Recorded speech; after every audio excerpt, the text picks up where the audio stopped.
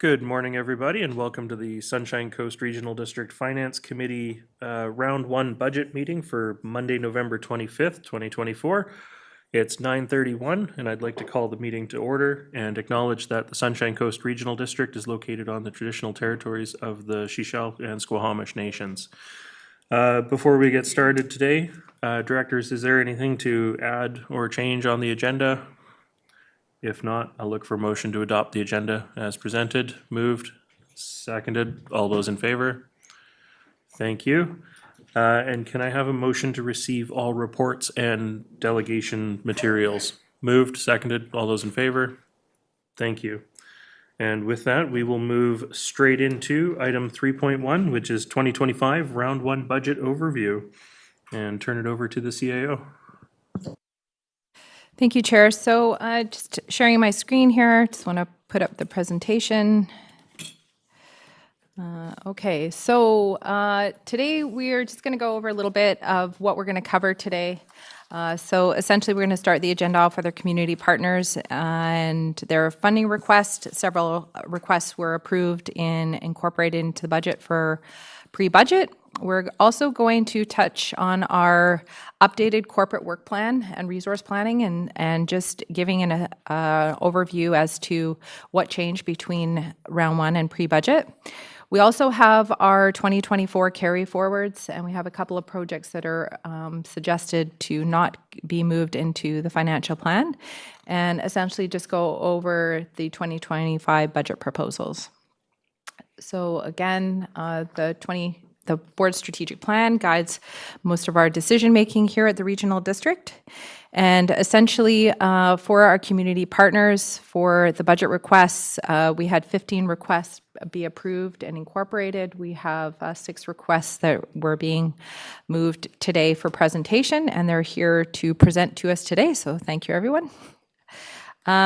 Essentially, our corporate plan. So what you saw at pre-budget. So the corporate plan was our very first iteration presented at our pre-budget deliberations, and so that particular version was only sorted based on percentage complete. It was not presented with, had divisional plans incorporated, so it was presented corporately, so it incorporated everybody's work plan, so it didn't really show the overall capacity within each division.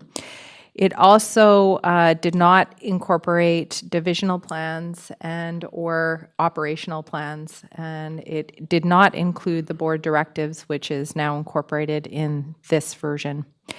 So since that time, there has been a new iteration, which we have incorporated some project ratings that align very similarly to how budget proposals are considered. So the type of project, so that align with budget categories, so such as mandatory, strategic plan, business continuity, or discretionary. We also incorporated criteria that aligned with grant deadlines. So essentially, whether or not there was an imminent deadline, such as the Half Moon Bay Hall that needs to be completed by a certain date, as well as water metering. We also assessed the magnitude of the risk of non-completion of the project. So for instance, have we already tendered a specific project? Is there a risk to the service level if we don't complete the project? Also criticality, so similar to risk, whether or not there's criticality to the specific item. So it may mean that we have to, in order to not impact service levels as well, and percentage complete. So if we're quite far along in a project, say 75% or more, most certainly we want to make sure we get that through the finish line and wouldn't want to abandon it. We also did an iteration segmented by department, and so that really did provide a different view of the corporate plan, because as a regional district, we don't have centralized services.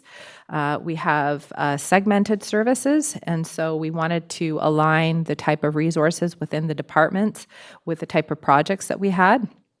And it definitely showed that we had showed capacity in a very different way. And so that will continue to be part of the iteration. And then including of outstanding board directives is the most substantive change between the pre-budget and now.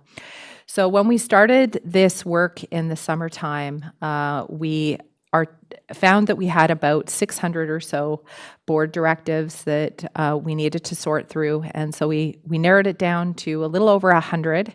And the ones that have been included today are the ones that are deemed extraordinary in nature. And so we still need to incorporate the board's direction, what the board's priorities are for projects. We need to then essentially do the red line indicator adjustment based on that feedback. And what that means is the red line is our capacity with our existing resources. And again, get the board and political lens for certain types of projects. For instance, the board has very strong strategic priorities within its strategic plan. And we also have recognized through this process that it is likely needed that we do the same for our operational plans to assess how we have potentially overcapacitated our operational teams. So moving on to our 2024 carry forward projects. So again, this is just focusing on the existing projects that are on the work plan right now. These are both extraordinary and operational projects, or they might be sundry related, so purchases of vehicles or equipment. And essentially, these include all projects, this particular list that's included in your agenda. There are 3 projects that are recommended not to be carried forward, and there's more information in the report following, just as far as the justification to those. And essentially, the scope of the original project has essentially changed. So again, this was presented as part of your pre-budget deliberation. It's really how we have segmented our decision-making for our budget proposals, and those have been incorporated into your agenda today. The mandatory projects that were presented, and that was that attachment A at pre-budget, have been incorporated, so you're not seeing any budget proposals for those. The ones you're seeing today are base budget and strategic plan, the board directed or business continuity, some discretionary projects, and the items that were not recommended at pre-budget were deferred into round 2, pending the decisions that were incorporated here, because there will be some more information and options that will need to be provided as part of those decision making. So for your budget proposals, you have board-approved ones coming forward. There were some recommendations that came from staff during the November 14th meeting. So you've been provided that as far as potentially deferring some into future years. And potentially, we have some recommendations within the agenda in the budget proposals suggesting things move to round 2, just because we potentially don't have the information quite yet. So an example of that would be the transit annual operating agreement. So we're still waiting for some information from BC Transit on that one. So it's been identified right in the budget proposal. So other than any questions, we would just move that one to the next, but it's just signaling that that item still needs more information. So once these projects are approved, we will incorporate them into the corporate plan. So just to highlight some of the changes in the budget proposal than what you've seen before is we have elaborated on the risk factors, implications of not doing the project. We also have expanded on the HR implications to articulate whether or not there are additional existing term or whether or not there's any FTE or full-time equivalent implications. So these are some feedback that the board had provided based on last year's budget process.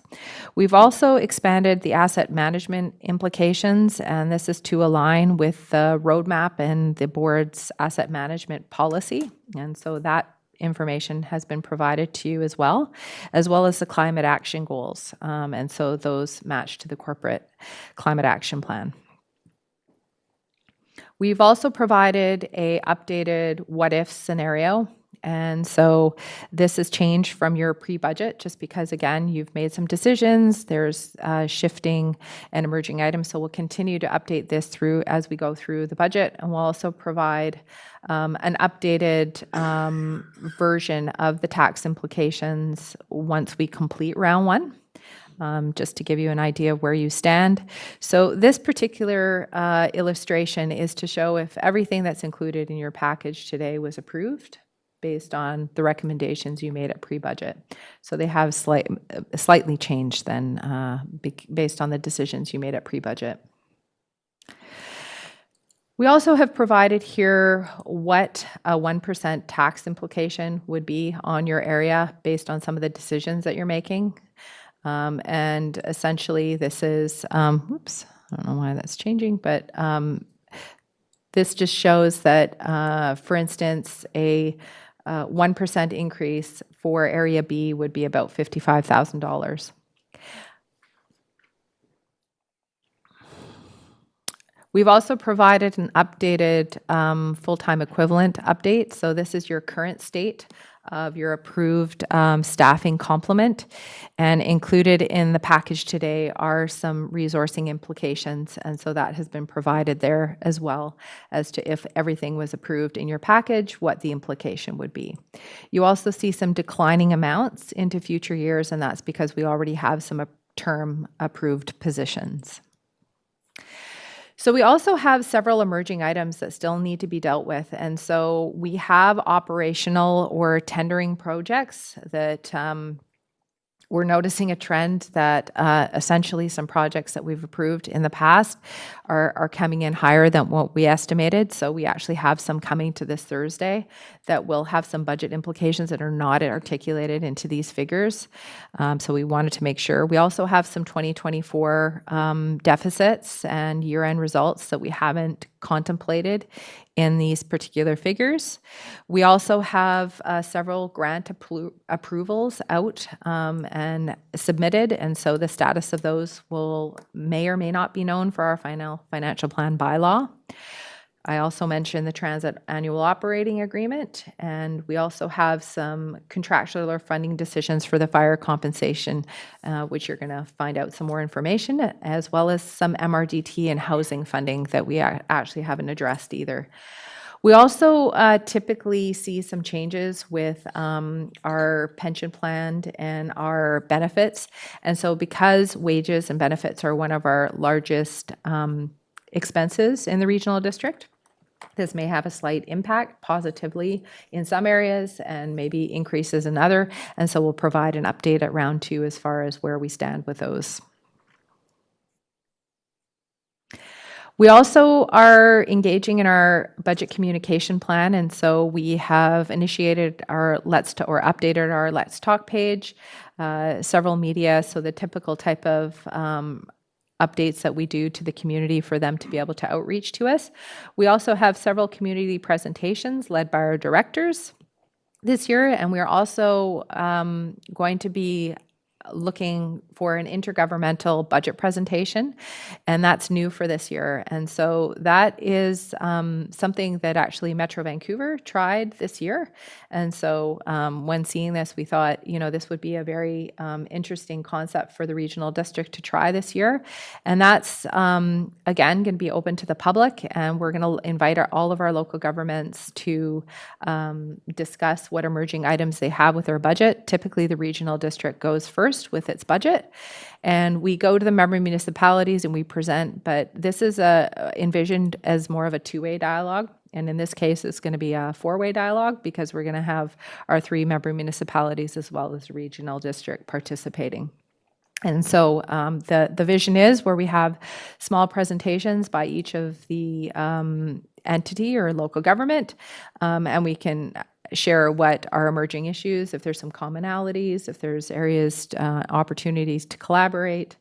So this is just a different way of trying to share and work together on our budgeting this year. So we hope that goes well. We also have our utility rates that went last week, and so we want to ensure we're starting to launch some information, have a Let's Talk page for our utility billing and our metering project that we haven't necessarily done a lot of advertisement on that, but we're starting to see a lot of interest in what we're going to be doing with that particular project, and some more presentations and reports are coming in December. So next steps, today we're engaging in our round one budget. Again, we're going to be doing our public presentations over the next few months. And round two budget is in mid-January with our approval of our bylaw scheduled for February 13th. So with that, Chair, I will stop sharing and take any questions if there are any. Thank you. Thank you very much. Directors, do you have any high-level questions based on the presentation that we've seen just now from the CAO? Director McMahon, are you reaching for a hands up? Okay. All right. Director Lee.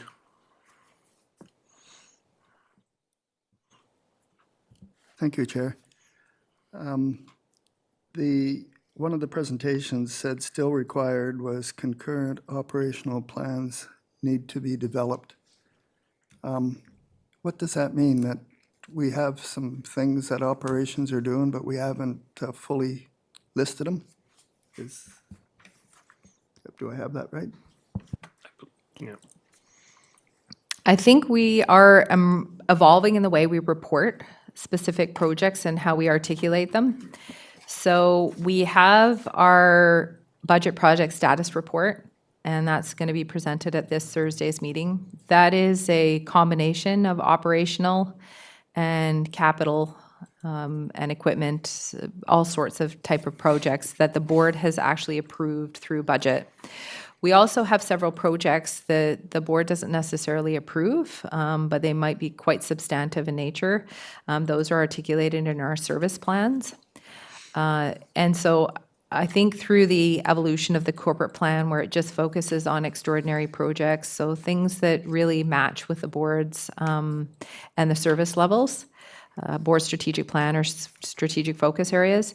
So what we're recognizing is that departments also need to do an assessment based on the projects with resources within the operations, because what's included in the corporate plan focuses on staff that work on extraordinary projects, and operational teams don't necessarily work on them. And so we're kind of wanting to have a better picture of what the overall staffing impact is to each division. And so that work has not been completed yet. So it doesn't necessarily impact today. I think that one of the questions I did have with each of the department heads was they feel that the projects that they've listed today can be facilitated within their resources currently. But again, once we integrate those into the corporate plan and we understand the implications to our directives, that might change. Thank you. Very much an evolving situation and an evolving tool. So yeah, there will definitely be more work to come on that.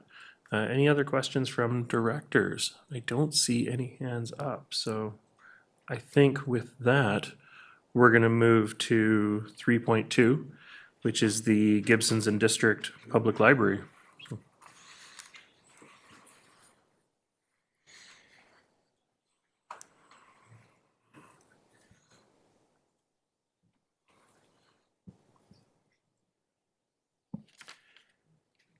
Good morning. There we go. For those of you who don't know me, my name is Rob Benny, and I'm the chair of the Gibsons and District Public Library. I want to thank you for the opportunity to speak to you this morning, and will confine my remarks to a couple of key points. Firstly, unforeseen factors have had a major impact this year on budgeting and forward planning for us in the library world, and it will continue into the future. For the GDPL, there is no better example than the effect of the extended closure of the Sechelt Library had on us. Clearly, our friends and colleagues at Sechelt had the toughest time working in a very trying period, but there was also a spin-off effect at Gibsons due to the displacement of Sechelt's patrons. Gibsons saw a dramatic increase in the services we needed to provide for the whole coast: photocopying and printing costs, internet and public computer access, tech advice, interlibrary loans, and in-person visits all spiked. There was a big jump in proctoring exams for college students studying remotely, but also, among others, studying online for required government qualifications in such things as water and wastewater treatment management. And all of this put huge stresses on our capacity, our staff, and our resources. And that brings me to my second point. From the above, you can see that increasingly libraries are assuming responsibility for more and more non-traditional functions, acting as a safe haven in heat domes and cold weather for those less fortunate, has expanded into providing an office for remote workers during the recent power outages.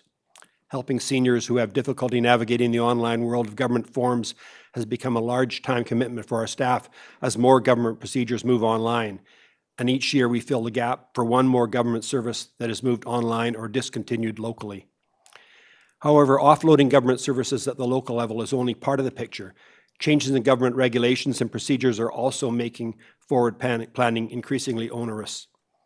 The most recent example, the new WorkSafe BC harassment and violence regulations, are going to affect us all as employers, with higher staffing costs for medical leave, legal fees, and on-site security because of the increased duty to accommodate requirements. No one is going to argue that employees aren't entitled to a safe workplace, but when higher levels of government impose new regulations, they should not be offloading the cost of implementing those regulations entirely onto the lowest levels of government and onto its service providers.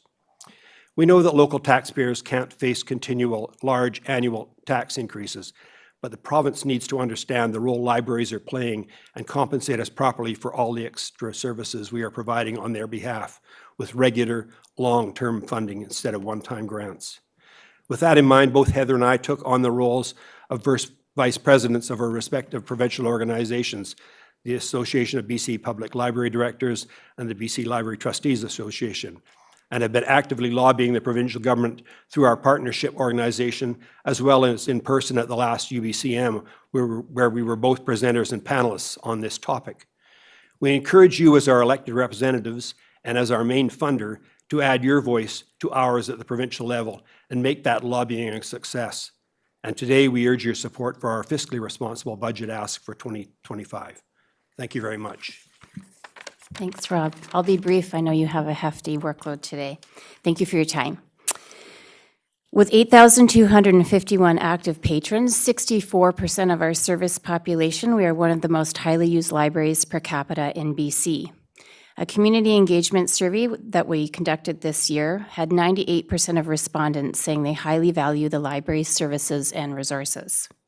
One comment was, "It is the only free open public space and service available to absolutely everyone.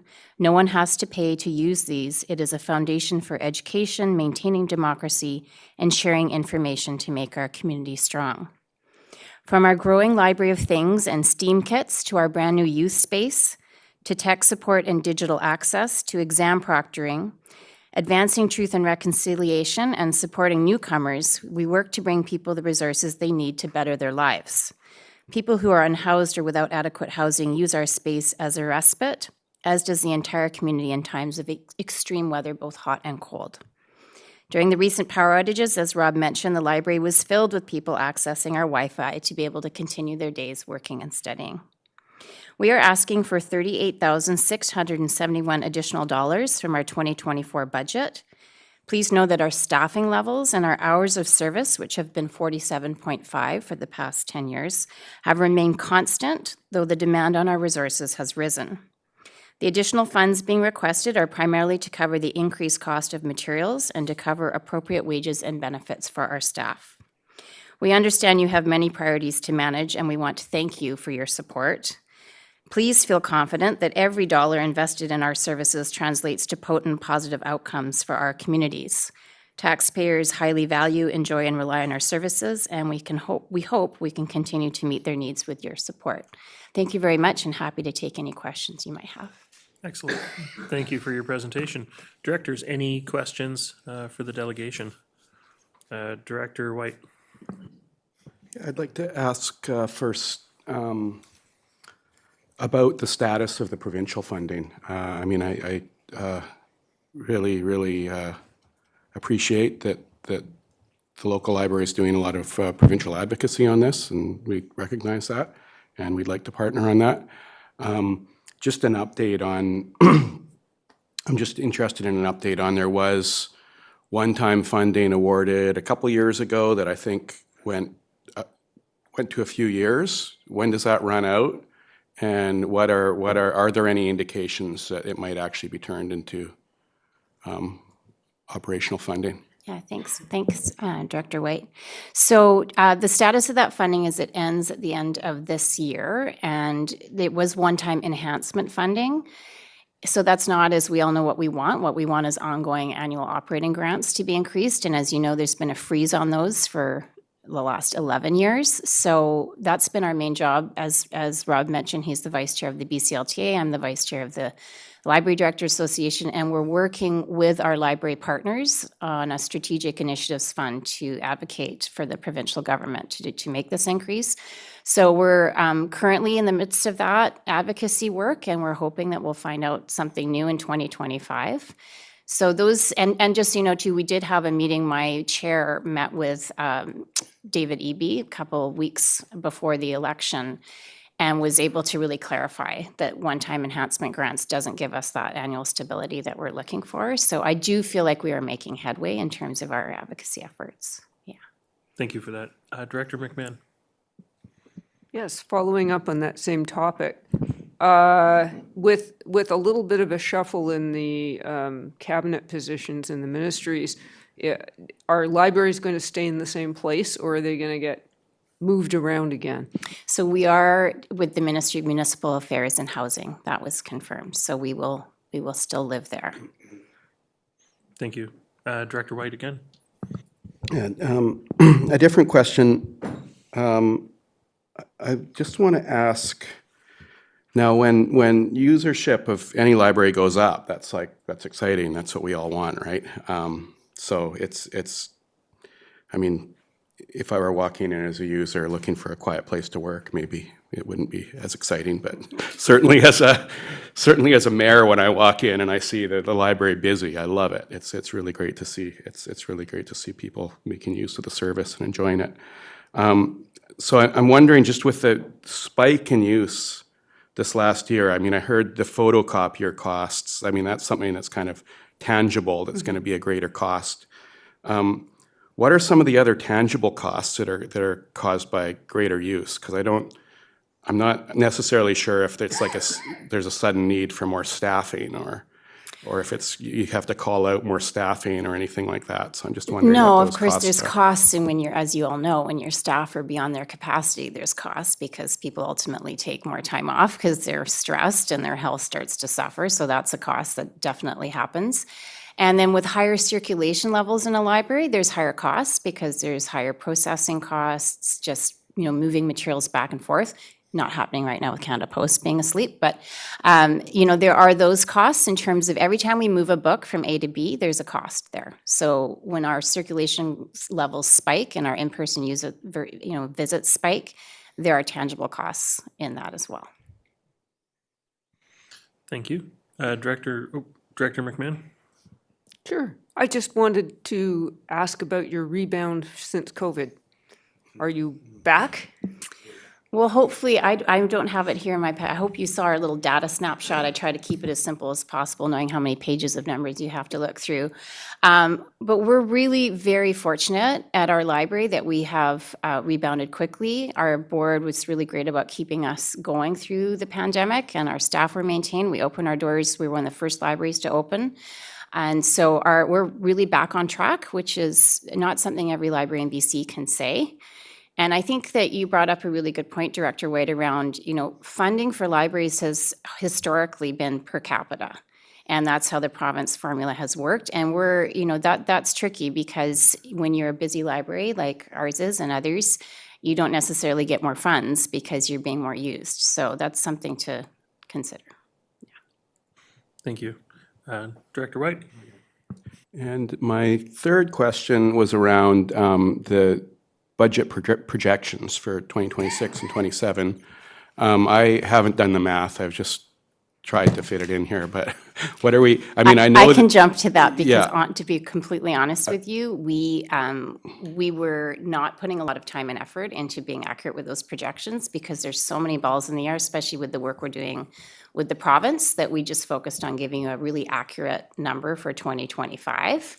And honestly, just that other part was because that's part of the template that we fill out, but we did not feel it was worth anybody's time for us to try to put those numbers in because there's so many variables right now. So, yeah, we encourage you to look at the 2025. So are we, I mean, this was, I'm hearing an unexpected jump because of a number of factors that We'll be getting mentioned into earlier this year. negotiations next year. And yeah, so the coming years, are we expecting that to kind of be stabilized as the new norm of having to, I mean, I know the provincial funding's a big question mark in all this, but are we looking it to come back down to what was expected this year and previous years, or? Yeah, I really encourage us to look at the total dollar amount for service levels. I know the percentage increase is how we often come to budget year to year, but I think if you really look at what we're providing with the number of staff that we have and the hours that we're open and the level of service that we provide, it's a very fiscally responsible budget that we're presenting. So in terms of, as I said, yeah, the provincial funds, well, we're not really aware of that. We're not planning to increase our staffing levels or make any big jumps for next year. We're planning to maintain. Thank you. Director Stamford, Director Bax, you're both participants in the Gibsons and Area Library. Did either of you have any questions? No? No? Thank you. Okay, I don't see any other hands up from directors, so thank you, you guys. Everybody. Thank you. Next up, we've got the Skookumchuck Museum and Egmont Heritage Center.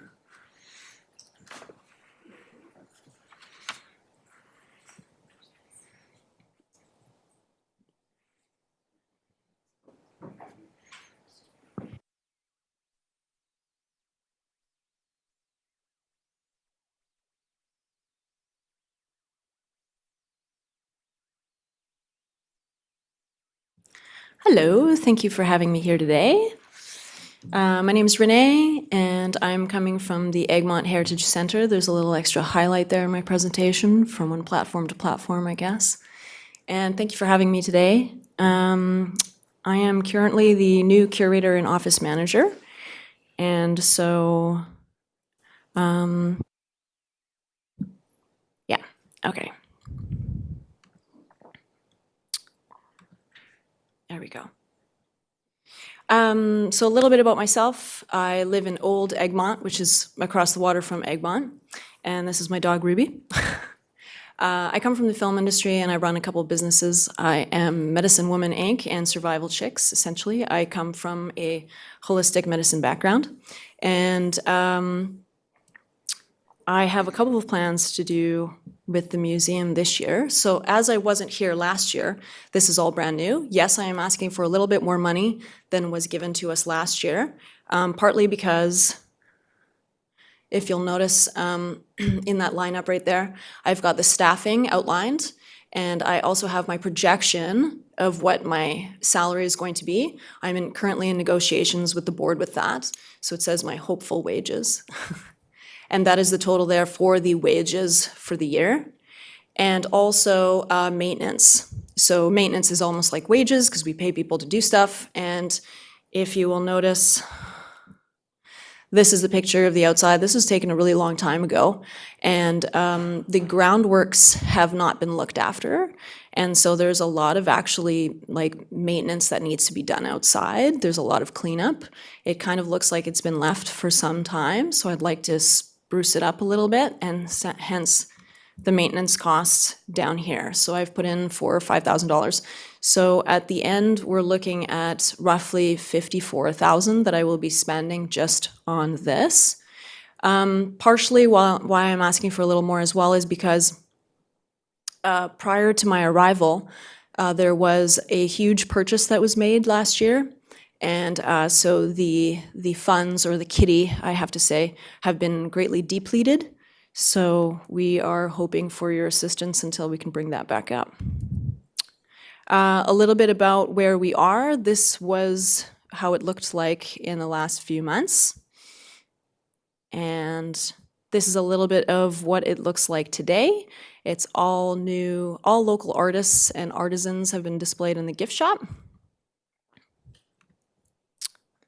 From the other side, it's a little more bare right now because we're technically closed for the season, although we are open because I have so much work to do that I go in most days and put the open sign on so people can come and walk through. A little plan that I have here, this hasn't been updated for a very long time. If you can see at the top on the right-hand side, there's the front of a boat there, and on the bottom it's on the left-hand side. So I have some plans to reconfigure this little area, and we're gonna create a boat inside, and we're gonna create a net shed and whatnot, and make it look like really a part of what Egmont used to be all about. This is also a little bit about what's been here for a long time. I'd like to upgrade this. It kind of looks a little bit like a school project. It could be cleaned up a little bit, and the artifacts could be also maintained a little better. We have plans to put a food stand outside to bring the people into the museum. And I also have plans to turn the parking lot into a little bit of a farmer's market during the summer. It's a beautiful place that could be a really nice community hub that is underutilized currently. And so I would like to have it be a little more utilized. So currently I am working on a grant with a filmmaker from Digital Museums Canada. And we are going to be, if we get the grants, we are going to be talking to the elders of the community and getting their stories as to how it was to live here in Egmont when they were here, when they were young. So we have a lot of things in the works and just need a little bit of budget to be able to carry forth. I'm open to any kind of question. Thank you for your presentation. Directors, any questions? Director Lee? No questions at all, but I wanted to thank you for that presentation. It was excellent, and I'm quite thrilled to hear about plans for the future and moving the thing forward. It was great to see. Thank you. Well, thank you. Thank you. Director McMahon? Yeah, I just wanted to mention that I was up there this summer. The gift shop was looking wonderful. And I appreciate the charger, the EV charging station. Does that come out of your budget? Well, it does come out of the budget. It's actually not listed, no, it's not listed in the 55,000 that I'm asking for. It's our operational cost. It comes out of BC Hydro.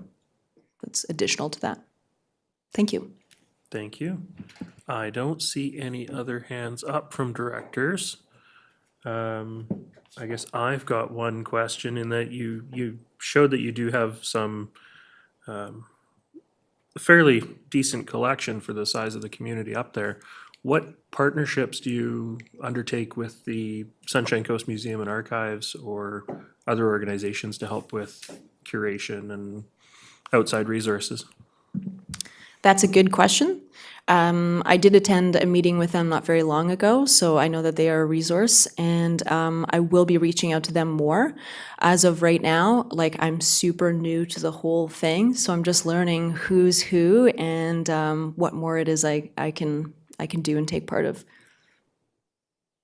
Great. Thank you very much. I don't see any other hands up, so thank you for your presentation. Thank you. All right. Next up, we are going to move on to the Pender Harbor Health Center.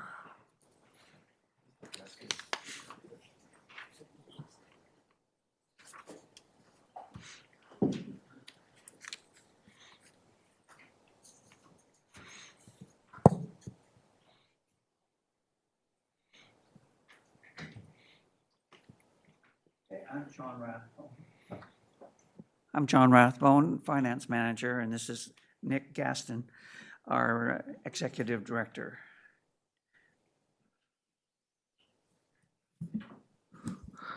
Thank you, John, for that introduction, and good morning, directors.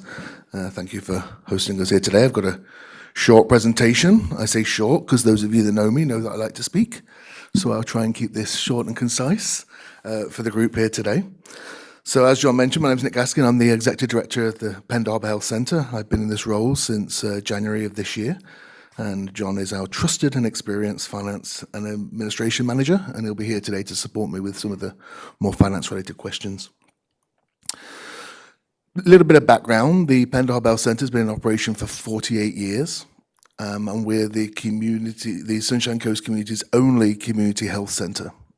So we stand apart and different from our healthcare partners, that we really do provide all really holistic health and wellness services to both areas A and B, with a population of about 6,000 people. And we pride ourselves on a team-based care approach to how we deliver services, with a responsive healthcare from a multidisciplinary team, which includes dietitians, social workers, nurses, doctors, outreach workers. Not only do we provide primary care services, as you can see on the presentation in front of you, we also provide supplementary health services and really see our space as trying to address all those social determinants of health. So not just a primary care provider, but really looking at community health and wellness as a whole. So just some highlights from the last year. As you can see, we provided over 2,800 physician appointments at our clinic. We did over 8,500 nursing visits, both at the clinic and in community. We have a specialised diabetes clinic, one of the only clinic on the coast to provide that, and we did 616 appointments last year for counselling sessions for individuals with diabetes. And we have a dedicated social worker which provided over 180 appointments in the last year. As I mentioned, to support that primary care delivery, we also have our supplemental health programs. The aims of these programs are to stop people needing primary care, so try and be proactive rather than reactive in how we deliver healthcare. So Better at Home program, we have over nearly 50 participants now accessing that program, and last year we provided 640 services to community members. We have seniors programming, so over 230 seniors in the last year accessed over 160 different programs and activities. And as you know, from providing us with funding for our accessible minibus, we do patient transportation. And last year we provided over 103 escorted visits. Alongside that, we're also proud to partner with Vancouver Coastal Health and provide access to the following practitioners, so nurse practitioners, public health nurses, psychiatry supports, mental health, addictions. So proud to partner with the local health authority to provide access. And further, we have the following tenants that make up our health and wellness team. And we really do see ourselves as a one-stop shop for the north of the Sunshine Coast for folks' health and wellness needs, and not only coming to access Penn Harbour services, but also coming to see some of the following professionals on the screen in front of you. As you can see from this funding diagram here, we are a non-profit society that relies on grants and funding to operate. We aren't core funded by the Ministry of Health. We continue to advocate strongly with the Ministry of Health through our partners at the British Columbia Association for Community Health Centres to get ourselves recognised as a core delivery of healthcare, which would come with core operational funding. We're quietly optimistic with the recruitment of a new minister who's got a rural portfolio, that maybe we'll get some more spotlights on rural healthcare, because historically that's been hard for us in the past.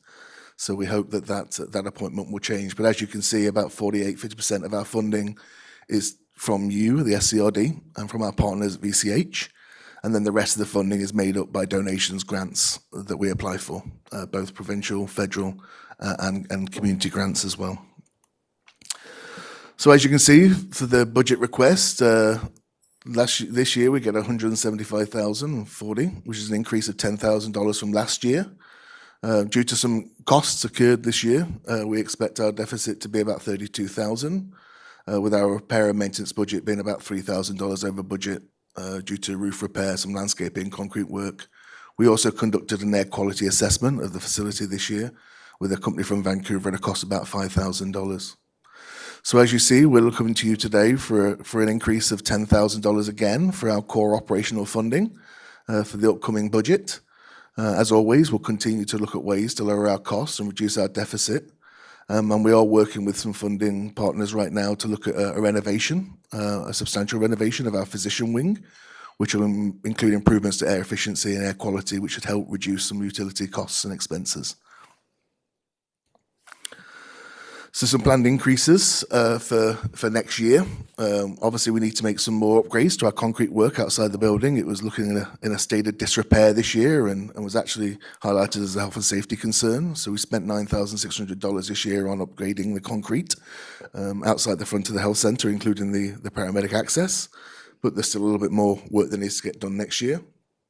We'd like to increase the rates of pay for our janitorial and maintenance staff.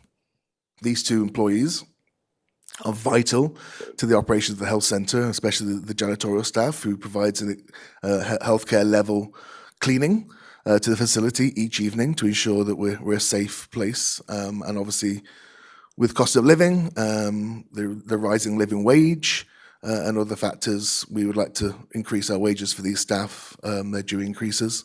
That will keep us competitive in the market. And if we were to lose these employees, it would make it easier for us to recruit and retain employees moving forward. We also expect to see increases to insurances, and based on previous years, we expect a 5% increase to our insurance. And as we discussed in the package you received, there'll be other expenses based on budget and spreadsheet provided.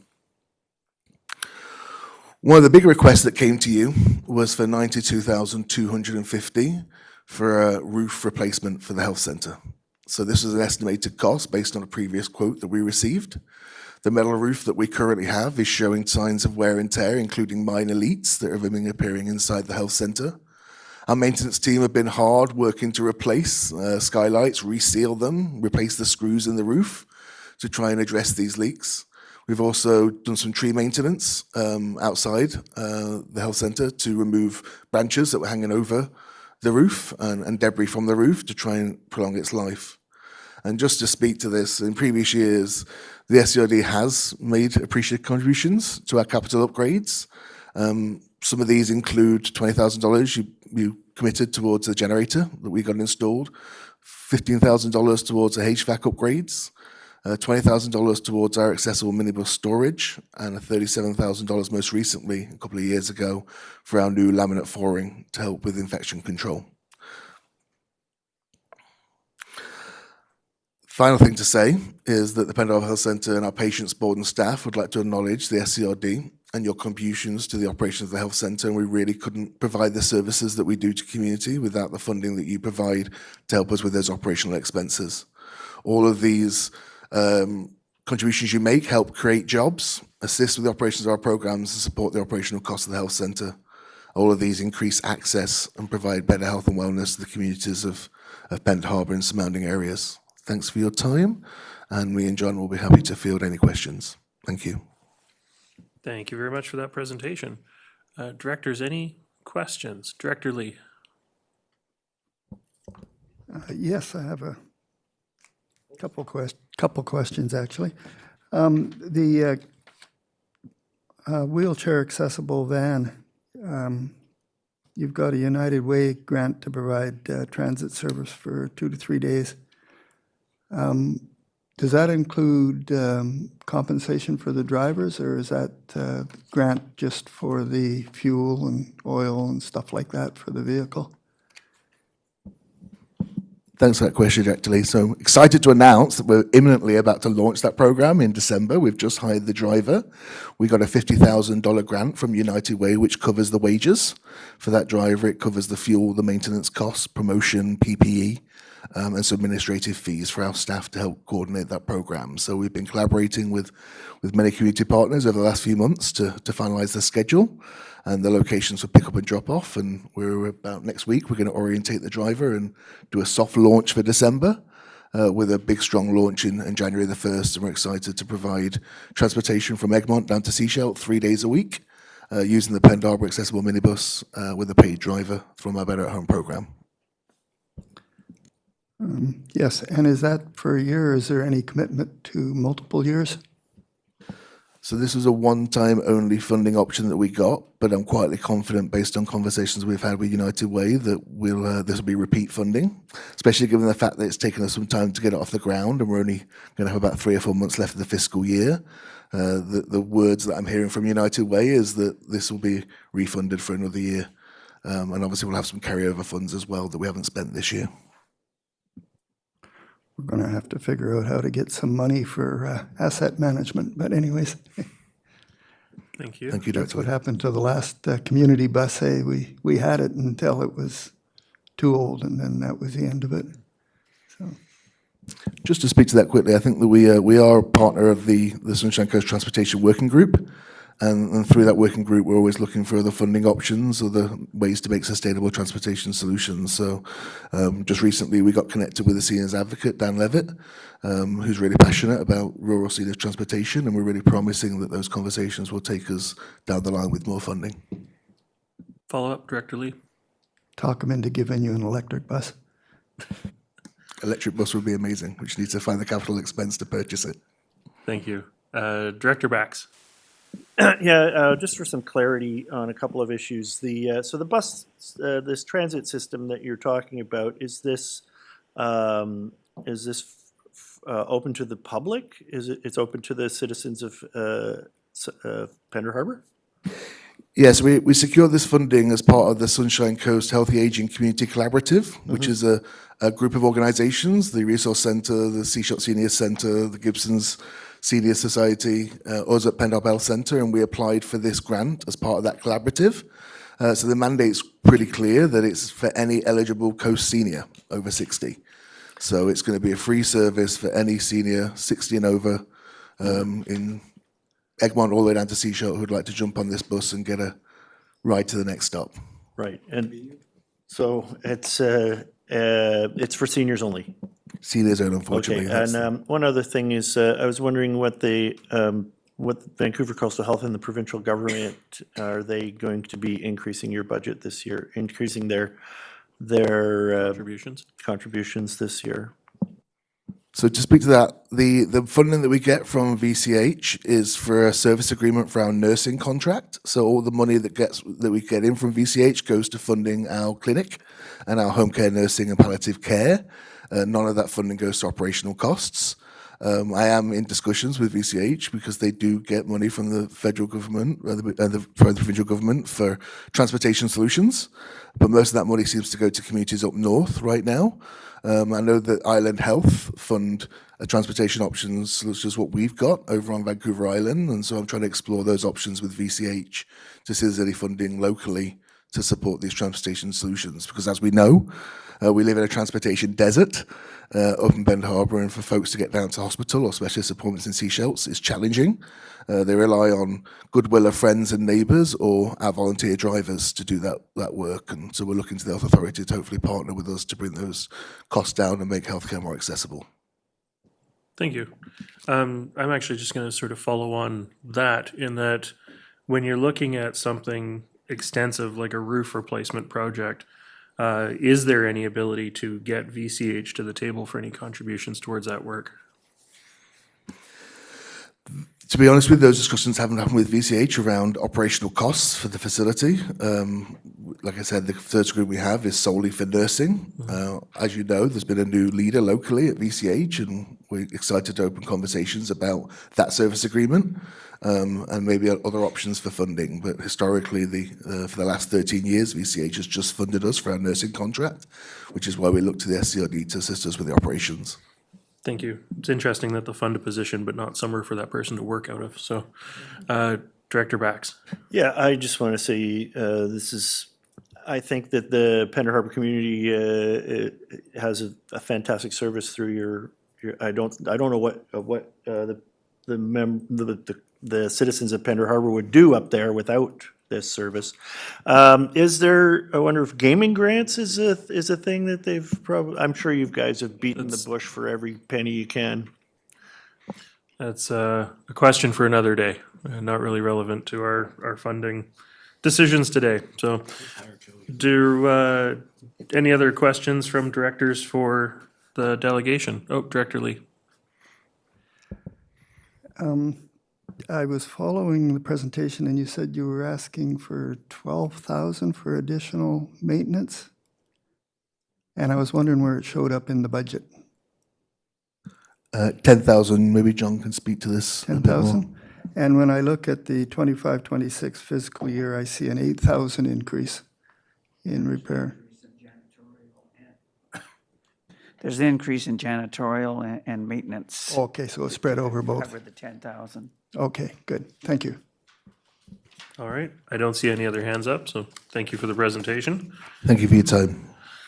And with that, we're going to move on to our last delegation this morning, which is Sunshine Coast Community Services.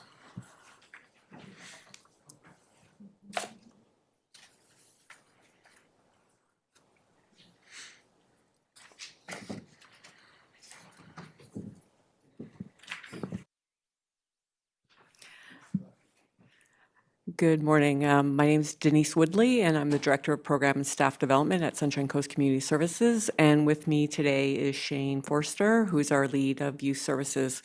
Okay.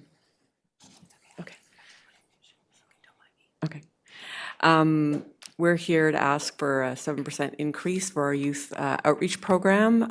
It is funded by 3 governments here on the Sunshine Coast, the Town of Gibsons, the District of Sechelt, and the SARD. And we do have 3-year agreements, although they're not concurrent with each other between the District of Sechelt and the Town of Gibsons. They kind of run, for some reason, off, not the same 3 years. But we have confirmed funding for next year with the District of Sechelt. That's the end of our 3 years, and another 2 years with the Town of Gibsons in our 3-year contract left. So the total ask is $3,868 from this year's budget. This is to help increase for staff wages, mileage, and increase in mileage costs, as well as food that we provide in our youth outreach program. It funds just over a 1 FTE program that serves the whole Sunshine Coast. And I'll let Shane talk about what kind of services we provide. Thanks, Denise. So you've all received my write-up, but I can elaborate a little bit. One of the things that we're really proud of this year is their dinner club, and that's the first thing I noted in the document. We have anywhere from 20 to 40 youth coming every week to go to this, and these are all high-risk youth that are marginalized that maybe wouldn't otherwise eat. They might skip a meal, they might not have it at home. So we're really proud of that. The other thing that we started this year was our D&D drop-in, which also has been really exciting. It runs twice a month at the Graphic Lab, which is the Gibsons Youth Center. And we have usually 10 to 15 youth that show up every week for that. And it's been a really great opportunity for kids to come together and find ways to build their own campaigns so they can do that outside of what we're planning. A lot of what we've been focusing on this year is trying to figure out where the gaps are and what youth need. And they need stuff to do and places to be. So we've been endeavoring to be that for youth as much as we can. So those 2 points, I guess I wanted to speak about the most because we're very proud of the numbers we're seeing. All right, thank you very much. Directors, any questions?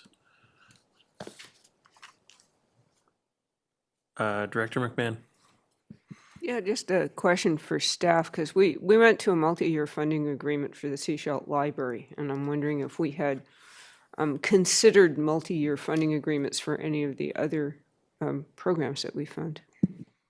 Good question. CAO? Yes, we have. So we have the Coast Cultural Alliance and both the Sunshine Coast Tourism that we have indicated requests. We have offered that up to the Gibsons and District Public Library, and that doesn't seem to be an area that we've explored yet. It could. I think the only consideration with those groups was it was static funding, and so they knew that they were going to get static funding, so it didn't, if there's any potential change in their funding request, that would not typically be a model that would work well for them. So that's why the yearly, so. Thank you. Any other questions from directors? Director Inkster, you're looking at me expectantly. I didn't miss your hand, did I? No, good notice. I'm waiting until you're done with this item because if Okay. I have general question on the items before the next category. Okay, thank you. Go ahead. Hi, thanks. I would love to get a multi-year agreement. Both other governments do provide small increases per year, and it's a set amount. We don't go back and ask after that set amount's set. So if the council would be so generous, that would be awesome. It would save everybody time and administrative dollars. I'm not sure that's something we're wanting to entertain on the fly here with two other agreements with varying years of expiration on them, but Director McMahon? Yes, I also am not willing, we've got a more than full agenda. However, perhaps for next year, we could look into that, because I think it's beneficial to us that we don't have to review some of these things every year, and it's beneficial to the organization because they have secured funding. So, yeah, perhaps staff can put that in the parking lot for 2026. Thank you, Director McMahon. Director White? Just as long as the agreement isn't concurrent with the other two, because we need to be consistent. I would love to meet all three. People don't get I my would love humor to meet here. all three governments and make it concurrent. Sorry, Director I'm White. really I was so open- hung I'm up really on your open to words. that I was as trying to well. think about what you were trying to say and missed the joke entirely. So, okay.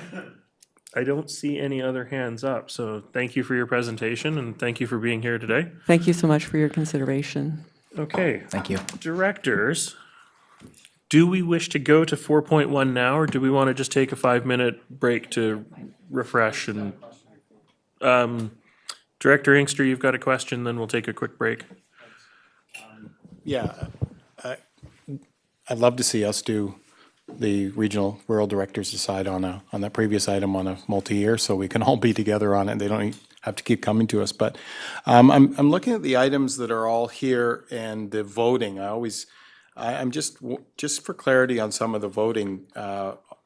One was clear in the library, but the others have all directors. Is that because it's a single participant? Okay. And so when I was thinking that, I was looking to make sure they were all single participants. Most of them are Pender Harbor, it looks like, and that's why we're all voting. Just because the funding doesn't necessarily come from all of us, but we're voting because it's single, so there's a little bit of confusion Correct. there, right? Yeah. Yeah. So, great. And you guys are going to take a quick break. I'm not going to get that break because I want to do a couple things in the background before we get going again. It's 10:33. We'll resume at 10:39.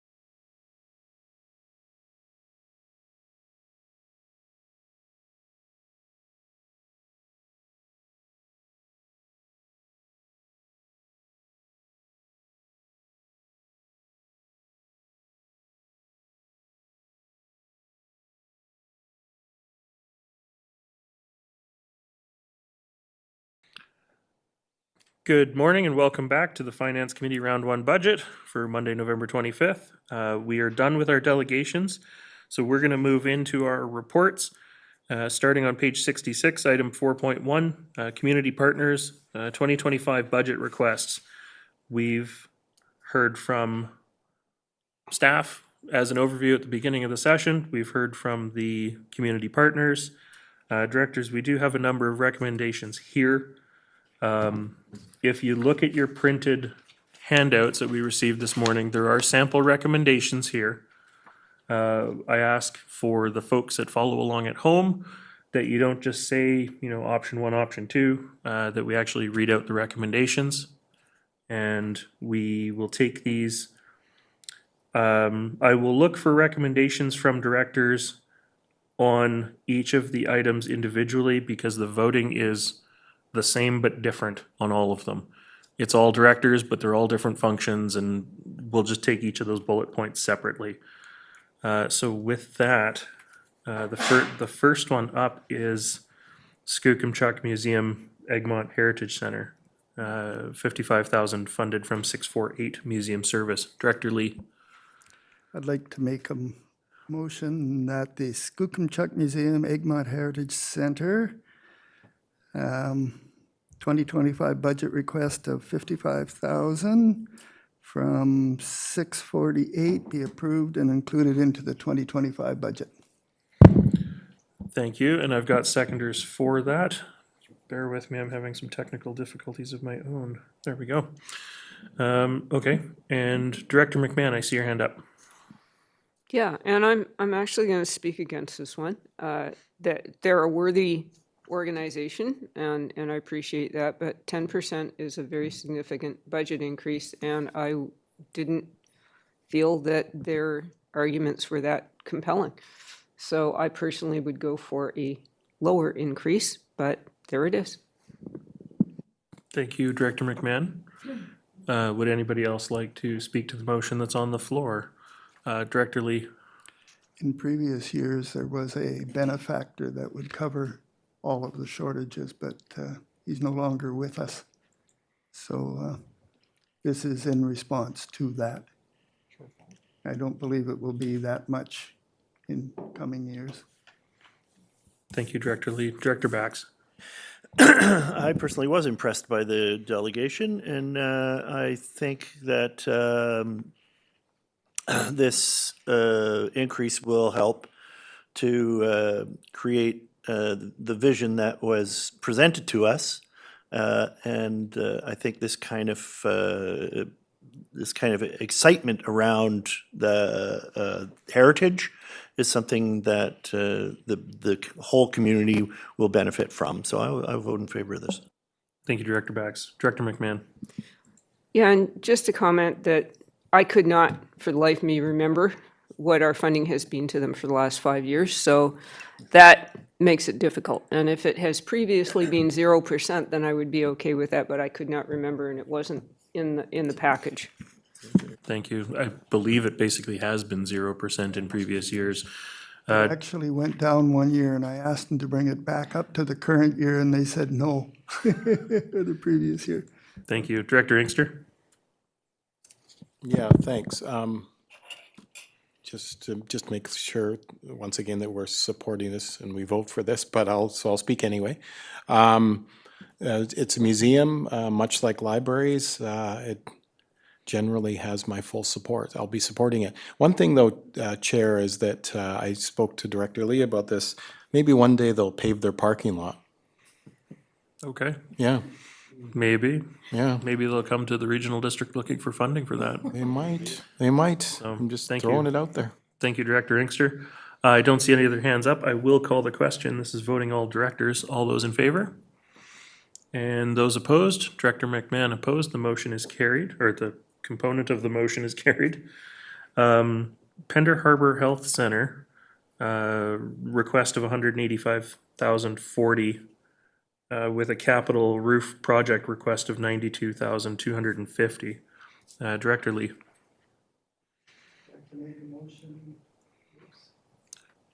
I'd like to make a motion that the Pender Harbor Health Center 2025 budget request of $185,040 from Function 410 be approved and incorporated into the 2025 budget.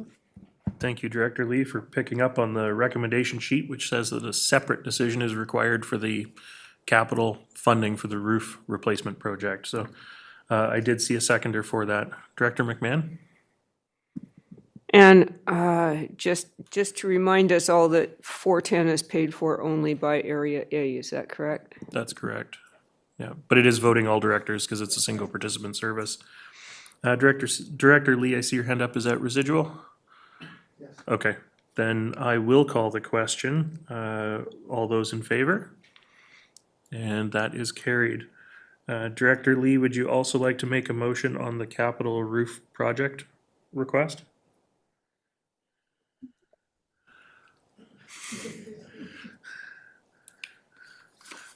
It's on the recommendation sheet if you do, but it is a separate motion.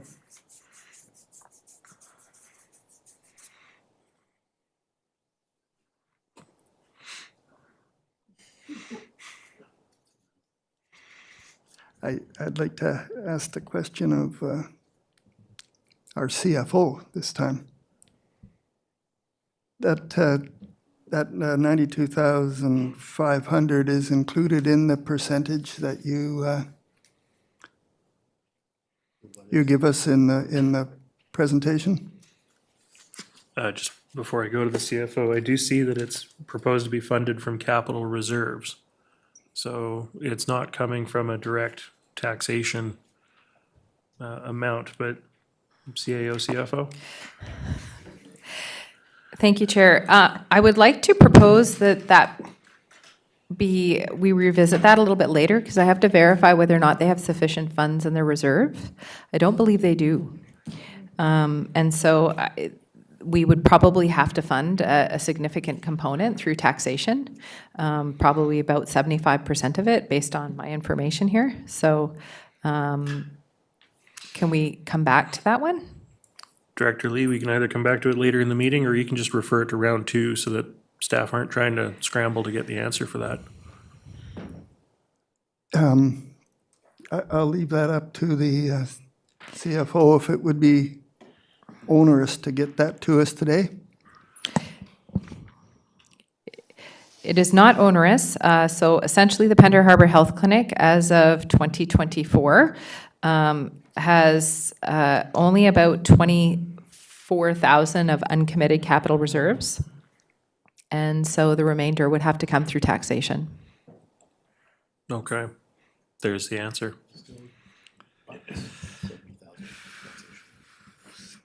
Ooh. Yeah.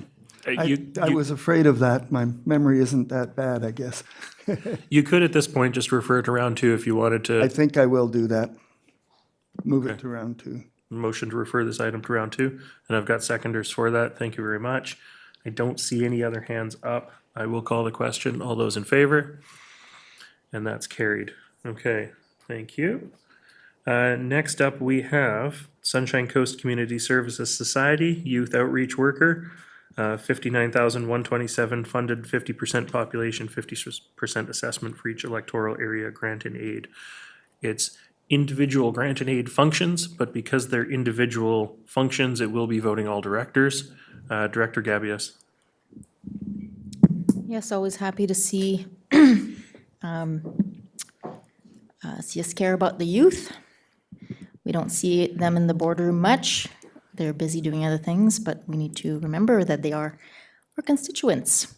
I would like to move that the Sunshine Coast Community Services for Youth Outreach Program 2025 budget request of $59,127 from 129 Through 129. through 129 be approved and included into the 2025 budget. Thank you, and I've got a seconder for that. Directors, any further discussion? Director Gabius, your hand is still up. That's okay. I don't see any other hands up. I will call the, pre-voting, Director Bax? Okay, I will call the question then. All those in favor? And that is carried. Thank you. Okay, Next, we have Sunshine Coast Search and Rescue Society, $21,000 funded from Function 222. And this is voting all directors, because all directors participate in Function 222. I believe this is, you ask a good question, Director McMahon. One of our charts refers to what their numbers were from last year. It's a $2,000 increase from last year. Thank you. Director Bax. I would like to put the Sunshine Coast Search and Rescue budget of $21,000 into, incorporated into the round two budget. Okay. You have the exact text right here at the top of that recommendations page. So you'd like to just include it in the budget? Yes. Okay, thank you. And I've got seconders for that. Thank you, Director Bax. Is there any discussion on this motion? I don't see any hands up. I will call the question. This is voting all directors. All those in favor? And that is carried. Thank you. Last up in this one is Sunshine Coast Marine Search and Rescue Station 14 Gibsons, $5,100 funded from 222 SCEP. They were initially asking for an increase, but this is an amended request, so this is identical to their request from previous years. And this is voting all directors. Would somebody like to make a motion? Director McMahon?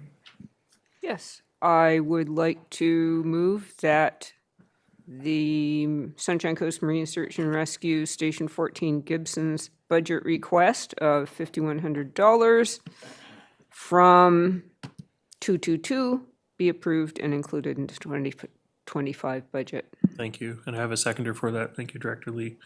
Is there any discussion on the motion that's on the floor? If not, I'll call the question. Voting all directors. All those in favor? And that's carried. Thank you. Okay. Next up, recommendation 3 on page 66, that the committee provide direction for the Gibsons and District Public Library 2025 budget request. Director McMahon. Yes, I'd like to move that the Gibsons and District Public Library 2025 budget request of $836,806 funded from 640 be approved and incorporated into the 2025 budget.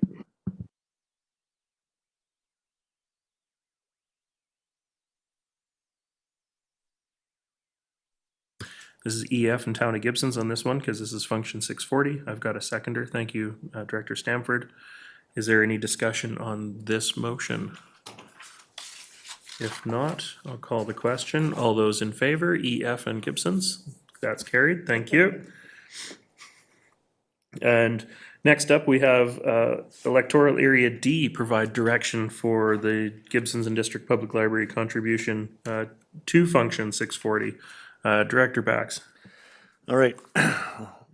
Third time's the charm.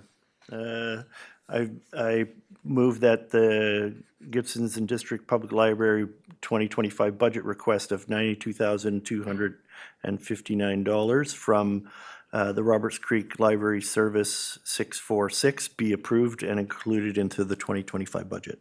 Thank you, Director Bax. And it's a single participant service. Thank you, Director McMahon. I see no other hands up, assuming Director Bax's hand is residual. Thank you. So I will call the question. All directors, all those in favor? And that is carried. Thank you.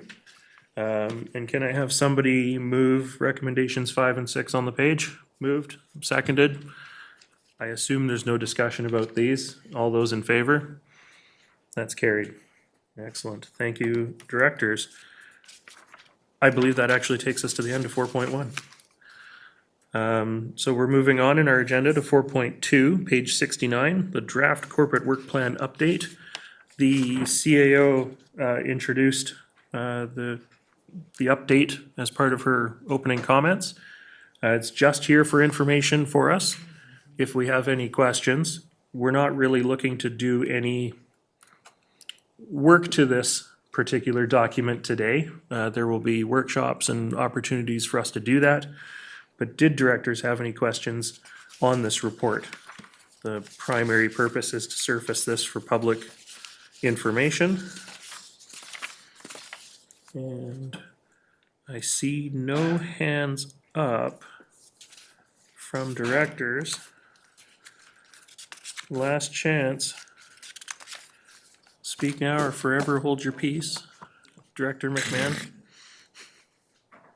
Yeah, this, just a suggestion, because I did this in my version when I was reading through.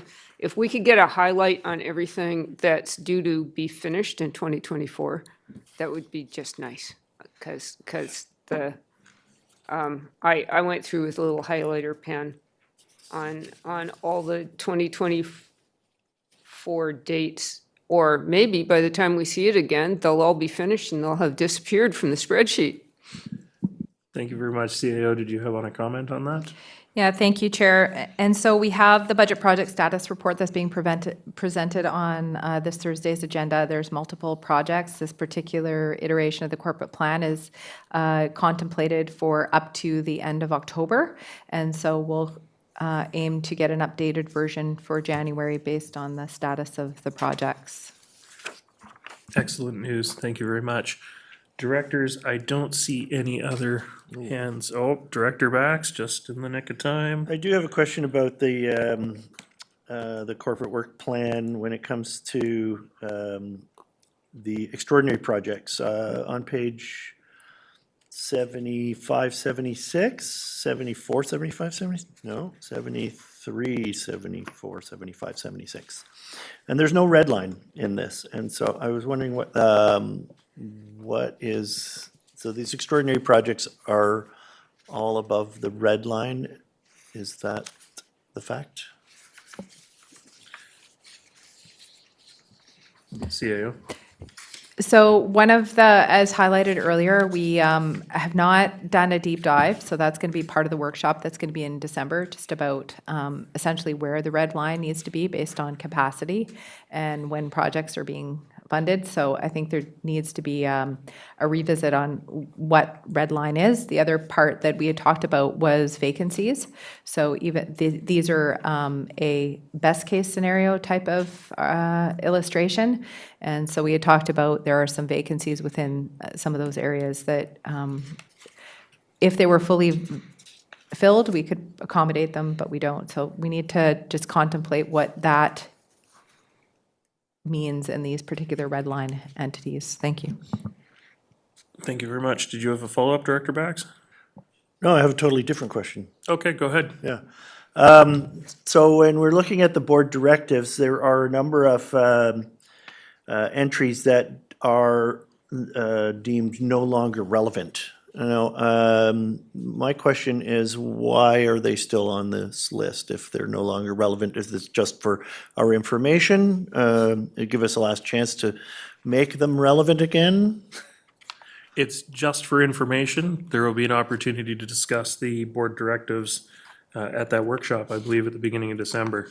So, yeah, it's mostly to surface it for public information. So, okay, I don't see any other hands up on item 4.2. So with that, we will move to 4.3. Canada Community Building Fund, Community Works Funds Scope Update. So on page 91 of our agenda package. Again, we've received this for information. CAO, did you want to add any context to this? It is just to provide exactly that, Chair, context for the decision-making in your package today. And so we have staff who will give an update if there are funding decisions, what your remaining uncommitted funds will be. Thank you. Director McMahon. Yes, we haven't yet made any of these funding decisions, so will we revisit this perhaps at round 2 to see where we are with our gas tax commitments? I believe the hope is that you may even get a more real-time update than that. I think the intention is that we will possibly have an update at the end of the day today on any decisions we've made. and then at the end of the session tomorrow. And then there will be further discussion at round 2. Director McMahon, follow up. So if we still had significant funds remaining, we could look at what additional projects might be eligible. I think that's fair, yeah. Okay, Director Stanford. On page 92, the table 1, I'm not sure if this is new eligible investment categories, because I know the criteria has changed. I just want to be clear for productivity and economic growth. Are docks permitted in part of this? Because it's roads, bridges, shipping, rail, any docks? That's a good question. It is the new table. I know that because they say fire halls and fire trucks, which was not previously an eligible category. CFO? Yes, because it would be a capital investment, so our docks would be eligible. They don't necessarily fall in the category of shipping, because they're not used for industrial purposes in that way, but for sure could be categorized as eligible for this funding. Public transit, tourism infrastructure. Yeah, somewhere in there, there's room for some docks. Director Lee?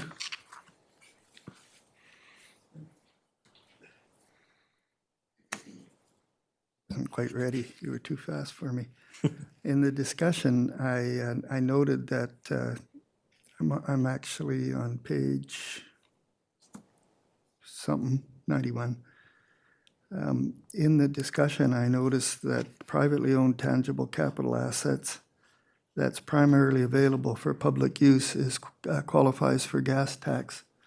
And that changed my mind on a previous project that I'm hoping to bring back later on.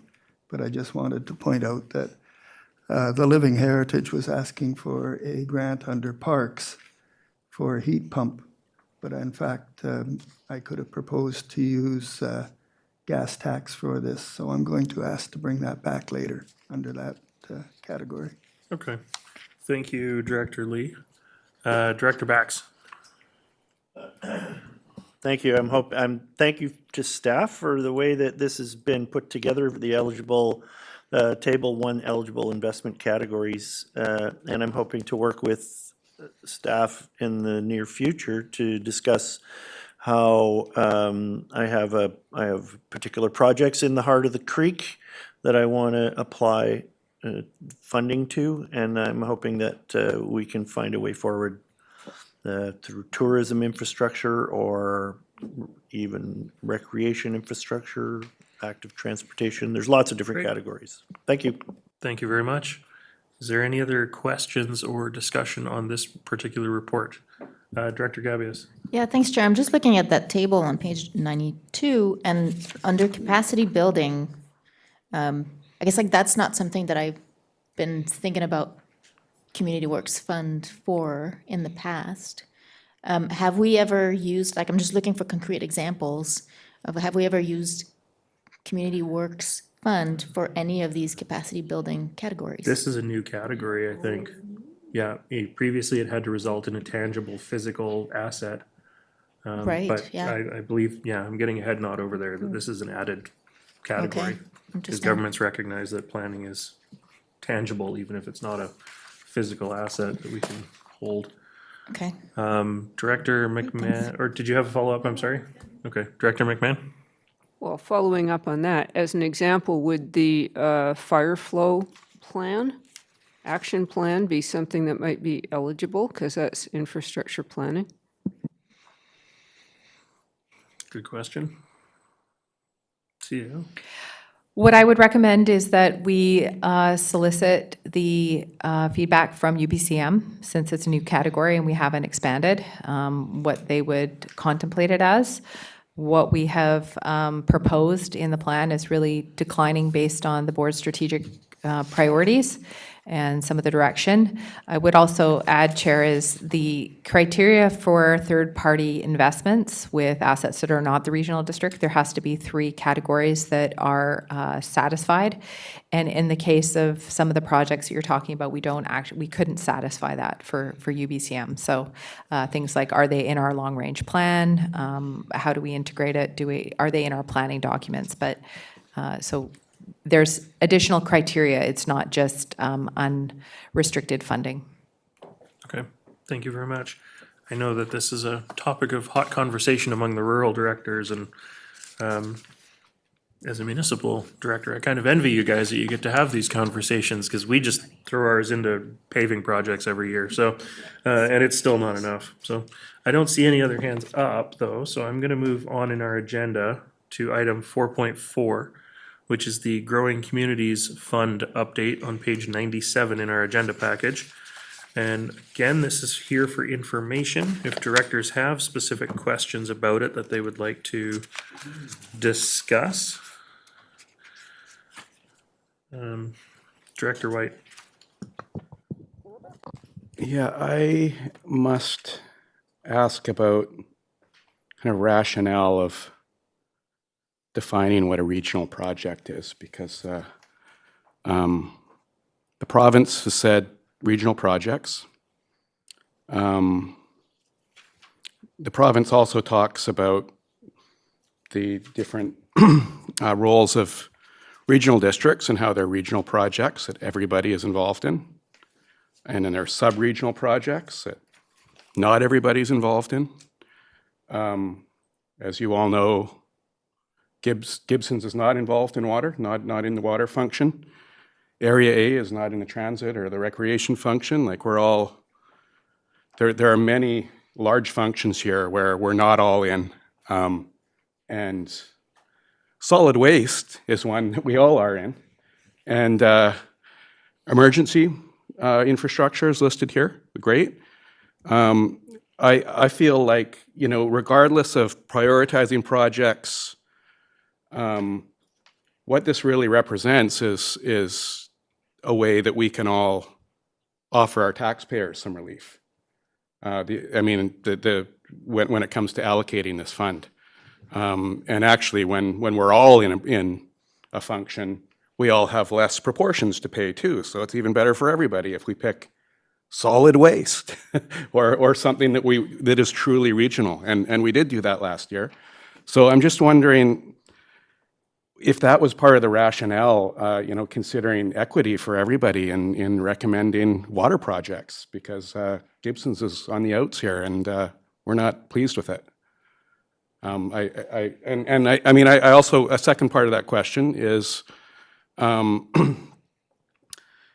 considering we funded some solid waste projects here in the 2024 budget, and which are like feasibility studies, would it not make sense to kind of commit to next steps of those projects, which are going to be big cost items, maybe not in this budget, but I don't believe there's a deadline on this grant, so that will those costs will definitely be demanding on all of us, and to me, it would be sensible to kind of look at long-term support of those solid waste projects that would be equitable awarding of the grant to everybody. Thank you. Just before I go to the CAO, I will say that apparently we have a March 23rd, 2028 deadline to spend the money. So it is still a couple of years out, but there is an odd deadline there. So CAO? Just emerging from last Thursday's meeting that some of the board sent staff back to contemplate a 5% overall increase for the parcel, and where the parcel tax for regional water was the most significant. So if some of these projects that are recommended here are not used for those funding, we will likely not have many other options other than, say, debt funding. So being able to have a 5% or realistic, without having a significant impact to depletion of reserves, we're going to be challenged. Thank you. Director McMahon? Well, that will merit further thought. I was just going to point out that we can spend money without any difficulty between solid waste, and I note here the 911 radio upgrades is another one that would, be an easy fit. But I appreciate the problem with the regional water rates. Thanks. For sure. Director White? Yeah, the regional water rates are, again, apply to members in the water function. I can speak, we don't have our water rates finalized yet in Gibson's, but we're starting at 5% and expecting to be a lot higher because water infrastructure is extremely costly these days, and the inflation on that infrastructure has been just massive the last couple of years, and we've been communicating this to our public, and we're expecting we're going to have continue to have a high utility rate, and that would make sense for other local governments to have to do that as well. I mean, these are the costs that we're having to pay, but that's a different. I mean, that's for me to talk about at my table and you to talk about at your table when considering these. But I don't really see the fairness in kind of deferring utility rates or relieving utility rates for some SCRD taxpayers by using the Growing Communities Fund, which is supposed to be fully regional. I will caution, just looking at the 2024 projects list, before I go to my next speaker, Director McMahon, I did see your hand. The Seashell landfill contact water pond relocation, we do have a report on Thursday's open meeting where that project is probably going to require additional funding. So we're going to have some more conversations still about how we spend this money. And yeah, Director McMahon.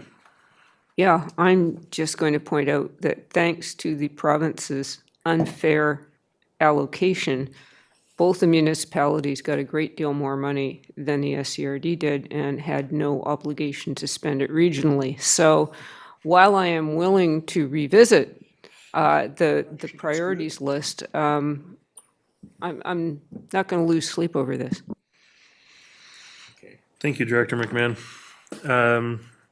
Yeah, certainly the funding did not seem to take into account the variety of services and how different areas participate in these different services.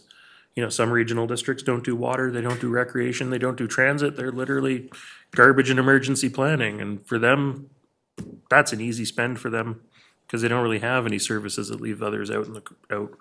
Director Bax. In defense of the municipalities, I do believe that they spend a lot of this money on their roads. Is that a fact?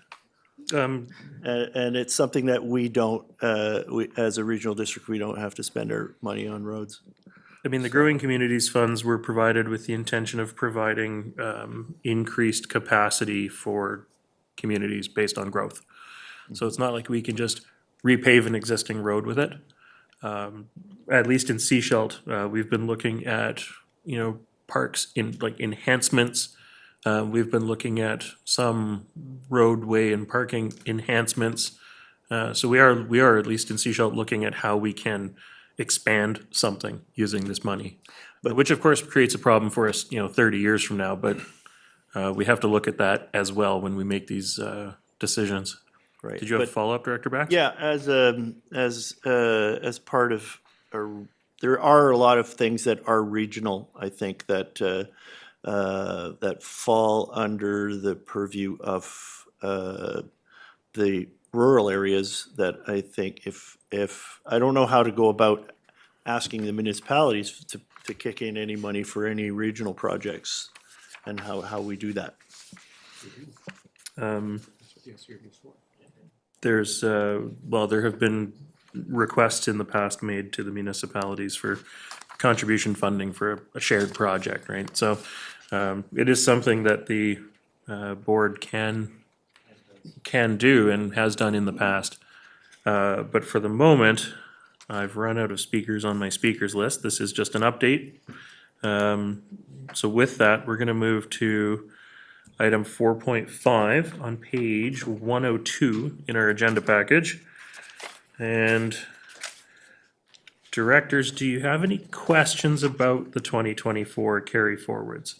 There's 3 items here, part recommendation 2 on page 102, and there's 3 projects that are recommending to be canceled. We're not here today to get into the nitty gritty of, the project on line 312 of this extensive list. Many of these are operational projects. A lot of this will be sort of captured in our prioritization work that we're going to be doing. Director McMahon. Oh, I thought I'd cut to the chase and move the recommendations on page 102.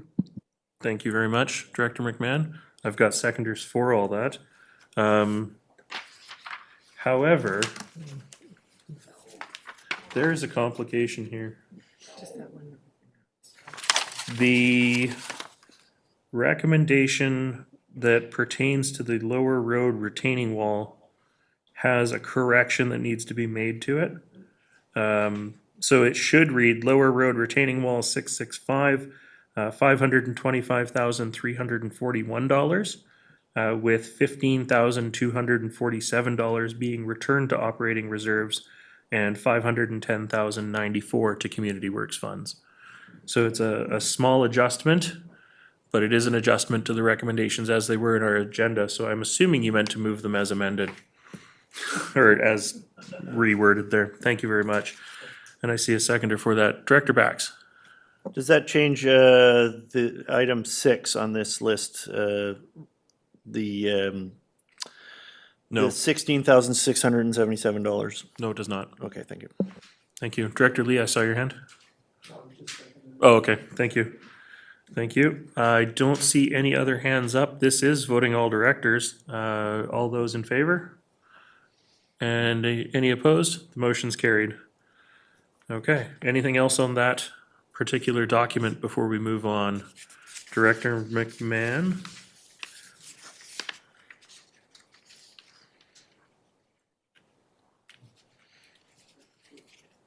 Director Bax, in the meantime.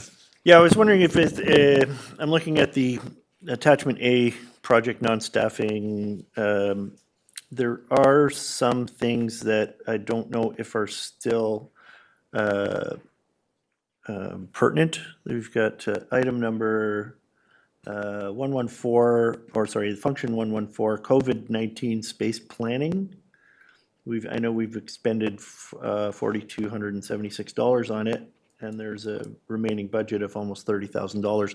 Is this something that's ongoing that needs to continue to go on, or is it something we can pause and take off of the work list? I want us to be very careful that we don't spend the entire rest of the 2 days just discussing every item on this list because it is substantial. However, as an overall theme of your question, yes, I will turn to staff. 2, 3. CAO. Thank you, Chair. So staff did go through the list and had made some recommendations based on projects that they deemed were no longer needed, so the 3 recommendations there. In particular to the one mentioned, that is an ongoing and it is evolving, so we continue to change space, reallocate space, move people into offices, so it is ongoing. It's also based on the COVID restart funding that we received from our province back in 2021 or 2, and so we continue to use and report on those funds. So we are looking to potentially complete it, or the final carry forward list might have this removed. Fair enough. Thank you very much. And certainly with some of this stuff, perhaps the scope of the project might have shifted or evolved over time, but they're not going to cancel the project just to give it a new name, right? It'll carry forward. Director McMahon, I see your hand up. I assume you found what you wanted to ask about. Well, no, there were a couple that I was interested in, but I'm not going to go into them right now. But so what are we doing with the items on page 124? Or are those coming later in the agenda? Sorry, on which page? 124. You were in the next document. That's why I'm confused. Perfect. That would explain it right This now. item Thank ends on page 109, so, okay, Director Lee? It's just a clarification question. Why does it say non-staffing? It kind of caused me to stop and think. The actual header for the entire, Yes, the actual header. I'm looking at page Basically. 106, and it says project and in brackets non-staffing. CAO? So we have provided on attachment A, there are two parts. So if you actually go to page 109 of the agenda, you'll see a subsequent staffing chart. And so these are the elements of staffing that will come forward as part of some of the projects. So we've separated the two, so you know what is part of the project and what are staffing-related costs. Okay. Thank you for that, Director Lee. When I did my agenda review, I entirely missed the change in heading on page 109, so Director McMahon, I see your hand up. The residual? Director Bax? Yeah, so if we're not gonna nitpick and go through this list line by line, at what point are we going to come back to these and see if there's a way that we can just pause them this year and take them off of the work plan, or will there be an opportunity? I've got about 7 different items on here that I think that have had no expenditure, no money has been spent as of yet, and I'm thinking about staff capacity and how we can keep that red line from gobbling up, so we can have projects that are below the red line, above the red line. Thank you, Director Bax. We don't have enough information today about any particular project to be making an educated decision on anything. And I want to caution us, because there are some things that are going to be tied to bigger projects. There are some things that are going to simply be a purchase that needs to happen. And so there will be a lot of this between items that might get finished out before the end of the year and between items that might be part of the broader conversation as part of that red line prioritization work that may adjust some of this stuff. I don't know if the CAO has anything to add to that, but yeah. Thank you. Director Lee. Residual or, okay. All right, I think we've exhausted discussion on this particular item for the moment. So with that, we will move to 4.6 on page 110 through 124. And this is the 2025 proposed projects spreadsheets. And these are here to provide greater context, greater information, get it all in one spot for the directors. As we work through the budget proposals, though, don't get hung up on these spreadsheets. These spreadsheets do not correlate in order with the way we're going to be talking about the budget proposals. This is just an all-in-one spot to find a ton of information about the projects. So did Director McMahon, you had a question in this section, though. Did you want to ask it, or? Yeah, I think you've answered the question, though. We're coming back to all of these later in the process. Through the remaining 170 pages of our agenda for today and tomorrow, we will be seeing every single one of these in context according to their service. Yeah. Was there any other questions on this set of spreadsheets? In the past, we've had these spreadsheets printed, and they have caused some angst among the directors. We're trying to refer back and forth between the documents. And so the intention is that we will work through the agenda function by function. All the budget proposals are within the subsequent reports. So Director Lee, you look like you're madly looking for something. Did you have a question in here? Trying to find out where I canceled the heat pump for Sarah Ray, but it's not in these spreadsheets, I don't think, because these Okay. are forwarded to R1. Okay. Thank you. We can touch base on that before the end of the day. I don't see any other hands up. Last chance to talk about these spreadsheets on their own. Perfect. With that, we're going to move to the start of our actual budget proposals, which is item 4.7, starting on page 125, 2025 Round 1 budget proposals for Regional Water Services, Function 370. We're going to go through them one at a time in sequence. And directors, you have your sample recommendations in front of you as a printed document that you can refer to. CAO? Can we just take a 2-minute to get staff prepped, please? Sure, we absolutely Thank can. you.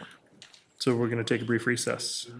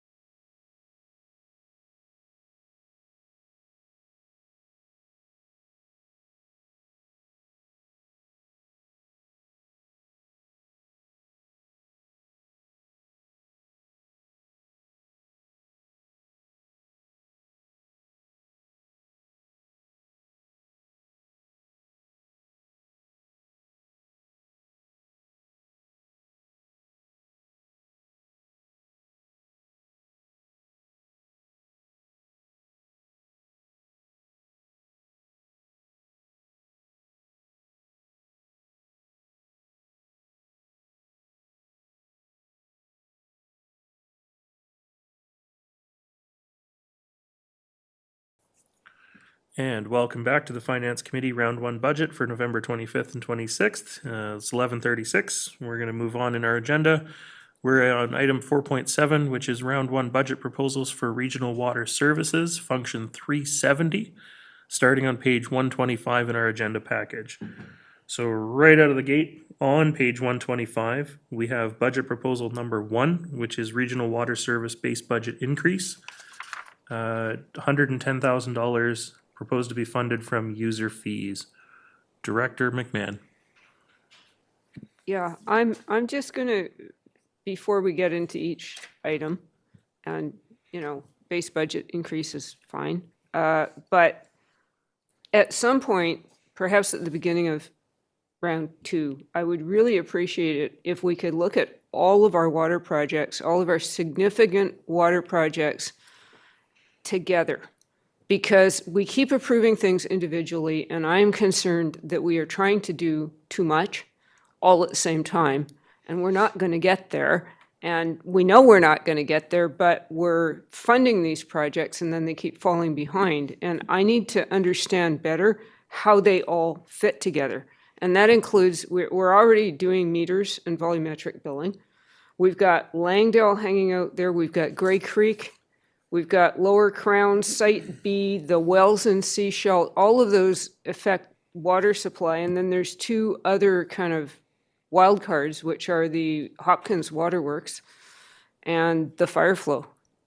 And I just, it's so much, and I'd like to be able to kind of put it all together and see how it fits and how we can schedule them rather than like approving everything. So that's just my anxiety level right now as we are going into this. So I am, where I feel like I don't understand the context well enough, I'm going to be moving to go to round 2. Okay.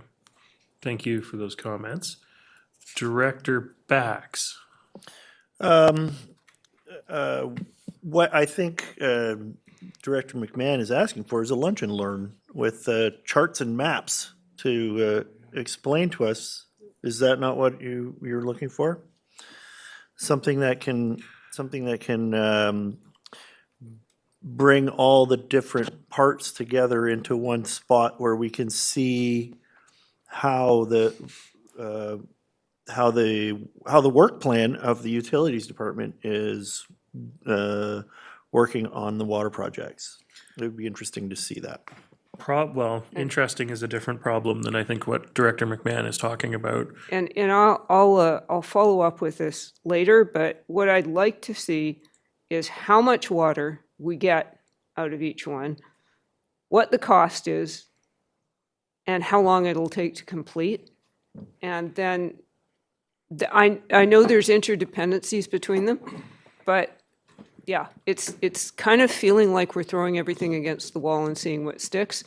And I don't blame us because we wanted to look at all our options, which is great. It's just that we've got so much going on. It's a little, yeah, we need I think a little bit more focus. And there's going to be things like you talk about the volumes that a project might produce. We're not going to know the volumes available in the Seashell test wells in time necessarily. CAO, I see your hand. Thank you, Chair. So I think we have multiple initiatives trying to garner that information for the board. One is the corporate plan. And so we've already identified that the corporate plan right now does articulate that there's enough staffing approved to accommodate the projects that are there. The element that's not there is potentially the operational side of the house, but again, acknowledging those are 2 distinct type of resources. So it doesn't necessarily mean one adds capacity to the next. I think one of the other elements that is being identified that is not necessarily related to the board's corporate plan, but it also relates to your water strategy and the subsequent implementation plan to that particular strategy that's not yet approved. And then there's also the water supply projects, and those types of water supply projects and prioritizing them was discussed as part of the water summits, and that particular information it has not been made available to the public necessarily. And again, that work hasn't been concluded or presented publicly or discussion with the board. So if those are elements that the board wants to undertake, we would probably have to make more room as far as our subsequent work coming forward, but it is taking shape. So that's part of the iterative process of the corporate plan and how you see that. But specifically to a service and for water supply, that would have to be a dedicated session. And again, what are your targets that you're working towards is something that you want to articulate in your water strategy. So unless we know what goal we're trying to achieve. So there's a lot of things in flux. And so initially, before we know some of those decisions, we'd have to be able to put something together for the board to contemplate, I think, what's being asked. Thank you. Director McMahon? Yeah, it's just a little difficult. When we voted to defer Langdale last year, I had hoped we would have the information on test well drilling in Seashell by now. But once again, we don't have the information in time for budget, and that's really frustrating because if all the test holes came up empty, then we know that we can just write that off and concentrate on a different direction. But right now, like everything's going. So just finding it difficult. Thank you. We're also supposed to be seeing a subsequent report on the Langdale Wellfield project before round 2, I believe. Seeing a bunch of head nodding. So, Langdale Wellfield project, great example, probably should refer to round 2 when we get to that item in the list. And we can discuss it more fully, having received additional information before then. For the moment, seeing no further hands up though, we will look at budget proposal number 1 on page 125, which is the regional water service base budget increase. And directors, this is just sort of an inflationary increase in the base budget due to external factors and miscellaneous expenditures. Director McMahon. I'm assuming that there is a reason for all these base budget increases, and if we don't vote for them here, we'll be getting them as amendments to the financial plan sometime later in the year. Would that be fair enough? CAO. Yeah, I think that the SCRD has not traditionally just applied a universal inflationary factor to the services. So that's why you see specific inflationary increases being included here. And so these are things related to specific line items, so materials and supplies. We've seen a significant jump in our banking costs for regional water because more people are using Maya CRD and are using credit card purchases, et cetera. So it's the way. So you're seeing that. So it's multiple line items within the service. And it won't be universal throughout the organization. So we're not recommending a just carte blanche inflationary increase because each service has different pressures. So with this one, there's significant assessment and analysis that was done for this request. Thank you. Follow-up or subsequent? I'm going to attempt to make a motion that the budget proposal number 1 on page 125 be approved and incorporated into the 2025 round 2 budget. Thank you. And I've got a seconder for that. Director Inkster. Thank you. Of course, I'll most likely be supporting this. This is predictable.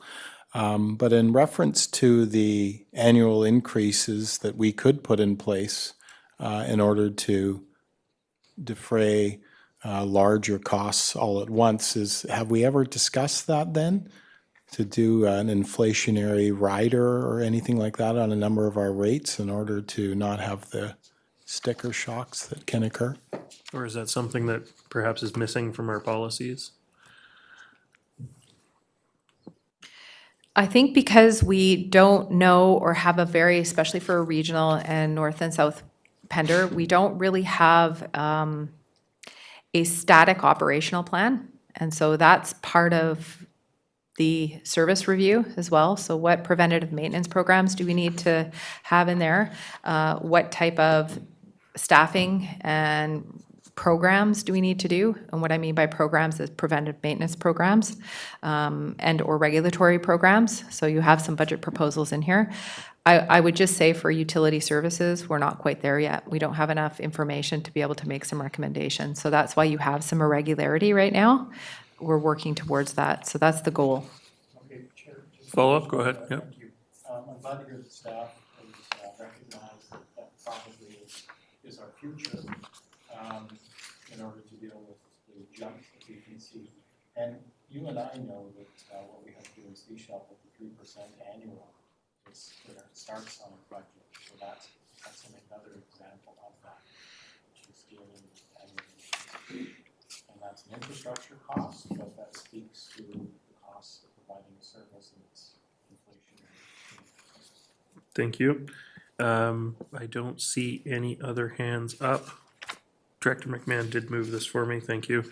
I will call the question then. This is voting A, B, D, E, F, and C Schelt. All those in favor? And that's carried. Thank you.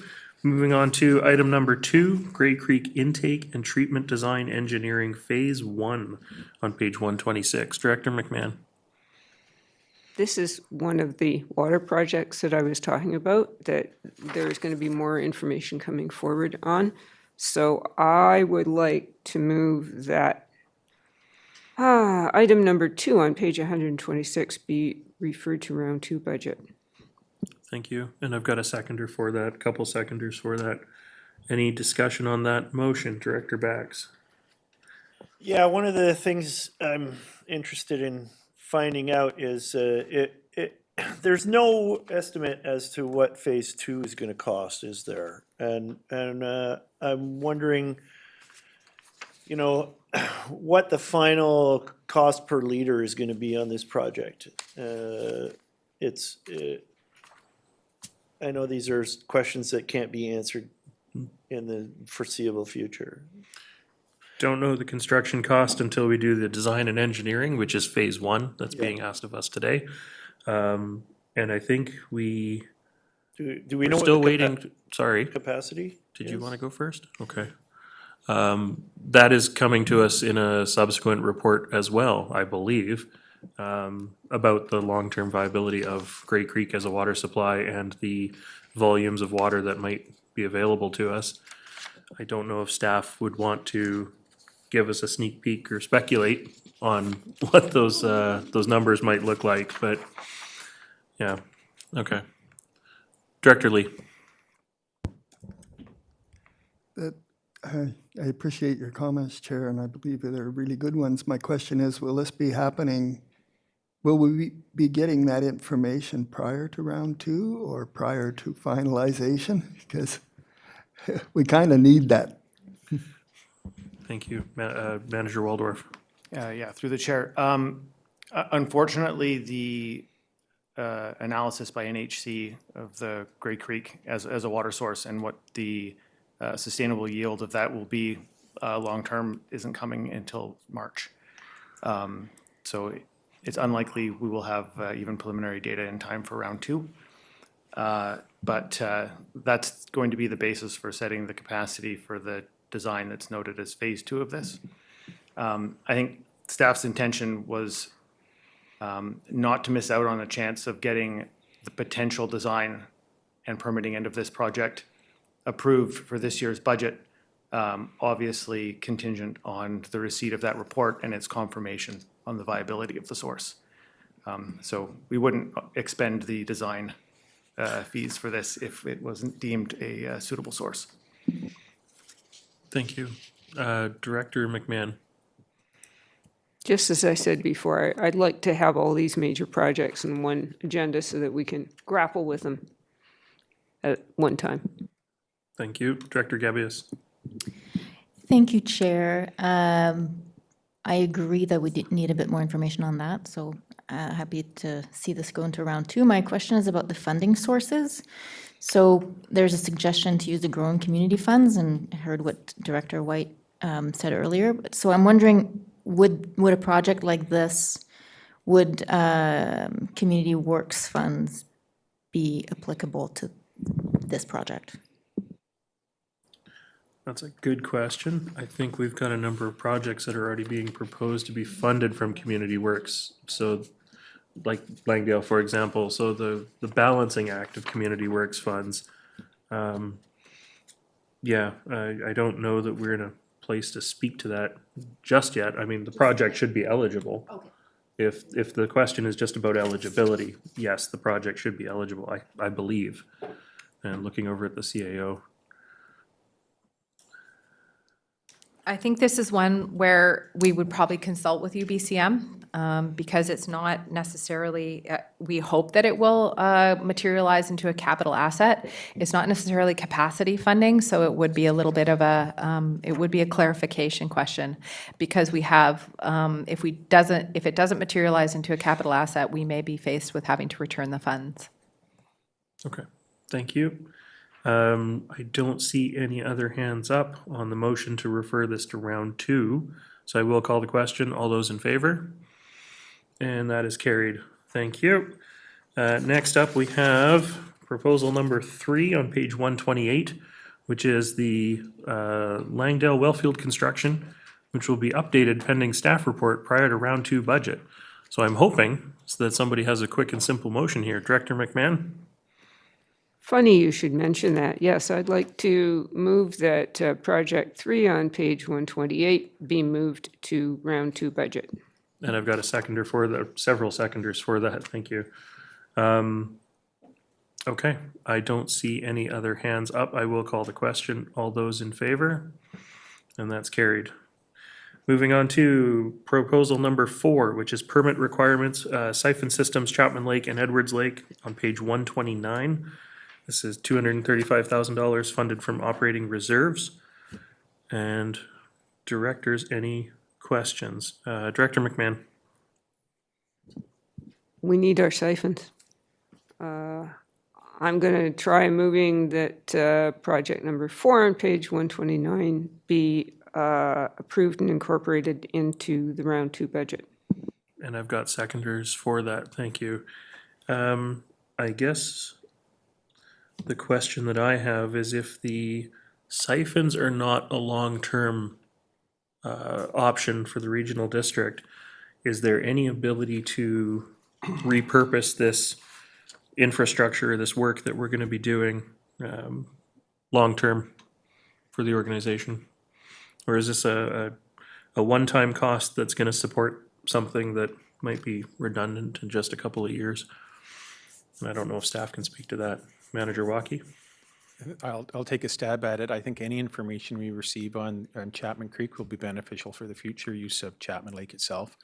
And if you're talking specifically about the pipes we've talked in the past, if we have to pull them out, we could reuse the HDPE pipes in other locations. Okay, awesome. Thank you very much. Sorry, Director McMahon? Okay. CAO. I also just wanted to add, Chair, that the Seychelles Nation has some requirements that we need to meet in order to continue with this project. So that is part of this budget proposal. Great. Thank you very much. I have a motion on the floor. I don't see any other hands up. I'll call the question. All those in favor? And that's carried. All right. Moving right along to item number 5 on page 130. Feasibility study and development raw water reservoirs, 2025, 2026. Director McMahon. Yes, I'd like to move that item 5 on page 130 be moved to round 2 budget. Thank you. I do have a seconder. Thank you, Director Stamford. Directors, any discussion, conversation, questions related to the motion on the floor? Director Lee. She's moving it. She's just. Sorry, I assume that was referred to round 2? Yes. Okay, thank you. Yep. I don't see. Director Bax, you okay? Go ahead. I was just wondering if there's any timing as to any announcements from the federal government. I was expecting something in November. We haven't heard anything back yet. If the federal government was going to make an announcement, it wouldn't be done through an SCRD budget meeting. No, of course not. So, but we haven't heard anything about this project, so. There's nothing to share at this point, yeah. Okay, thank you. Yeah.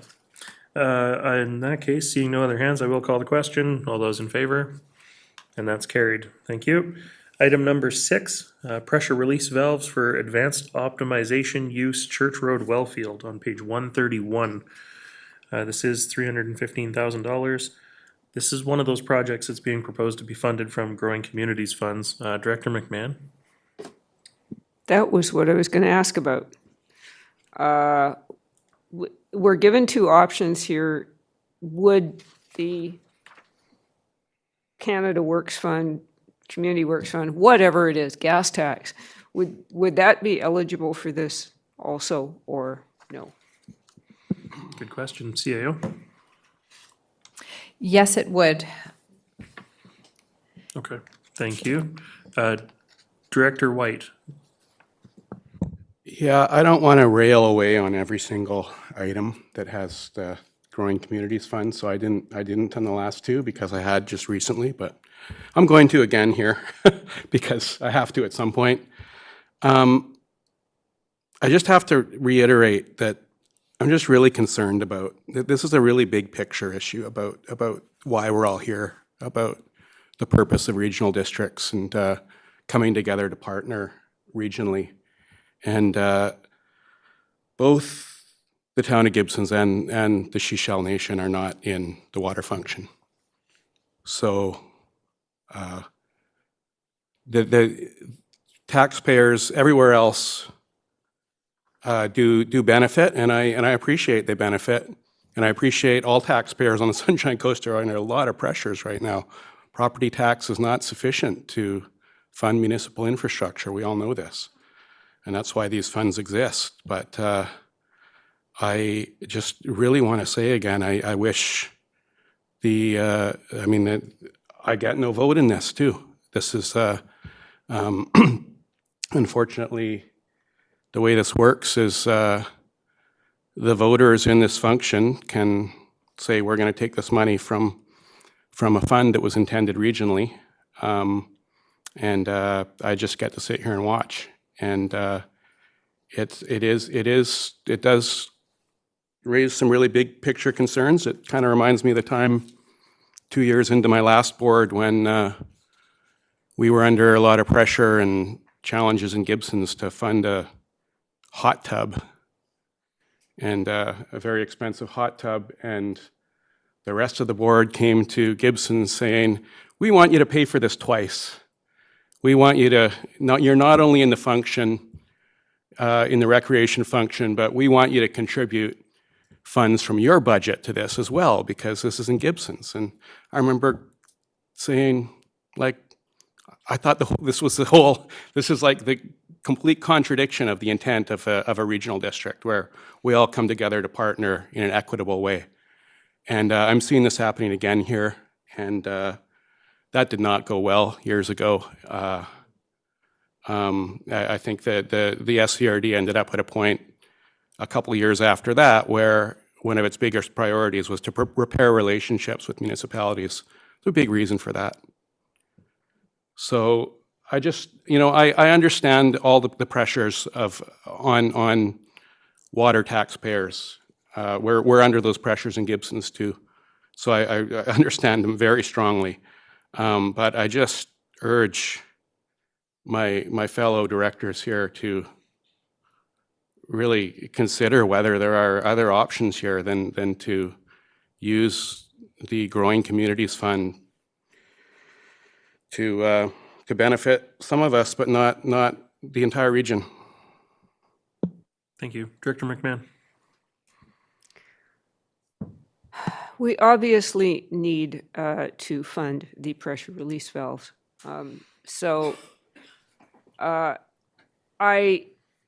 I guess we could, if we make the decision on funding it now, I assume that we have to decide on where the funding comes from and cannot revisit that in round 2, or if we are not sure where we want to take the funding from, do we need to refer it to round 2? That's my question. We do. I'm seeing a nod. All right, let's refer item 6 on page 131 to round 2. Pending further information about potential Community Works Fund funding, or you thinking something else?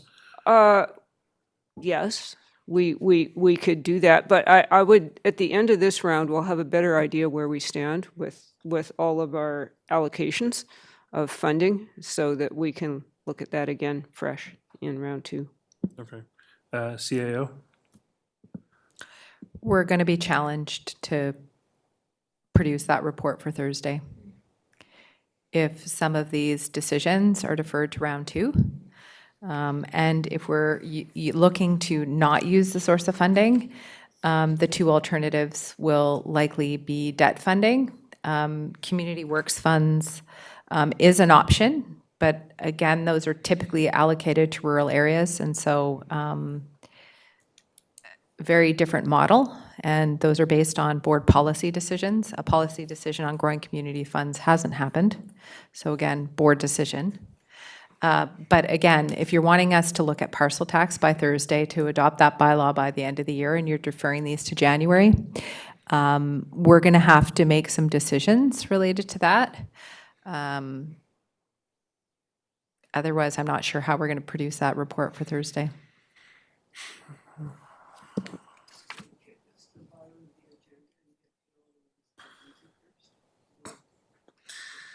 I actually haven't gone looking for a seconder for your motion yet, Director McMahon, so if you wanted to do something different, you could entirely propose something different. Did you want to just defer this to the end of the agenda? Yeah, I think maybe deferring it to the end of the agenda would be a good idea, because then we'll have gone through everything and we'll have a better idea where we sit. Okay. Do I have a seconder for that? Just referring it to the end of the agenda package, because it is a change to the order of the agenda. I did see seconders, thank you. I don't see any hands up. I'll call the question then. All those in favor? And that's carried. Thank you. Looking at item number 7 on page 133. This is the Church Road Water Treatment Plant Sodium Hypochlorite Storage Unit. Director McMahon, I see your hand up. Okay, I personally on this one am in favor of the second option, which is the improvement of the landscaping, which definitely needs to be done. The landscaping option has 2 advantages. One is aesthetic, but the other one is environmental, and indeed could even help with the stormwater. And indeed, I even wonder if $10,000 is sufficient. At the moment, there is a cedar hedge next to our critical infrastructure. Perhaps we should consult the Fire Smart coordinator.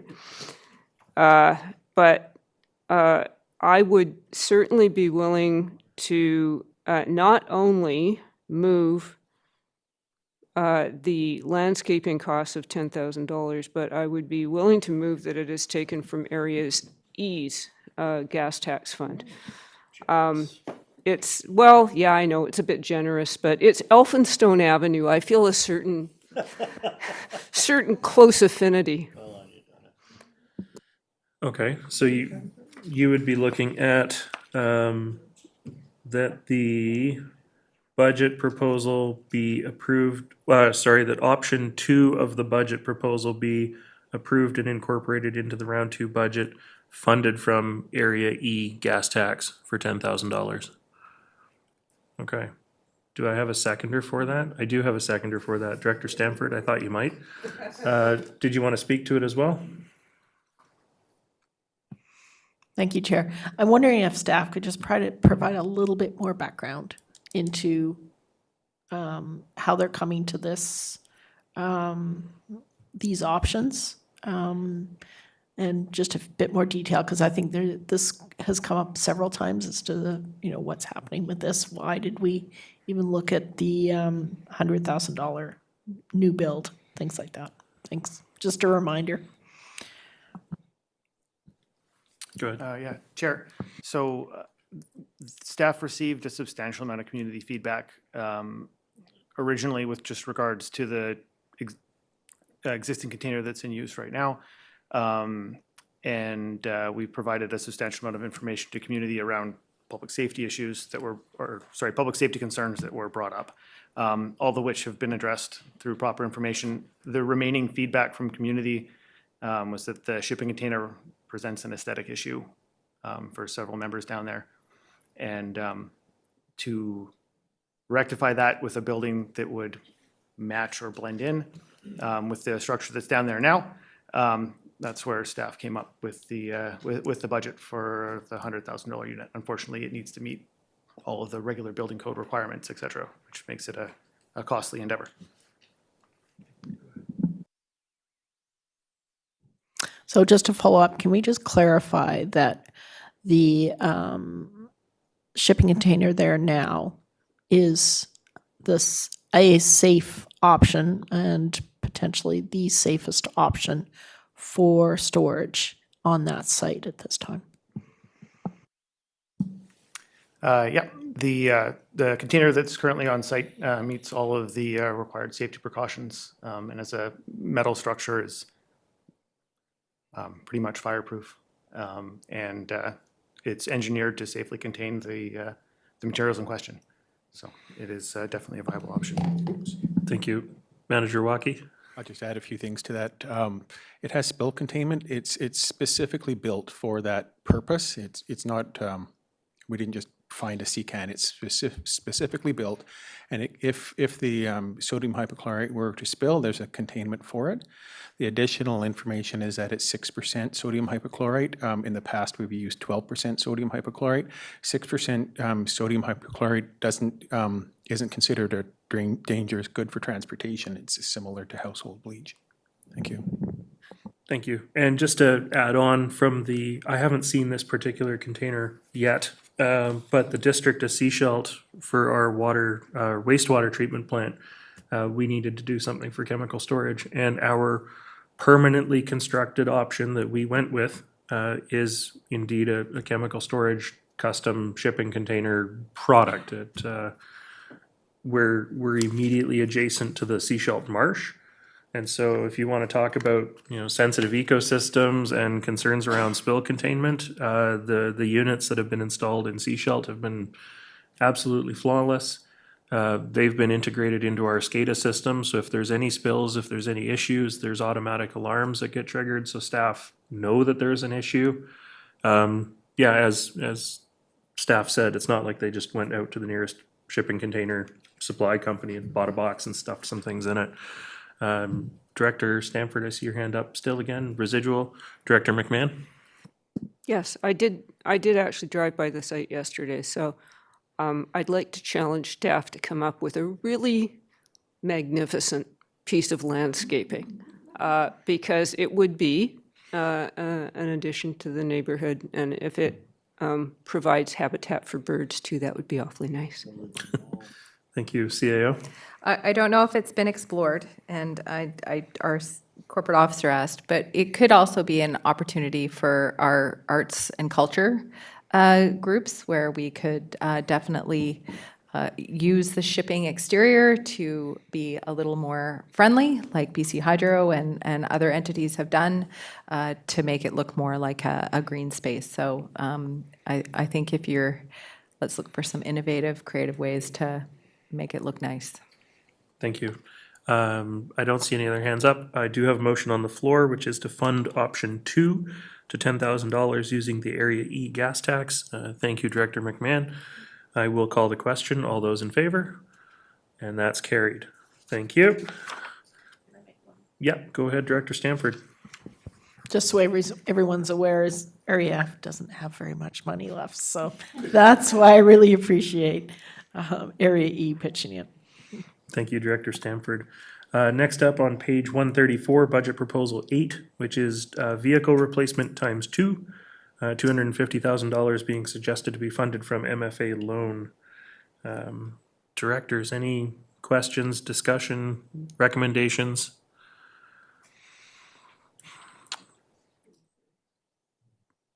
Director McMahon, you have a question? Sorry, I'm just looking at It's a loan, it's not from reserves. Well, I guess I'll ask staff, how urgently are these vehicles needed? Manager Waukee? Thank you, Chair. We put this budget proposal forward because we feel they need to be replaced in the next year. It takes a long time to get vehicles, sometimes specifically these ones with cranes. So that's why we put the budget proposal forward.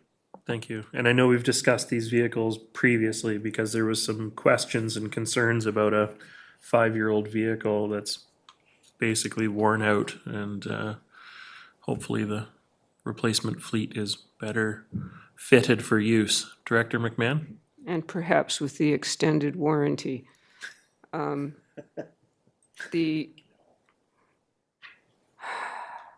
Hey, I've done all the motions. Somebody else take a turn here. Director Bax? I hear you clicking. I assume you're raising your hand. You want, okay, how about if I defer it till next year? I mean, if that's the motion you're making. That's the motion I'm making. Okay. Do I have a seconder for that? I don't have a seconder for I that. didn't think so. Director Gabius? Thanks, Chair. I'm just trying to familiarize myself with the new tool that we have, the work plan. So something like this, like purchasing a vehicle, does that need to be fit over the red line, or is this something completely different because there's no FTE to be added? What a great question for our CAO. Thank you, Chair. So right now, the way the corporate plan is being presented is this would not be considered an extraordinary project. So regular replacements of equipment is being considered, even though it's not operational dollars, is considered on running the operations on a regular basis. So you're not expanding the fleet, you're not, you're just replacing existing infrastructure. It still takes staff time, but that'll be considered on the operational resourcing side that we already talked about, probably needs to be done. Thank you. Did you have a follow-up? Otherwise, I do have Director Lee. Okay, Director Lee? Yes, I'd like to make a motion that budget proposal number 8 on page 134 be approved and incorporated into the 2025 round 2 budget. Thank you, and I have a seconder for that. I appreciate the discussion and I appreciate the contemplation of deferring it a year. There's a certain irony there that we talk so much about corporate emissions and greenhouse gas emissions, and then we've got 2 fleet vehicles that are smoking. And really, we need to get on with replacing them if we... Yeah. All right, I don't see any other hands up. I will call the question on this. All those in favor? And that's carried. Any opposed? No, that is carried. Thank you very much. All right, moving on to item number 9 on page 135. Senior utility operator, including light-duty truck. This is an FTE increase, $163,089 funded from user fees. Director Gabius. Thanks, Chair. And there's another item about a utility review, and I'm wondering whether a utility review first would determine whether this position, you know, like, could be, is necessary, I guess? Like, would a utility review inform us better as to staffing needs? Great question. CAO? Yes, it would. So what's highlighted in page 135 here is essentially some of the type of programs that would be assessed. I think reconciling and articulating what programs we may or may not be doing. I think we understand that there's likely a staffing need in the service to maintain it at the service that it, or the service standard it needs to be done, but how much? I think staff wanted to put this one forward, recognizing that until the service review is done, that they identified that overall there is a need. So either or, it just means, I don't know if there's any service level implications. We could always bring that forward as part of round 2, but yes, the infrastructure review will be informing this. Thank you. Is Manager Waukee able to comment on any potential service level implications if this was deferred? Thank you, Chair. The crew split into two groups. Is the technicians that look after all the water treatment plants and the pump stations, and the operators, which is what this position is, looks after all of the work that goes on in the ground. So what we're finding with this position is with all of the capital projects, which a lot of them are underground, this person is their time is taken up a lot by the capital projects, and they're not able to get the rest of their job done. So that's why we put this position forward, so that we can continue on with the programs as the CAO has suggested, and continue on with the capital projects. Thank you. Thank you. Director Stanford. Yes, I'm looking at the risk factor. It says high risk, urgent service level impact. So that's kind of directing my decision. And that always can be revisited once the service review has been accomplished. Thank you. Director Bax. Yeah, I imagine this $95,000 for a new truck is, that's the upper level, upper limit that we're looking for, and that there'll be some smart shopping. I'd like to see sounds like something like a tracker, like the kind that, mushroom pickers use to get down logging roads and Do stuff. you have a question or motion, no, Director no, Bax? no. Okay, thank you. Director McMahon? Yeah, I'm wondering, since we're deferring our decisions on the capital projects to round two, if we should not also defer this to round two, because if we decide that we're going to go forward with all the capital projects, and we darn well better have enough staff. But I throw that open to thoughts. My comment on that is technically this is an operations staff person, not a capital projects staff person. But it was just said that the operations staff is getting deferred into capital projects. And I certainly understand why. Yep, CIO. So I appreciate the board being in that limbo phase because you also haven't done your prioritization. So you might be removing projects. And so until we understand what the total workload is, and sensing that for water utilities in particular, you're wanting a better understanding of what you currently have and what's being proposed and what the capacity is. In addition to that, we have infrastructure services review proposed. We're doing a version light right now, which we anticipate getting to you at round two, potentially. So it's to inform these type of budget proposals, so I would be supportive to defer it to round two. Thank you. Director McMahon, is that a motion you're going to make? That is exactly the motion I'm going to make. So item number 9 on page 135, move that we refer it to round two budget. Thank you. And I've got a seconder for that, couple of them. I don't see any other hands up though, so I will call the question. All those in favor? And that is carried. Thank you very much. That takes us on to item number 10 on page 137, which is the last item in 4.7. It's utility engineering equipment, $25,000 capital reserves. Director McMahon. I think that one is kind of a slam dunk. I think I could move that we approve and incorporate into round two budget. And I have a number of seconders for that. Thank you. I will call the question then. All those in favor? Any opposed? That's carried. That takes us to the end of 4.7 for the moment, though there's one item that we'll be revisiting. The next item is also fairly lengthy, so directors, I'm proposing that we break for lunch with an intention to resume at 1 o'clock. Does that seem to work for everybody? I'm seeing some head nods, so it's 12:20. We're going to recess and we'll reconvene at 1 o'clock.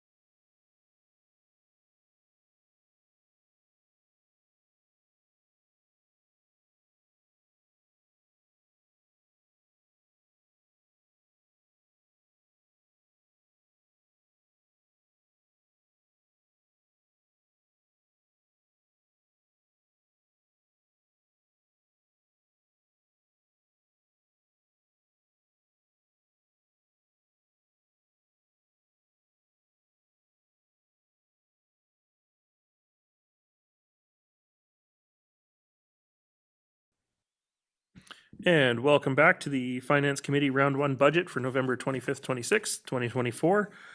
We are resuming on item 4.8 on page 139. And this is Round 1 budget proposal for water services. This is functions 365, 366, 370. And on page 139, we have budget proposal number 1, which is North Pender Harbor Water Service minor capital. Directors, any questions or motions? Director Lee. Page 139. Budget proposal number 1, North Pender Harbor Water Service minor capital.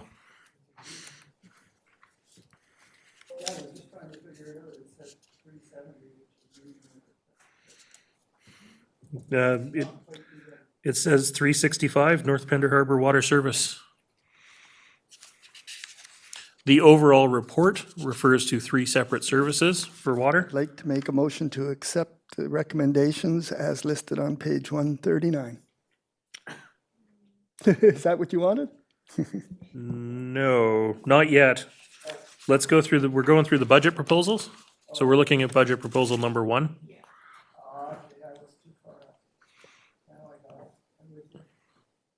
You were just looking to vote early like Kelly was there earlier. Yeah.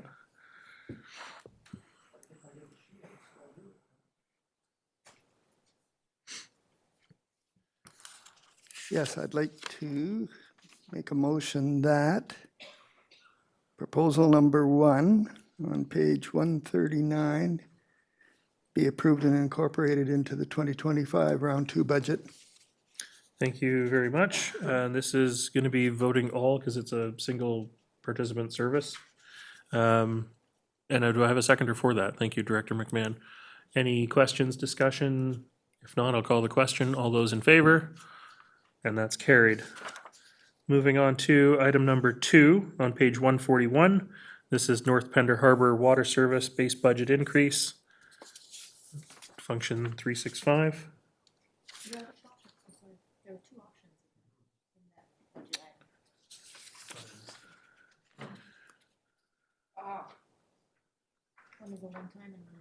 Director Gabius, you want to turn your mic on? Sure, yes. Just bring to everybody's attention that there are 2 options in that budget proposal number 1. So if you scroll to page 140, there's 2 options, and I guess we need to decide which one. Thank you. My apologies. Director Lee, I ran you astray with that motion. My apologies. I had marked option 1 Okay. be the choice. Okay. Then I'm just going to recall the vote just for clarity's sake. Director McMahon, are you still okay seconding the option 1 from Director Lee? Thank you. All those in favor? And that's carried. Thank you. Thank you, Director Gabius, for catching that.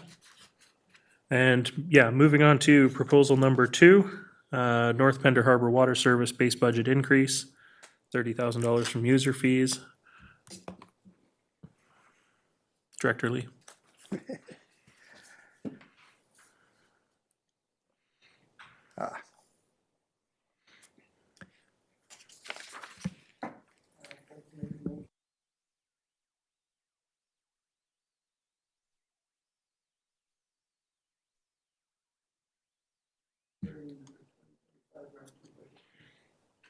Thank you, Director Lee. I think your microphone was off, but approve and incorporate is what I heard you say.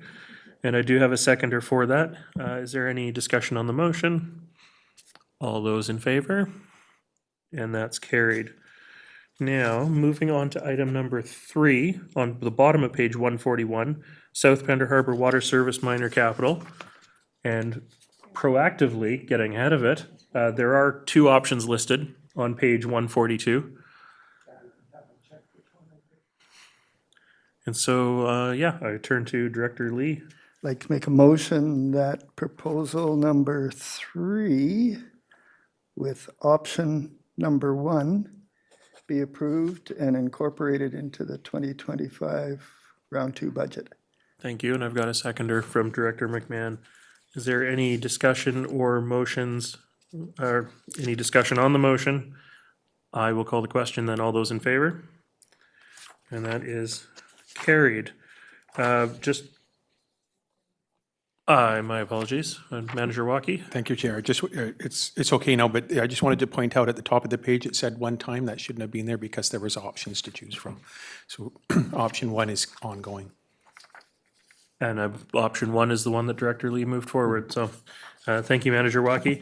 And just before we move away from the North and South Pender Water Service capitals, Director Lee, did you want to make that recommendation that was on page 139 as part of the staff report?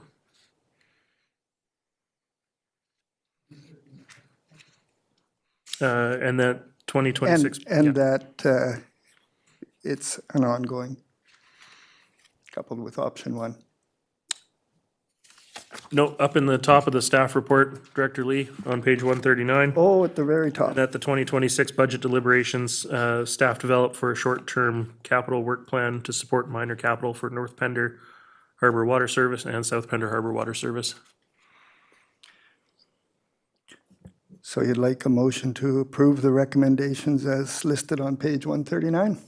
That would be great. Yes, I'd like to make that motion. Thank you very much, and I've got seconders for that. All right, we'll just call the question. All those in favor? That's carried. Thank you.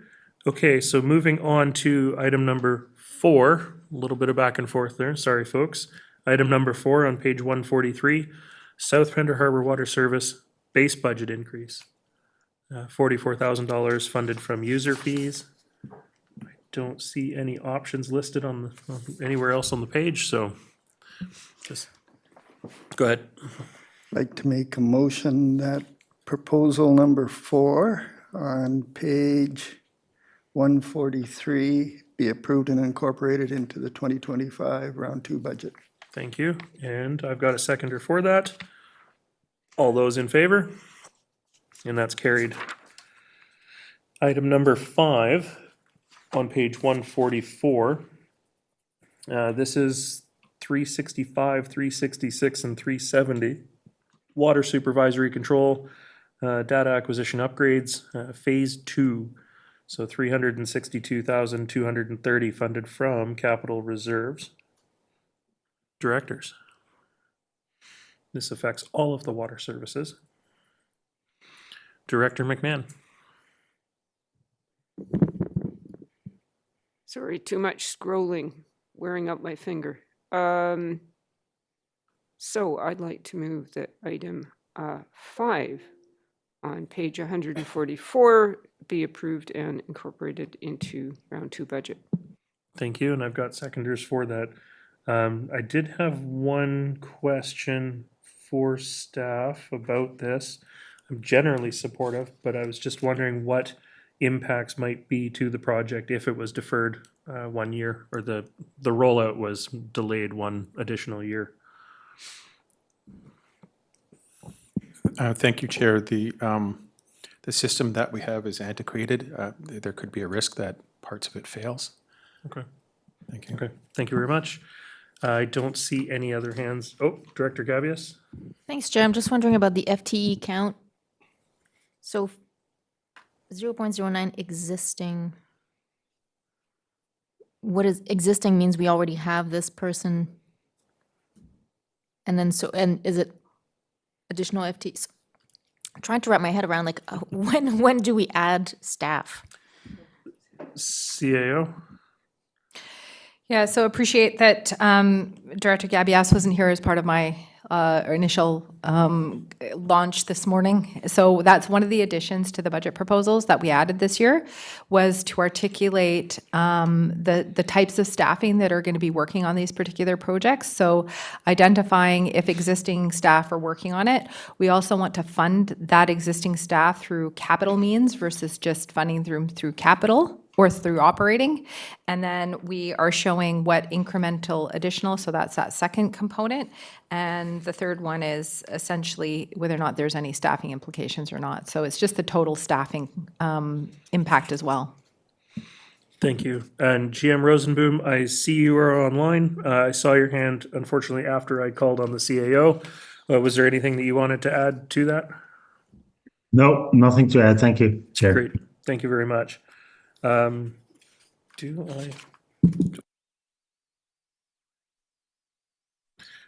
I? Would somebody? Okay, I do have a motion on the floor. No, we definitely didn't vote. Yeah, I think I got right before I went to call the question. Okay, so it is moved and seconded to approve and incorporate. I will call the question. All those in favor?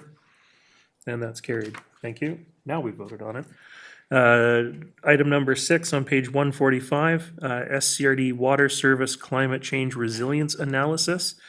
Just highlighting that staff do recommend deferring this particular project to 2026. And oh boy, have I got hands. I'm going to go to GM Rosenboom first. Oh, sorry, my apology. Okay, then I will go to Director McMahon as the only remaining hand up. What? Everybody quit They, already? Well, in that case, I am going to move that proposal 6 on page 145 be deferred to 2026. thank you. And I've got seconders for that. I don't, oh, Director Gabius. Yeah, thanks, Chair. Yeah, this is a tough one because there's, I mean, it says high risk, urgent service level impact, but it doesn't, you know, it's not like asset failure imminent or anything like that. But what's the rationale behind deferring something that is high risk and urgent? And what, you know, and the question I guess that we all want to know is like, what are the impacts of deferring such an item?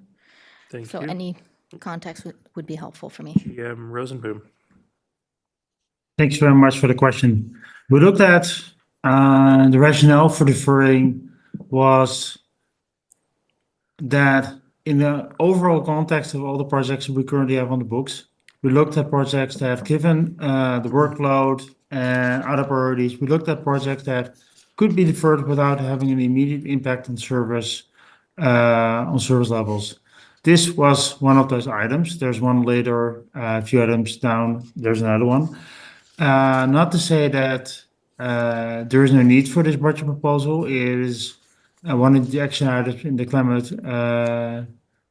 community climate action plan. So yes, it is a priority, but is there an urgency to it from a service level perspective? Not. Is it urgent because of the climate that is constantly changing? Yes. So it's something for the board to consider. It doesn't require additional staff time. We could do the project within operating capacity. Up to the board. Thank you. What I hear is it's about the extensive list of projects that we have for the water service to work on, and everything's important. So this is one of those things that can be bumped without a substantive impact. Follow up? Yeah, and I, you know, definitely respect that rationale, and we are trying to get to take some pressure off of staff, but I'm concerned that these are typically the projects that get deferred, like those long range projection, like trying to get us ready for the future. These tend to, because there's no imminent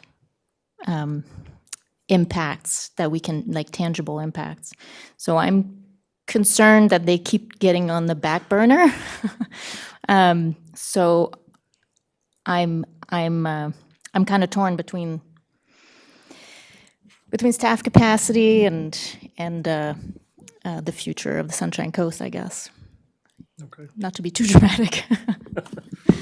Thank you. CAO, I see your hand.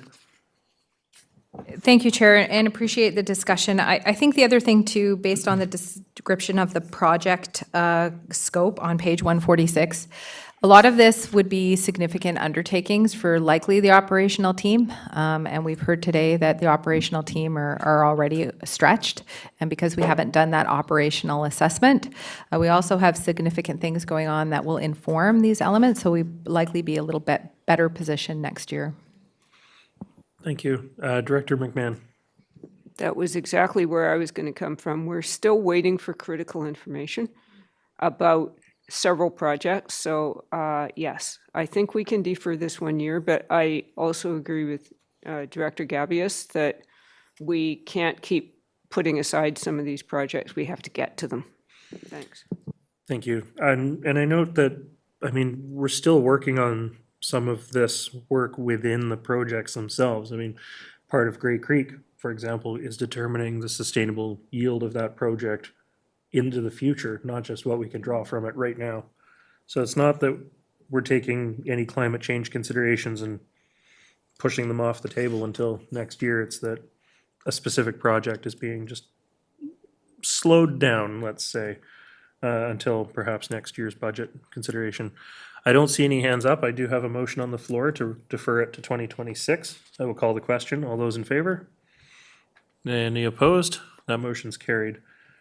Item number 7 on page 146, leak detection equipment, phase 2, $75,000 funded from operating reserves. And there's a fairly extensive description here. So Director Lee. I'm just checking to see if there's an option down here. No. I'd like to make a motion that proposal number 7 on page 146 be approved and incorporated into the 2025 round 2 budget. Thank you. And I've got a seconder for that. GM Rosenboom, I did see your hand go up briefly. Was there something you wanted to add to this particular proposal? No, nothing to add, other than the budget proposal, then the equipment that was purchased several years ago is helping us, but as time evolves, the equipment is getting better and we get better sense of what is actually working for our system even better. And this is one of those opportunities to improve the leak detection work on our own distribution systems. Thank you. Great. Thank you very much. I don't see any other hands up. I'm going to call the question. All those in favor? And that's carried. All right. Item number 8, functions 366, 370, concrete reservoir maintenance. This is on page 147. This appears to be a fairly urgent item, given that our reservoirs are apparently leaking. So directors, any discussion? Director Lee. I'd like to make a motion that item number 8 on page 147 be approved and incorporated into the 2025 round 2 budget. Thank you. And do I have a seconder for that? I've got a seconder for that. I guess when we're talking about the staff capacity to do work and the red line and all of that items, this is, because it's specialized experience that's needed for this, I assume that this is primarily outsourced with just some staff oversight being provided? Thank you, Chair. That's correct. But I do want to point out, though, even when we hire contractors, we still have staff that need to do work to complete these, like being on site with them or providing documentation, things like that. Thank you very much. All right, Director Lee, I see your hand. Is that new or residual? I think residual based on where you're reaching. So I will call the question. All those in favor? Any opposed? That is carried. All right, item number 9 on page 149, bylaw 320 update, additional funding. And this is to be funded $60,000 from operating reserves.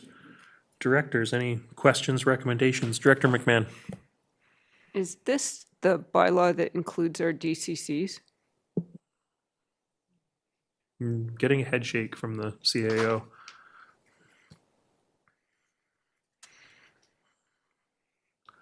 Right, subdivision servicing bylaw. So the DCC bylaw is a very specific bylaw, separate from this one. I think the question that Director McMahon is alluding to is there an opportunity for this work to feed into the DCC bylaw update when we get there? And I see GM Rosenboom's hand up, so I'll go to GM Rosenboom. Thank you for the opportunity. So this bylaw sets the standards for any development on the coast in terms of the water infrastructure that is required for those developments. So indirectly, it's this bylaw would impact any DCs that need to be set in the future. But as CEO can explain very clearly, in order for DCCs to be set, we need to have a long-range asset management plan and long-range capital replacement and improvement plans. So the water master plans and the capital plans that we are developing need to be developed and completed before we can actually set DCCs, because DCCs can only fund anything that's related to growth itself. So we first need to find what that is before we can actually update our DCC bylaw. So it's a chicken and egg situation where our work on the water master plans, and including the fire action plan, need to be completed before we can update our DCCs. Director McMahon, do you have a follow-up? I actually do. We know that our DCCs are very low. Would it not be possible to do an interim increase before we know all the answers to everything? CAO? Thank you, Chair. We asked that very question to the ministry, and they said no. So when the new legislation from the ministry came out, as our OCPs and subsequent fire flow was emerging earlier this spring, we did, corporate officer and I did some significant engagement with both internally with staff, and went out to the ministries, gave them where our current situation was.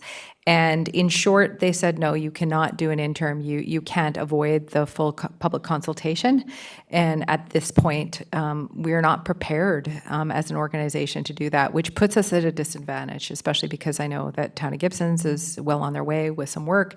I think District of Sechelt is right behind us. So we're a little bit laggard. And so again, using this as an opportunity to discuss organizational capacity and strategic focus areas, this would be an area where, again, it's not really on our radar, but it really does, we need some room to do this work. Might be a good advocacy opportunity. Director McMahon, I see your hand up. Yeah, a good advocacy opportunity if we understand it well enough to formulate. Yeah. But so when do we think we might, if all of these other things fall into place, when do we think we might get to the DCCs?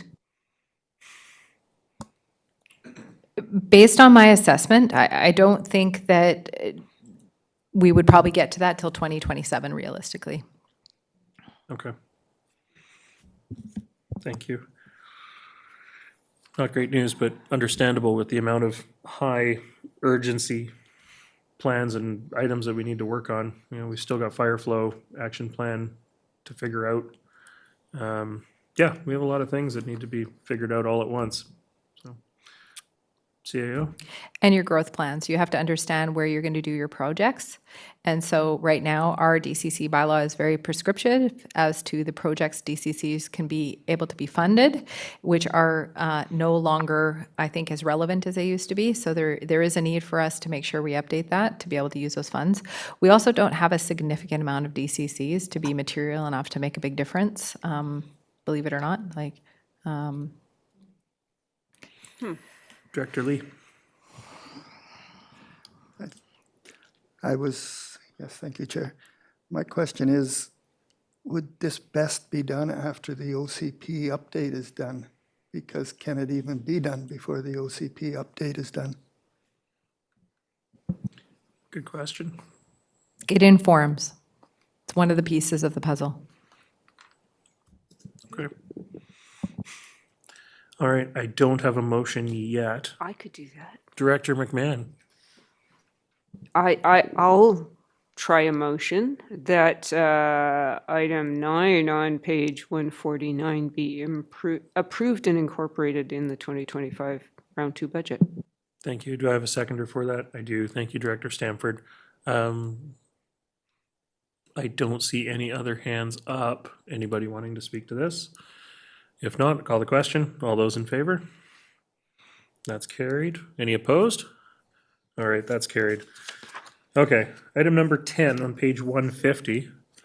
Preliminary service review, Director Gavious.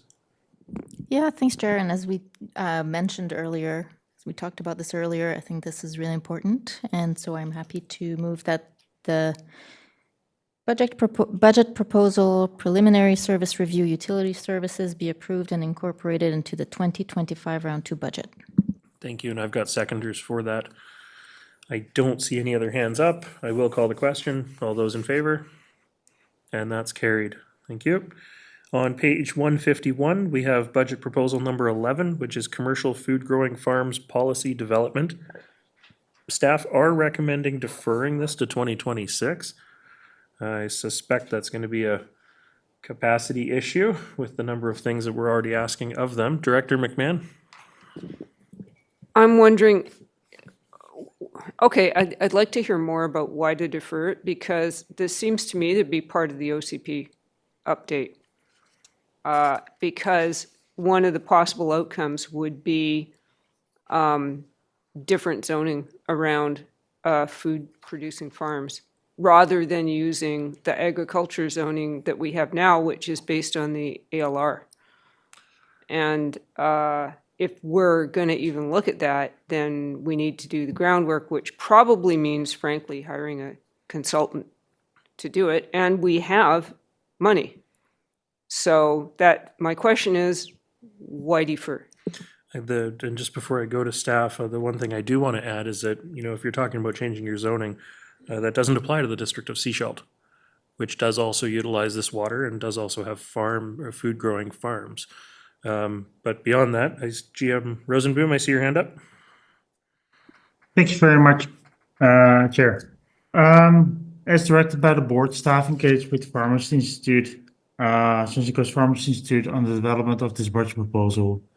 And one of the items discussed was the establishment of a working group collaborative with CAD staff from several departments with representation for the Farmers Institute and the consultant to work through these items.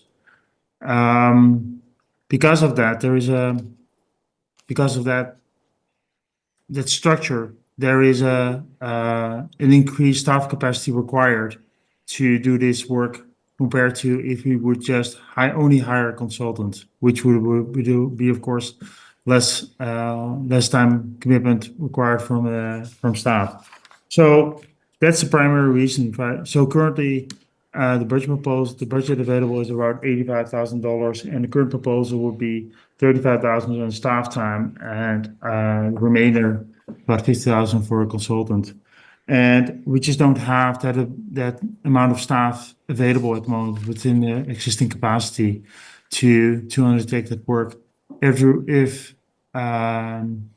staff could go back and look at options to reduce the amount of staff time available, amend the scope, to reduce the amount of staff time required to get a consultant in place, but that might require result in limited further engagement during the project with the Farmers Institute.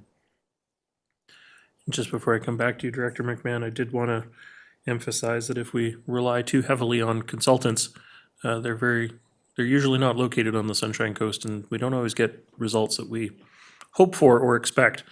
Director McMahon? Yes, this is a fairly arcane field. I mean, the number of consultants who know a lot about regional districts and about planning and about agriculture, it's a very small overlap, gotta say. I could see deferring this, but like the previous item about climate planning, we can't defer this too long because it's really important. We need to have a capacity to grow local food. However, one of the other questions that we haven't tackled yet is how much water do we need and what are we going to use it for? So reluctantly, I would probably support deferring this. Is that a motion, Director McMahon? Oh, yeah, sure, what the heck. Item 11 on page 151, I'd like to propose that it be deferred to 2026. Thank you, and I've got a seconder from Director Lee. Is there any other discussion on the motion? I certainly understand the sentiments of this is something that the board has said we want to do. We do need to eventually get to it. Director Gabius? Yeah, well, you said it so well just now. Yeah, I think like I really want the Farmers Institute and the people who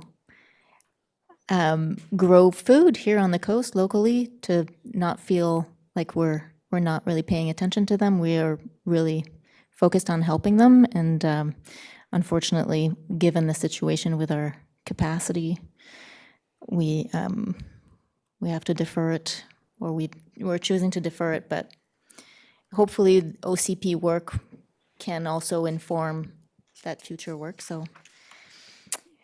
We do at least have interim measures that we approved for 2024 and 2025 to, bridge that gap without leaving them out to dry, so to speak. Director McMahon? Yeah, I just have a question for the committee chair, which is Seashell looking at food growing and farming land as part of your OCP process?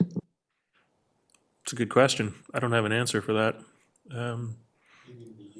We're fairly early on in our OCP update. I'm not even totally sure that council's had an opportunity to speak to the scope of the project that's going to be undertaken. So the short answer is no, we haven't, and no, we're not at this time.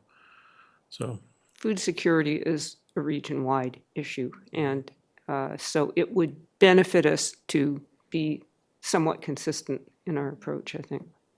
yeah. All right, I don't see any other hands up. I will call the question on the motion to defer to 2026. All those in favor? And any opposed? Motion's carried. All right, and item number 12 on page 152. This is function 366, McNeil Lake Instrumentation, $20,125 funded from capital reserves. Director Lee, this being your area, I will look to you first.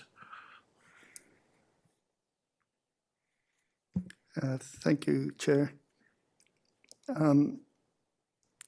I have a question in that I'm not sure what would happen if we deferred it. Would we end up using more manpower to collect the same data? In other words, is this an IT project that will help us with manpower savings? Good question. Thank you, Chair. Currently, staff go to the dam every day, and there's a ruler there that they take a measurement from, and any of this other data they'll do manually. What this will do is automate it, so it's just in the computer along with everything else in SCADA. We'll be able to trend the temperatures, the rainfall, the lake level automatically. Thank you. So it sounds like the answer to that question is yes, this should result in some staff savings, better data. Yes, that's what I kind of read into it, but I just wanted to confirm I had that correct. I'd like to make a motion that item number 12 on page 152 be approved and incorporated into the 2025 round 2 budget. Thank you, and I've got a seconder for that. Thank you, Director McMahon. Is there any further discussion on the motion? I will call the question then. All those in favor? And that's carried. Thank you. Moving on to item number 13 on page 153. This is a cross-connection control program. $90,000 being funded from operating reserves. There are 2 options listed on page 154. Yeah, basically it's funding the entire project in one go, or whether we fund it as 2 separate projects over a couple of years. Did directors have any questions or recommendations? GM Rosenboom. Thank you. Thank you, Chair, for an opportunity to comment. During the pre-budget, I explained that I received a question from the board. Why is this listed as a discretionary project and not a mandatory project? Because it has to do with regulatory compliance. Correct. We're currently not fully in compliance with the Drinking Water Act on this item. We haven't been for years. So it's more a question of what's the pace we want to get into compliance. And I think staff, as well as Vancouver Sales, would of course appreciate if we can get into compliance in an expedited manner. It would be primarily contracted work that can help us, but there will be staff time associated with this as well. But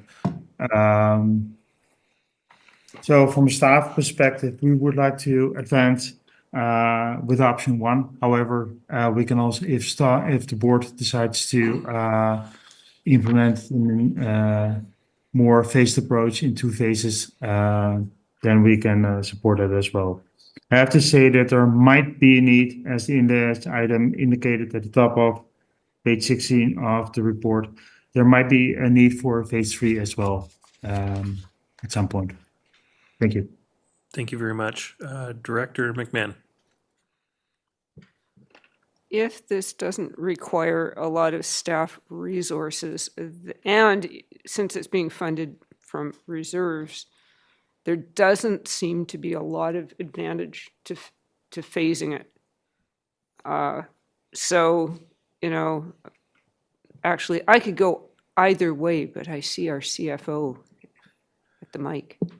CAO, CFO. This particular project is identified as extraordinary. It's not an undertaking we're doing right now. It's a new program. So I'm not sure that it's not a significant undertaking. I think we don't have a very established scope yet as far as what it is to entail. I think there's options. I think we're identifying to the board that there are some risks. However, there's been a significant amount of years the SCRD has not been compliant. So we don't have a detailed assessment back to the board as to what the risks are. Yeah.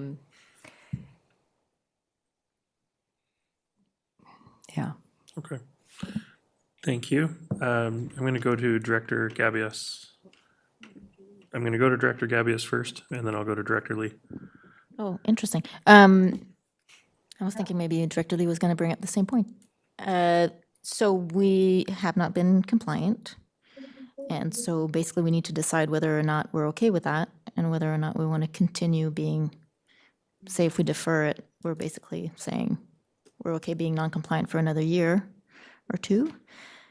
And if we decide to go ahead with this, we're taking staff capacity to get, which we are short on, to get into compliance. So I'm wondering if we should not defer this a year. That's a good question, because the ability to defer this, because it's regulatory compliance, exceeds staff's authority, like ability to make a decision to defer it. So it is a risk that the board needs to make that decision on. And follow up? But I guess, and CEO just informed us that we don't really know what the risks are in, we don't have a full idea of what those risks are. Did I understand that correctly? I think that was the high level overview. Staff could bring forward a staff report. It was contemplated to bring this forward ahead of the budget because you haven't really had a very detailed outline of this particular program and the consequences. So that could be something that between now or as part of round 2 that we bring forward for you. Thank you. Director Lee. I had a couple of questions, but I think I just got the fact that they're not prepared to answer them at this time. So I think an additional report at round 2 would be in order. The most I'm in favor of is option 2, which is to just do a little bit of investigation to see what the heck's up. But my real question was, we have to be compliant in 3 years. If we deferred it till 2025, would we be in risk of not getting it done in the 3 years? That 2026. really was my question. I don't know if that could be answered or not. GM Rosenboom. Thank you, Chair, for the question. The timeline, there's no set timeline yet decided on by VCH for us to become in compliance. They're aware that we're not in compliance. So far, they've not set us a timeline. Not sure if they will and when, and it might even be a 2-year timeline. We might not even have 3 years. So PCH has so far been silent on setting a timeline. Its staff suggests a 3-year implementation phase.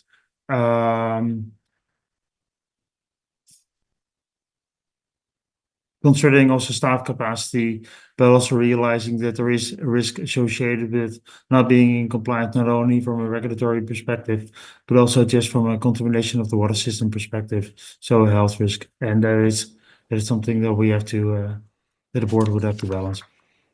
Okay, thank you, GM Rosenboom. Director McMahon. I must say, I feel like we are staggering under the weight of the province constantly throwing more regulatory work at us that we have to comply with, and it's frustrating. And so I am not necessarily willing to consider this an emergency. Therefore, I'm going to suggest that we refer this budget proposal to round 2. Pending some sort of further information? Pending some further information from staff.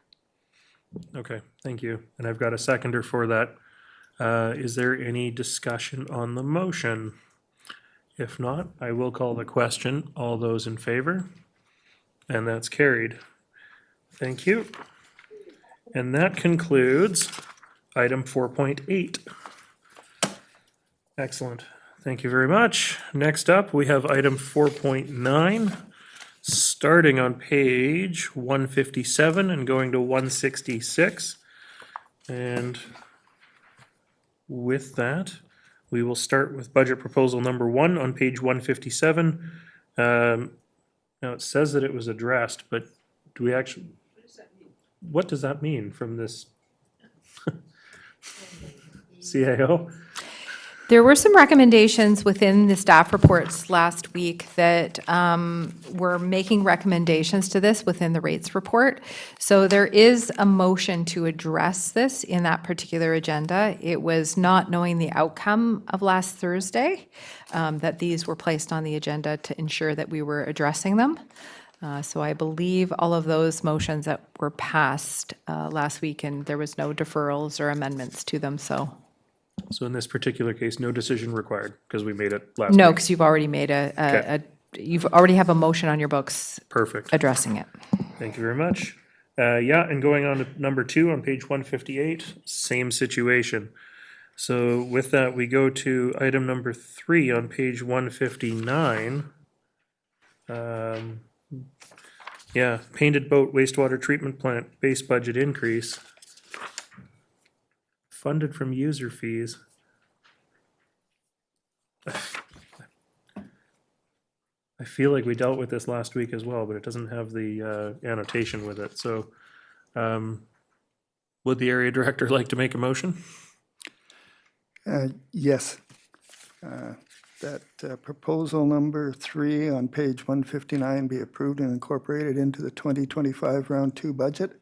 Thank you, and I've got a I seconder thought we for it. had dealt with it, but even if we do it twice, what the heck? That's okay if we do it again. Yeah, this is a very specific project. So. Yeah. I'll call the question then. This is a single participant service, so this is voting all those in favor. And that's carried. Thank you. So item number 4 on page 160, Libe wastewater treatment plant electrical upgrades. 110,000 funded from capital reserves. Director Lee. Like to make a motion that proposal number 4 on page 160 be approved and incorporated into the 2025 round 2 budget. Thank you, and I've got a seconder for that. Is there any other discussion on the motion? If not, I'll call the question. All those in favor? And that is carried. Okay, item number 5 on page 161. This is Secret Cove Outfall Maintenance Phase 2, $20,000 funded from operating reserves. Director Gabius. Sure, thank you, Chair. I'm gonna assume that if this is a proposed project, that there will be capacity to do the work. I guess we'll see with the work plan. But I will move that the budget proposal, Secret Cove Outfall Maintenance Phase 2, be approved and incorporated into the 2025 Round 2 budget. Thank you, and I've got a seconder for that. Just looking on page 162 on the sort of tail end of that project document, it looks like it's a lift to the project, more than a new anything. So it looks like a resource lift. I don't see any other hands up though, so I will call the question. All those in favor? And that is carried. All right, number 6, Curran Road wastewater treatment plant modifications. This is on page 162. This does have a staff recommendation to defer. Director Gabius? Thank you, Chair. Just a question, of course, of like the impacts of deferring this and what can I communicate to the users of the Curran Road wastewater as to why this is deferred and how this is going to impact their fees in the now and in the future. Good questions. Manager Waukee? Thank you, Chair. This RBC, it's rotating biological contactor, was the original plant that before the FAST plant was built next to it. And soon after the FAST plant was built, unfortunately, the shaft on the RBC broke, and it's been sitting. It sits in a big chamber, that has liquid in it, like sewage. And so we wanted to pull the RBC out, take a look and see if we can retrofit the existing tank. So it's been broken for a while, so if we defer it for another year, it'll sit in the sewage for another year. Thank you. Yeah, go ahead. Yeah, so, so it's been broken for a while, so has this RBC been broken for a while? Is this impacting the user fees at the moment? Thank you, Chair. No, it's turned off. It's just we need to deal with it. Go ahead. Yeah. I will move that the budget proposal, Curran Road wastewater treatment plant modifications, be deferred to 2026. Thank you, and I've got a seconder for that. Thank you, Director Lee. I don't see any other hands up. I will call the question then. This is voting all because it's single participant service. All those in favor? And any opposed? The motion is carried. All right, looking at item number 7 on page 163. This is rate stabilization for 382, 386, and 391. This is technically A, B, and E. They're all single participant services, so it's going to be voting all. Director McMahon? Yep, this is a great idea. I'm all in favor. So I am moving that item 7 on page 163 be approved and incorporated in round 2.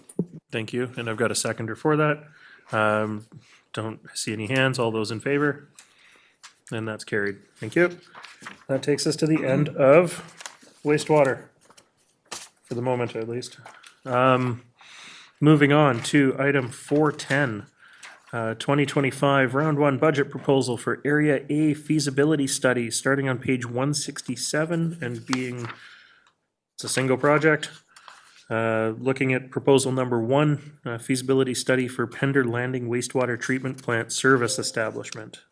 This is Area A, $37,500 funded from taxation. Director Lee. Yes, this will eventually be passed on to the users, but it's an important thing to get done. So I'd like to make a motion that proposal 1 on page 167 be approved and incorporated into the 2025 Round 2 budget. And I've got a seconder for that. Thank you very much. I don't see any hands up. Single participant service, this will be voting all directors. All those in favor? And that is carried. Thank you.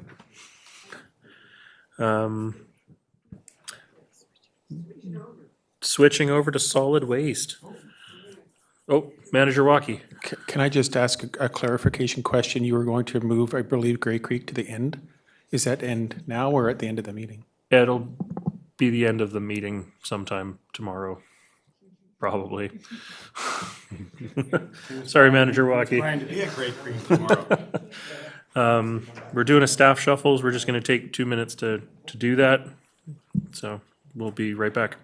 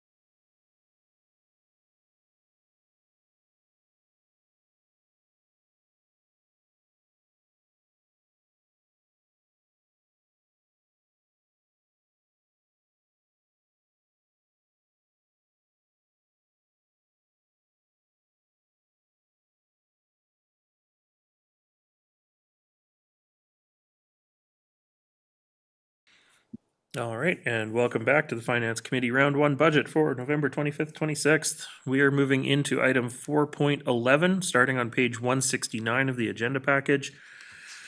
This is Solid Waste Management Plan Update, Inclusion of Long-Range Options. It's here for information. Directors, do you have any questions? There's actually no decisions to make in this particular one until later in the agenda, so. Was there anything you wanted to highlight in this, Manager Soul, before we, okay. I don't see any hands up. Oh, Director Gabius. In spirit of time, I just want to say thank you for the chart on page 171. That really helps put things together, all the pieces connected and interwoven, so thank you. I think this is almost what Director McMahon was getting at when it came to the water projects. Sort of a flow chart of where and how things are moving. Okay.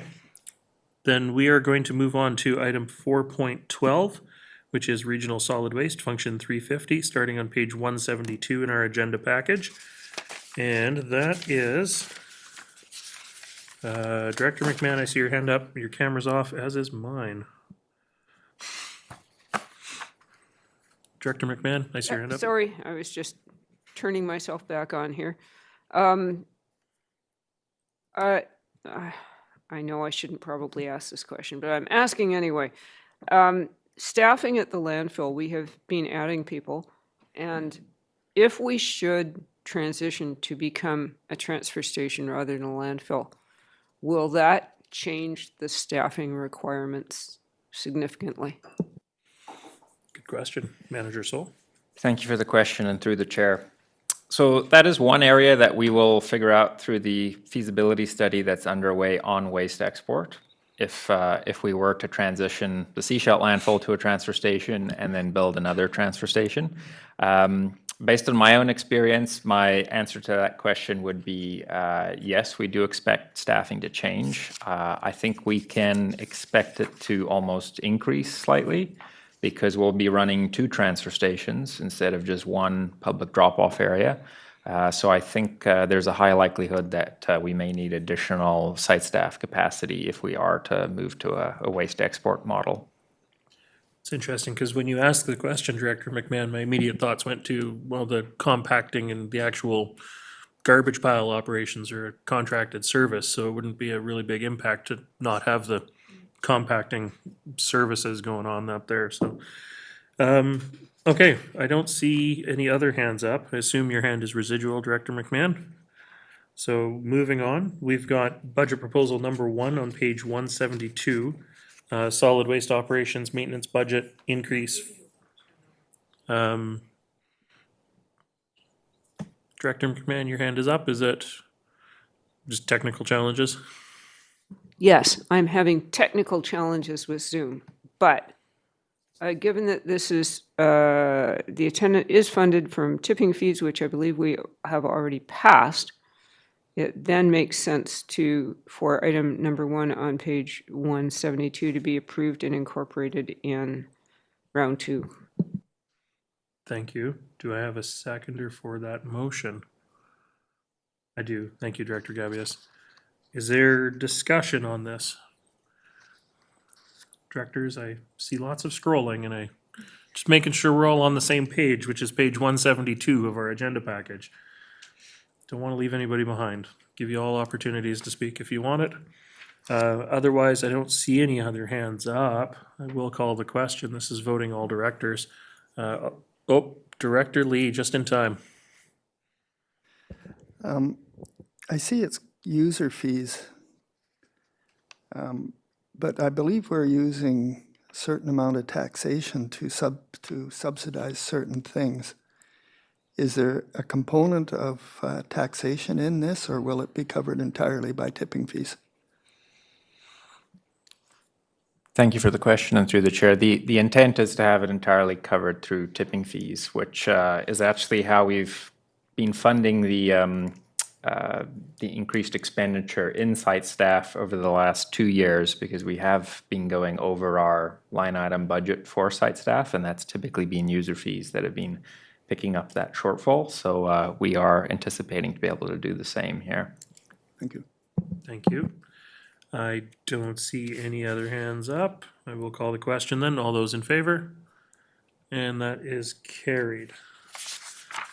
Item number 2 at the bottom of page 173 is environmental monitoring for Seashell landfill and Pender Harbor transfer station. This is $100,000 also funded from user fees or tipping fees. Directors, any questions or recommendations? Director McMahon? You've made so many recommendations today. You're Sorry, I'm trying to, my computer's doing stupid stuff on me, so somebody else gets to have a turn. Okay, Director Gabius? Director Stanford? Somebody, anybody? I move that budget proposal 2 on page 173 be approved and incorporated into the 2025 round 2 budget. Thank you, and I've got a seconder for that. In reading the description, I don't really see that there's a lot of option here. But I do recognize or do acknowledge that this appears to be a primarily contracted out service, so should have a minimal impact on our actual staffing component. So with that, I will call the question. All those in favor? Any opposed? That motion's carried. Thank you. Item number 3 on page 174, solid waste contracts. This is base budget increases. Page 174. Director Stanford. I'll move that budget proposal number 3, solid waste contracts on page 174 be approved and incorporated into the 2025 round 2 budget. Thank you, and I've got a seconder for that. Director McMahon, I see your hand up. Let me let you into the meeting. Okay. Any discussion on the motion? I'll look for physical hands too. If not, I'll call the question. All those in favor? And any opposed? Motion's carried. Sorry, Director McMahon? Okay. Moving on to item number 4, solid waste management plan update, inclusion of long-range disposal options.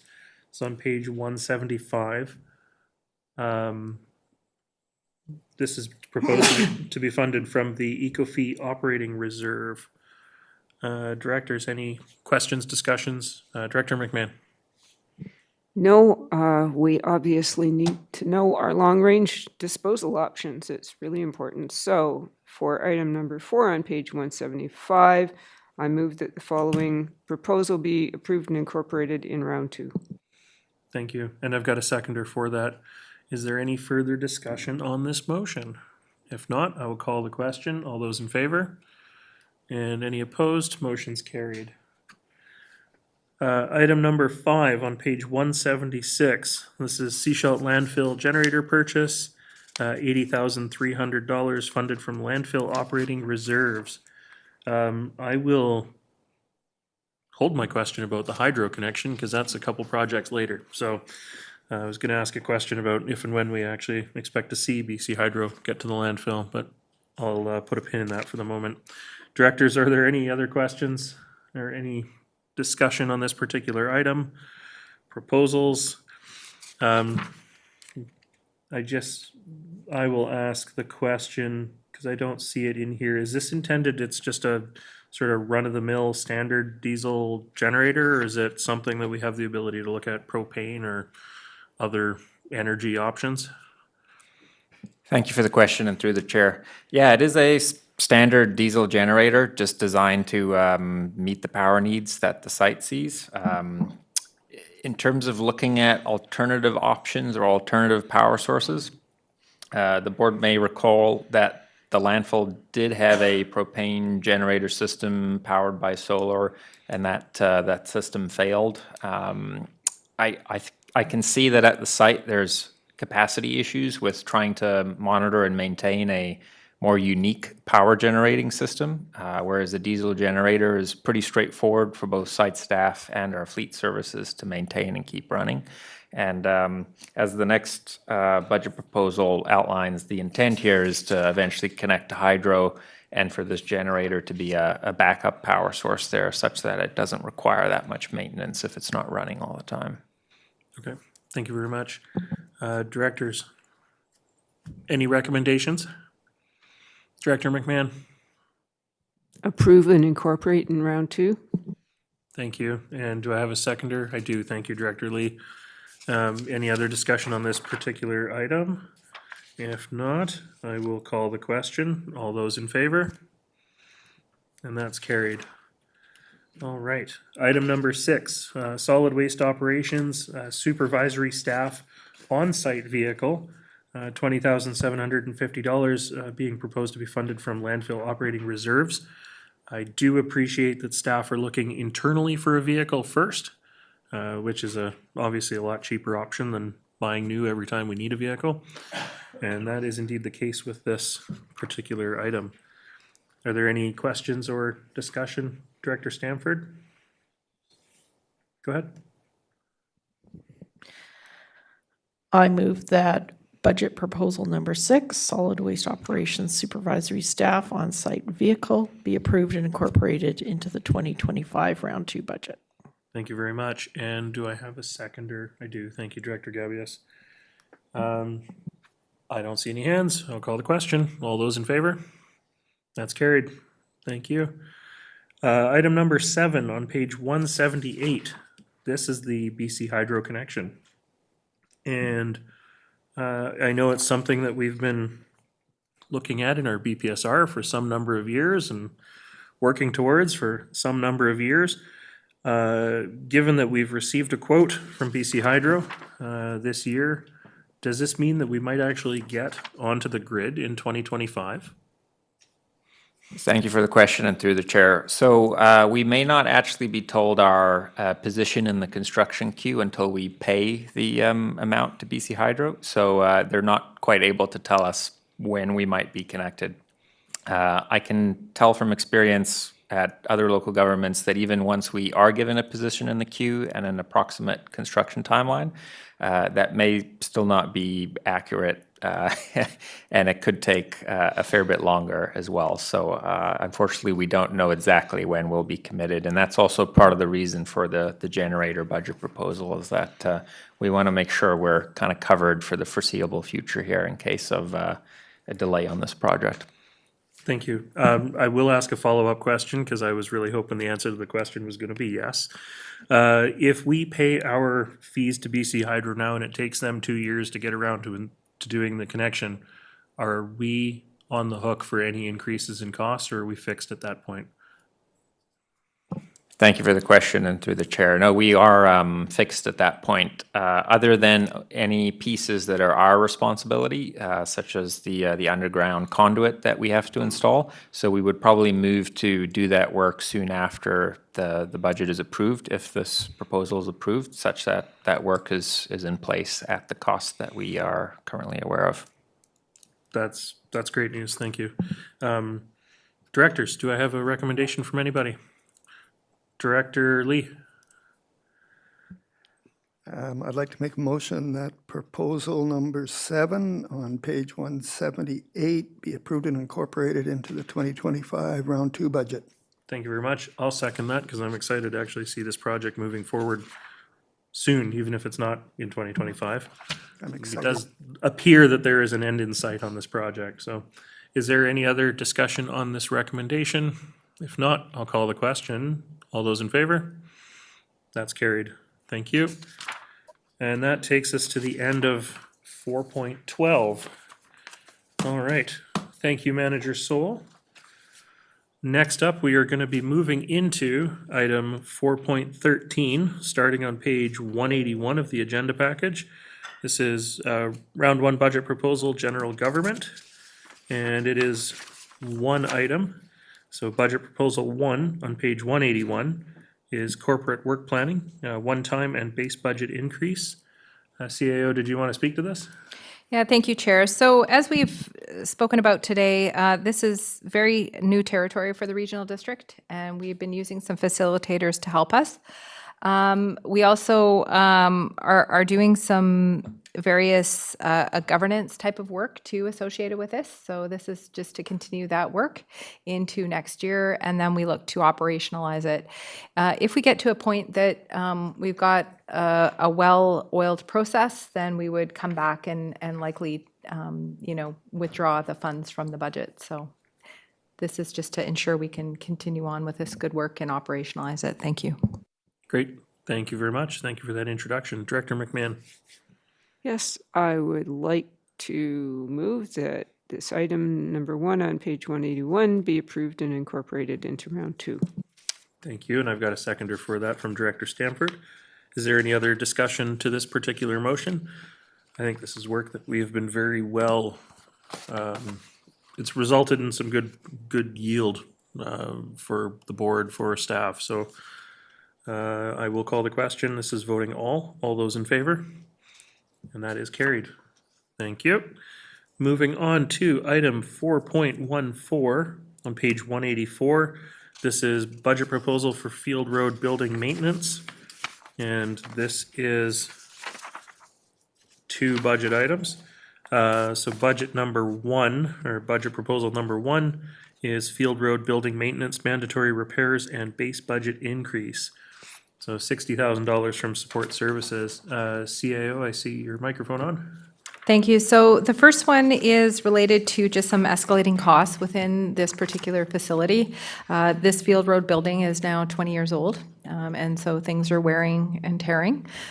So operational costs or maintenance costs, such as our HVAC units, et cetera, need to be increased. So just also in my research, base budget really hasn't been increased here for a significant amount of years. So we've been very prudent. We also are looking to bring a capital plan for the service for this facility as well next year. Great, thank you very much. Directors, any questions, recommendations, discussion? Yeah, the budget proposal is $60,000 to be funded from support services, which of course is spread amongst sort of all the functions based on how they participate. Director Stanford? I'm just going to move that the budget line item number 1 on page 184, titled Field Road Building Maintenance, Mandatory Repairs and Maintenance, be approved and incorporated into the 2025 Round 2 budget. Thank you, and I've got a seconder for that. Is there any other discussion on this particular item, budget proposal 1? I will call the question then. All directors, all those in favor? And that's carried. Now, looking at budget proposal number 2 on page 185, there is one minor change to make to this in that it's $150,000. The funding source is actually MFA loan, not support services. So that was just a typographical error in the agenda. Director McMahon. As somebody who is trying to use the public EV charging station out front of the building, I am enthused at seeing additional EV chargers. So I am happy to move that this item number 2 on page 185 be approved and incorporated in round 2. Thank you, and I've got a seconder for that. Thank you, Director Stanford. I guess the one important thing to note is that this would be charging equipment and as part of the vehicle compound. So while it's intended for fleet services, it does hopefully mean that the fleet service vehicle will get out of the public charging stall that's out front. So any discussion on this particular item?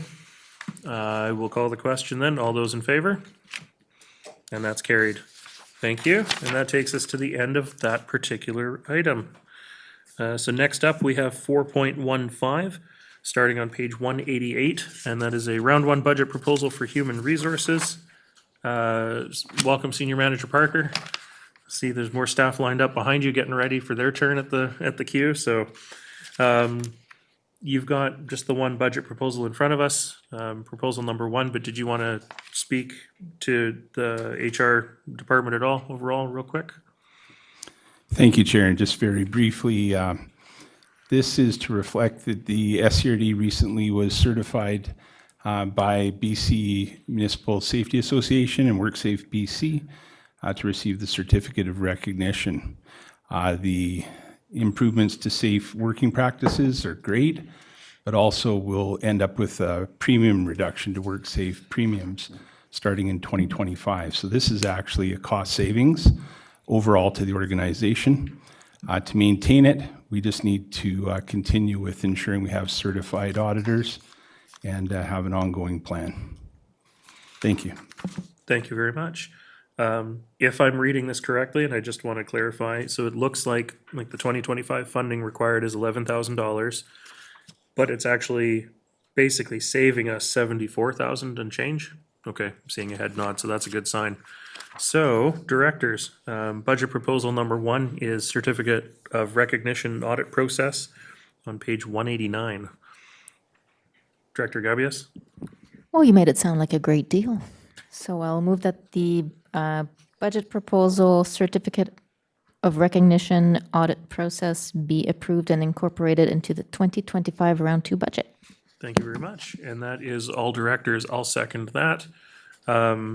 Is there any other discussion on the motion? If not, call the question. All those in favor? And that is carried. Excellent. That's the end of that report. Thank you, Senior Manager Parker. Next up, we have 4.16, starting on page 191 in our agenda package. And that is Manager Nelson from Information Services. And we have one budget proposal in front of us. Number one on page 191 is improved data backup and restoration capabilities. This is $30,000 annually, being funded from support services. Do directors have any questions for Manager Nelson? Director Stanford. I have a question. I think it was last budget process, we approved a security position, or was it the year before? I'm just wondering if that position was filled and is functioning. Through you, Chair. Yes, thank you for the question.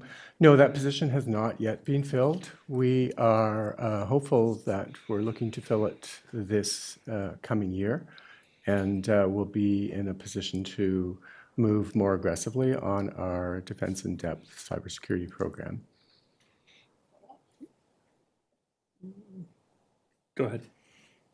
So how does this proposal, does that support that overall concept? It certainly does. We have been able to actually, in our recent update, to knock off about half of the projects on our list for the Defense in Depth program, even without filling that position with existing staff. But there's a number of items that do need to move forward that position will provide an overall oversight for and execution. This one relates particularly to the fact that we have a backup site that is very local. Our backup site is also located within the district of Sechelt.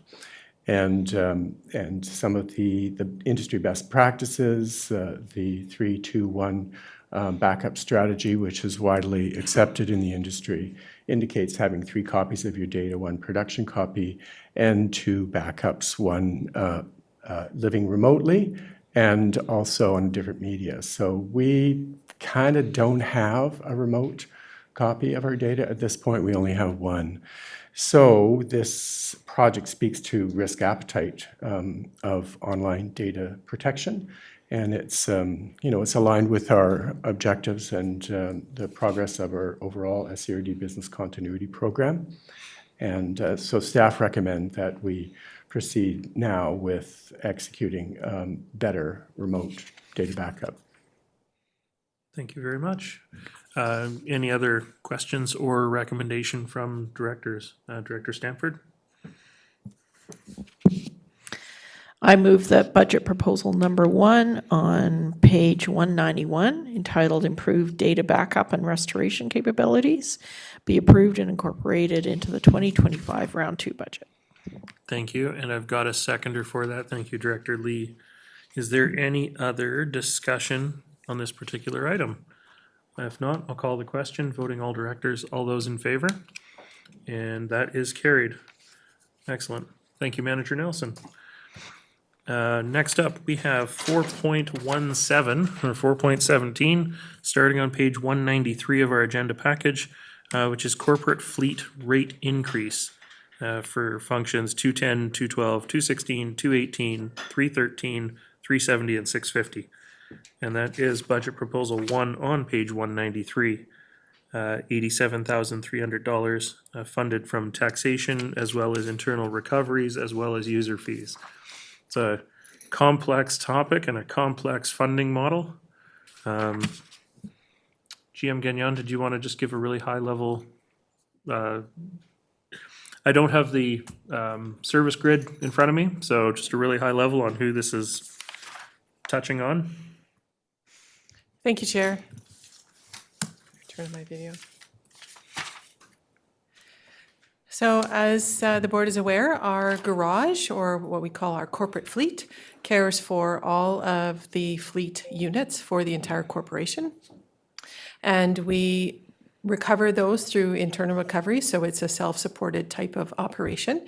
So every year we do a fleet rate review and we look at our billing hours and who's paying into the service and make sure that we can recover the costs associated with the garage. So costs are going up for a number of various reasons, parts, et cetera.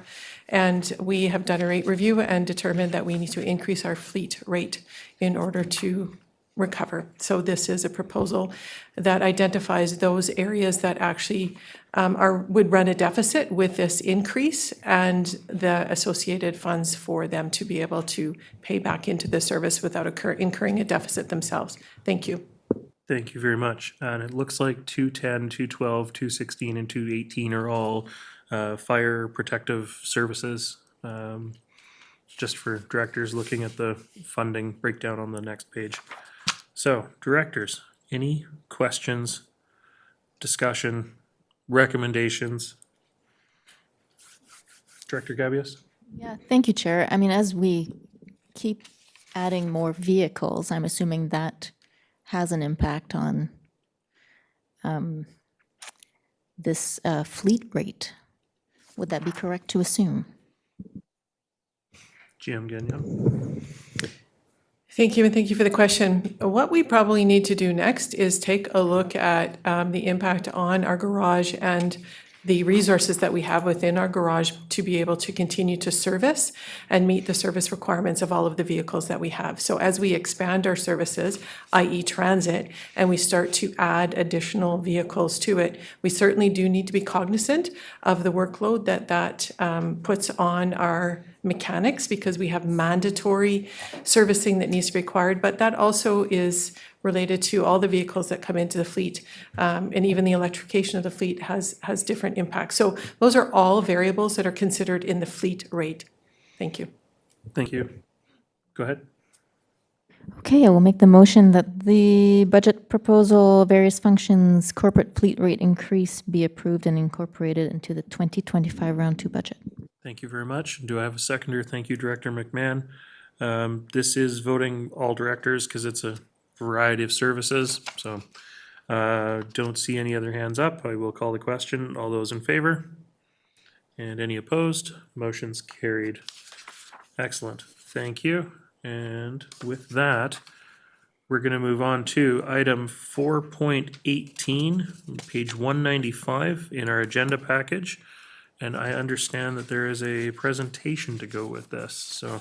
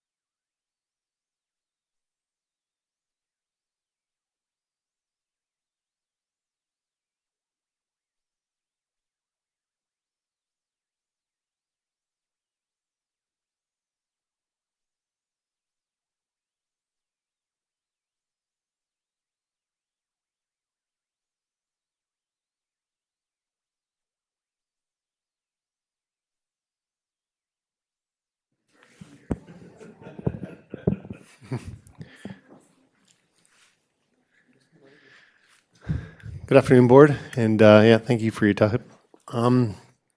Most of you already know me, Chief Ryan Daly, Half Moon Bay Fire Department, but I am joined here by representative members of other fire departments, Gloria Alcock from Half Moon Bay and Chris Morris from Gibson's Fire.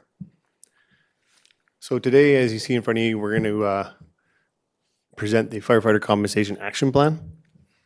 And some important key factors of this plan as it was being built was that it be relevant, that it be equitable, transparent, and have a competitive compensation package, which in turn then would promote firefighter retention, keeps the training, education, and experience from our current members, and it also helps keep safety up on emergency events. It'll assist in firefighter recruitment.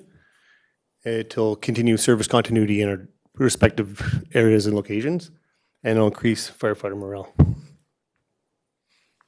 So development since 2024, when you saw me last with this proposal, was we had some gaps. So we had some firefighter communication issues where firefighters still wanted to know more, wanted to know how the service was going to be impacted to them, how their commitment would be impacted. So we had to get some more board preparation and project clarity. So to bridge those gaps, we developed a project team, which included representative members from each department, staff, including finance, communications, and human resources. So this project team met regularly, and through our progress, we updated the membership through 6 bulletins of our progress along the way. SCRD also hired a consultant, Tim Ply and Associates, to do a review, and they went and spoke to each department and its members on their practice nights. And through that, they prepared the Sunshine Coast Regional District Fire Department Compensation Review Report. So to speak a little bit more on that, I'll turn it over to the fire department representatives, Gloria and Chris. Thank you, Chief. Do you want to hit the next slide? No, it's mine. Thank you all for being here today and for allowing us a few minutes. I have been part of this action plan since last year, and it has been truly an honor, and it has been very informative and eye-opening to hear what the fire department members of past were expected of them and what is now expected of us. It's a very, very wide chasm, and things have definitely changed. And as a new person, it's been extremely advantageous for me to hear how it used to be and to be part of where it's going to go. My understanding last year was that there were some gaps and more information was needed. I think that gaps occur because of a lack of communication, and that communication seems to have been bridged significantly with the team that was assembled and with having input back and forth between our members, our chiefs, and the SCRD staff and the board. At the end of the day, the questions that remained unanswered at this time last year were from the firefighters' perspective were twofold, really. One being to be compensated fairly for what we do, recognizing that it's different than it used to be. Volunteers are no longer just volunteers. So we wanted to make sure, the firefighters wanted to make sure that we were being compensated not less than minimum wage, which doesn't seem like a big ask, I guess, but that turned out to be something that was significant to our membership, to make sure that our baseline reflects something that starts at least a fair minimum. And the other was to ensure that there was no loss, that anything that was already being compensated wasn't going to be withdrawn in a new package. So basically, we wanted to start where we were and build from there, and we needed to see it on paper and written out and to be talked about. And that's where the Tim Ply report came in. Having looked at it, I think he captured the essence of what we were saying to him extremely well in the report. So I'll just let Chris speak a little more on that. Thanks, Gloria, and thank you, Chair and Board, for the opportunity to speak. Echo a lot of what Gloria mentioned there about the progress since last cycle. I can say you're now in receipt of the report, Tim Ply report, and membership generally is in support of the recommendations that Tim has put forward. There was thoughtful engagement and meaningful communication throughout, and I can say the same, I think, on the project team. Adequate representation and certainly an improvement that we hope to carry forward durably into the future. So although work does continue to fill in some additional pieces, I can again certainly say that this transition to a modernized paid on-call structure and reflecting those changes going forward is supported by membership. I can speak to a few extra things that the group will continue to work on moving forward. So as with any program change, there's likely to be some policy creation, largely to support clear operationalization at each department. We've already started contemplating this, I can say, at Gibson's, and I'm sure others as well. The second point there, future planning to reduce any gaps. We recognize that there may be some tension between reaching a compensation rate as outlined in some other jurisdictions and preventing unnecessary burden on taxpayers. And there's some planning that can be done to forecast that into the future. And the third point there is perhaps the most valuable. We have really appreciated having a better voice at the table and having direct communication with RD staff, chiefs, and so forth. And that is absolutely critical to not only this, but other pieces as well.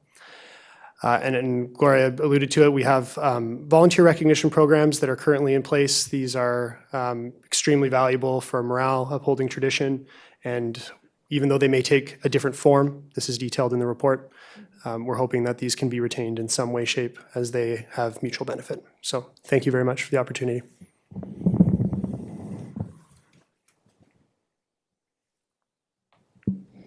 So I think to summarize, the project team has done some really good extensive work, and we would like to see us continue this work. And I guess our next steps for you would be to work on the matrix in that Tim Ply, specifically probably for a budget proposal to the board to consider for round 2. Yet we still have work to be done on those things as well. So I'll be open up to any questions you like. Great. Thank you very much. I think I can stop your screen share from here. There we go. Directors, any questions for the delegation today? Director McMahon. Yes, as someone who does not know very much about fire services, other than that I'm very happy to have it. In the report, Tim Play made reference several times to firefighter associations. What is that?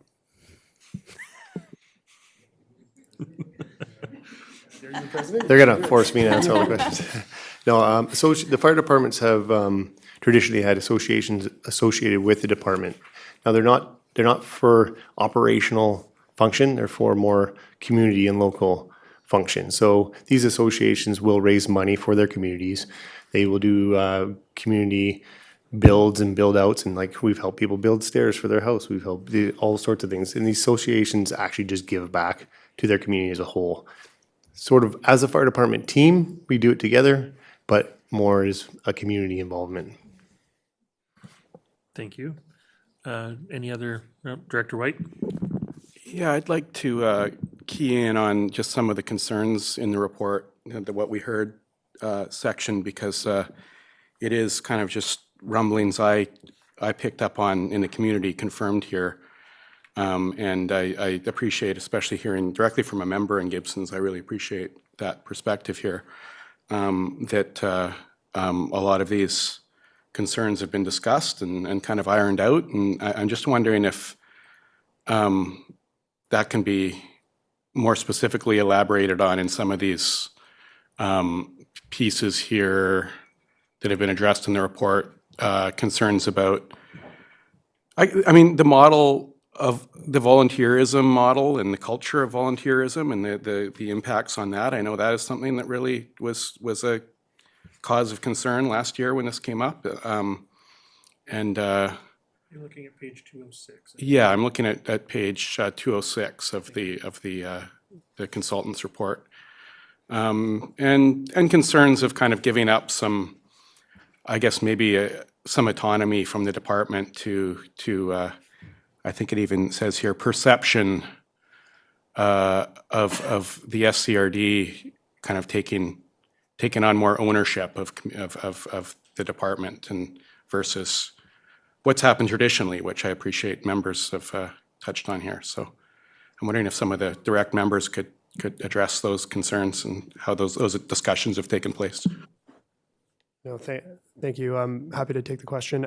So I think what's changed since that time is there were concerns, certainly across, I think, all departments, but primarily in Gibson's, around changes that would be coming alongside a compensation model. So these would be operational changes that would be perceived as disruptive, potentially, and in addition to the cultural changes that you're highlighting there. So what was made clear in communication going forward is that this is a change in compensation, and any operational duty crew structural changes that you see referenced in the report are separate conversations. It felt like a little bit too much all at once at the time, and that has been largely mitigated and resolved via better communication channels and ensuring that decision-making is transparent at this level here. So that's greatly helped. So not perfect yet, but that's the change. Gloria, go ahead. I'll just, because this was interesting to me in the report at the bottom of page 5 of Tim Play's report. He's got a footnote that says, local government hands-off approach to managing volunteer and POC fire departments is sometimes referred to as the fund and forget model. And I thought that was interesting because the reason for the action team, or the thing that I really enjoyed about the action team and being part of it, was bridging that gap between what both sides don't understand about each other. The local firefighters, historically were just a club, sort of, or they were on their own. As time went by and the fire chiefs became paid employees of the district, of the SCRD, I don't think that it was fully understood how that was going to impact the change. So I just really enjoyed being in the middle, learning both sides and being able to relay the information back and forth. And I think that that's really what our action plan group has done for both parties. It's been really eye-opening and really, really great. Thank you. Director McMahon. I also have found this whole thing eye-opening. The report, we talked to Mr. Play, and that was really interesting. And of course, this is playing out all across BC right now. And I go to a lot of conferences, and support for fire departments in small and rural communities is a big topic. So just wondering if through your associations or other avenues, you have opportunities to advocate with the province, because we should probably coordinate our advocacy. One of the issues that was raised was the fact that volunteer fire departments cover off highway accidents right across this province, and it's a heavy burden, and not getting any easier. So, we should explore opportunities to advocate with the province for better policies, better funding, maybe a different model of responding to some of the things that the fire departments are required to do. So if you have any thoughts, do share them. Well, I definitely agree. And we're always, the fire chiefs and the manager of protective services and our managers, we're always looking at ways to create more funding and get grants and or align ourselves with the province. So we'll continue to do that work on all fronts for sure. And we'll definitely, if we can, use our associations for leverage. Thank you. Director Gavious.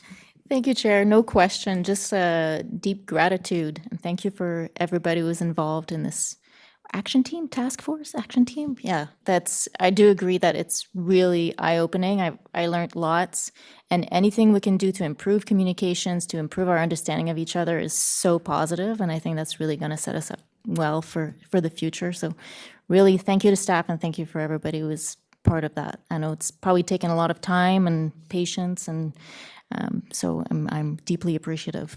Thanks so much. Thank you, Director Gavious. Any other questions from directors on the report, the presentation? No? Thank you very much. Thank you for presenting. We are going to move into item 4.18.1 on page 221, which is Gibsons and District Fire Protection. There are a couple of items in here that are being suggested. Oh, there's one item in here that's suggested to be referred to round 2 budget. But first up, we have budget proposal number 1 on page 221, which is Gibson's and District Volunteer Fire Department Assistant Fire Chief Prevention and Safety. Directors, any questions, discussion, recommendations? Director McMahon. Yes, I would like to move that this be referred to round 2 of budget. Thank you. Do I have a seconder? Thank you, Director White. Realizing that this is a 3-participant function, this is EF and Town of Gibson's. I don't see any, well, I see Director McMahon's hand up, but I assume that's a residual. I will call the question of the 3 of you. All those in favor? And that's carried. Thank you. Item number 2 on page 223 as the SCRD Firefighter Compensation Action Plan, Gibson's and District Fire Protection. It says referred to round 2, but it's actually a recommendation to refer it to round 2. So, Director McMahon. Indeed, I'd also like to move this be referred to round 2, and that's the reason why the whole thing needs to go as one Bundle. package together. And we still have information to receive, so. Yes. I see a seconder for that. Thank you. All those in favor, EF and Gibson's, that's carried. Okay, and item number 3 on page 224, Gibson's and District Fire Protection HVAC heat pump. This is a $33,000 project proposed to be funded from taxation. Director McMahon, I see your hand up. That's a residual, Yeah, it was residual. but you can speak to it anyway since you're part of the service. Look, I'm always in favor of heat pumps. It's just, it's the timing here. Is there a substantial benefit to doing it this year? If it got kicked to next year, would it be the end of the world? Chief Michael. What a great question, because this is all about timing. In our 20-year capital plan, we are ready to proceed with roof repairs replacement. And given that we have an existing air conditioning unit on the roof, we would really like to time this well, where we're not doing silly things on the roof pre or post replacement. So advantageous timing, but I think what I heard is that the timing is the priority behind this project, not that there's a criticality to it. Director McMahon? Well, presumably, if one does a heat pump, one doesn't need air conditioning. Right. Even I get these things. Okay, so item number. Hang on a second. Okay. Sorry, CAO? Sorry to, just on the fly, this could also be funded through LG cap funds, because it does reduce our greenhouse gas emissions. So, sorry, I didn't suggest that earlier. Interesting observation. Director McMahon, does that change where you were going with the recommendation? Actually, if I would, yes, I would vote to include this in the round 2 budget with funding from CCAP. LG cap. LG cap, sorry. It's probably Too a many program initials. name change. And I do see a seconder for that.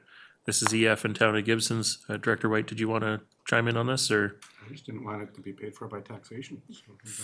Fair comment. I will call the question then, EF and Gibson's, all those in favor? And that is carried. Thank you very much.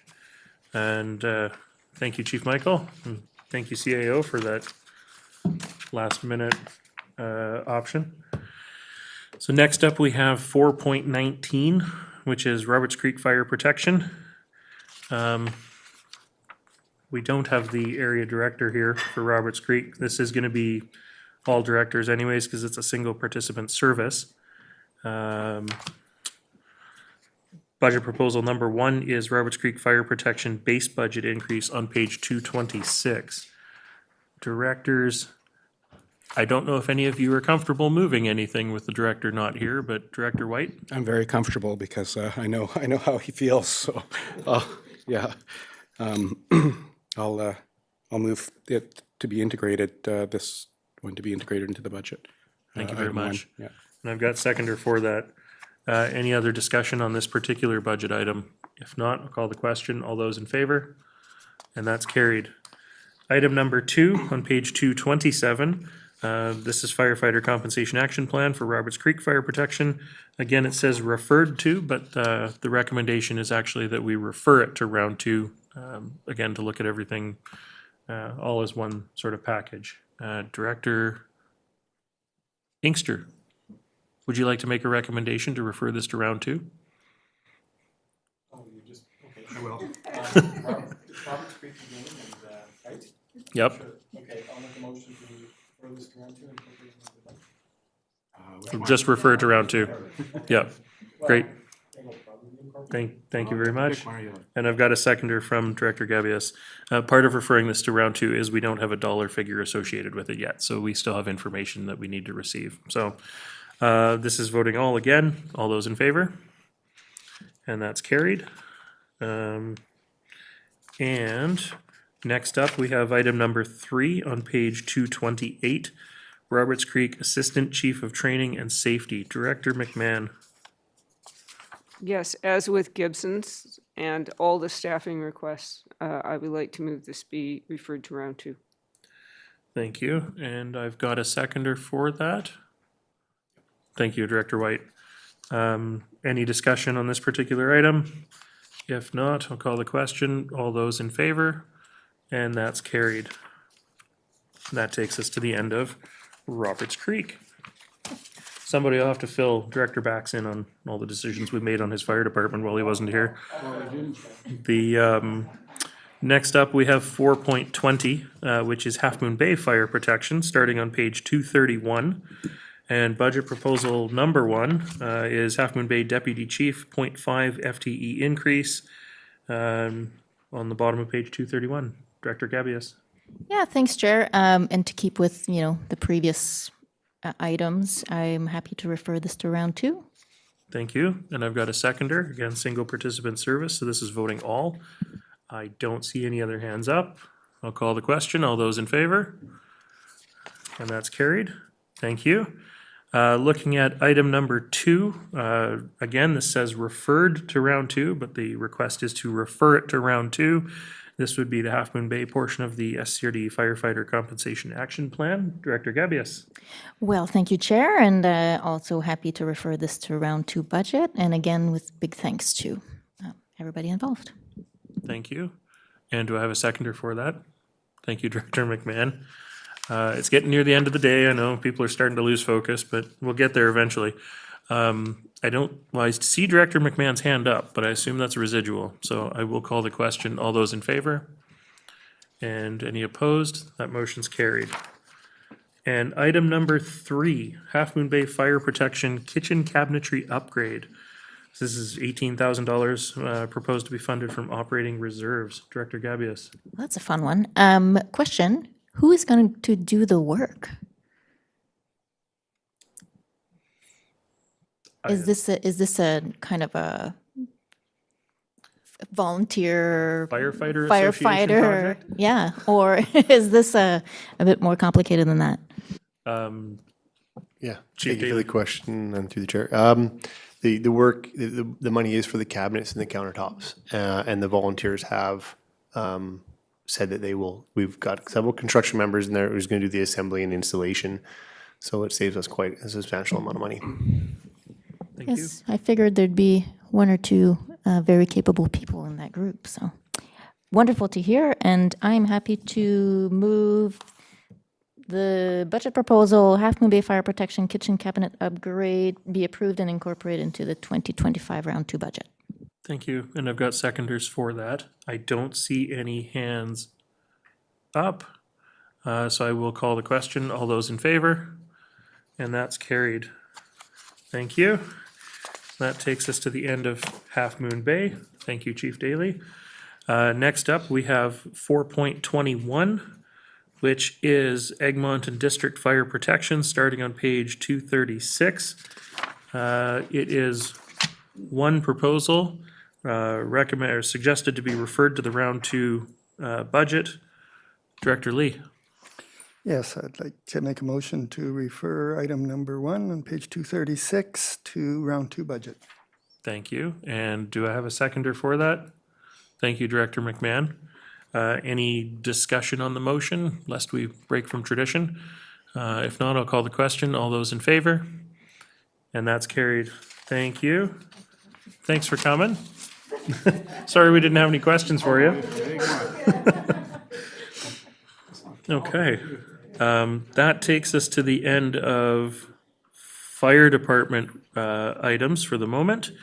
So next up, we've got 4.22, starting on page 239. This is round one budget proposal for emergency telephone 911, function 220. And directors, we have a couple of proposals in here, 3 of them to be exact. Budget proposal number 1, starting on page 239, is 911 radio upgrade, final phase. And there are 2 options shown on page 240.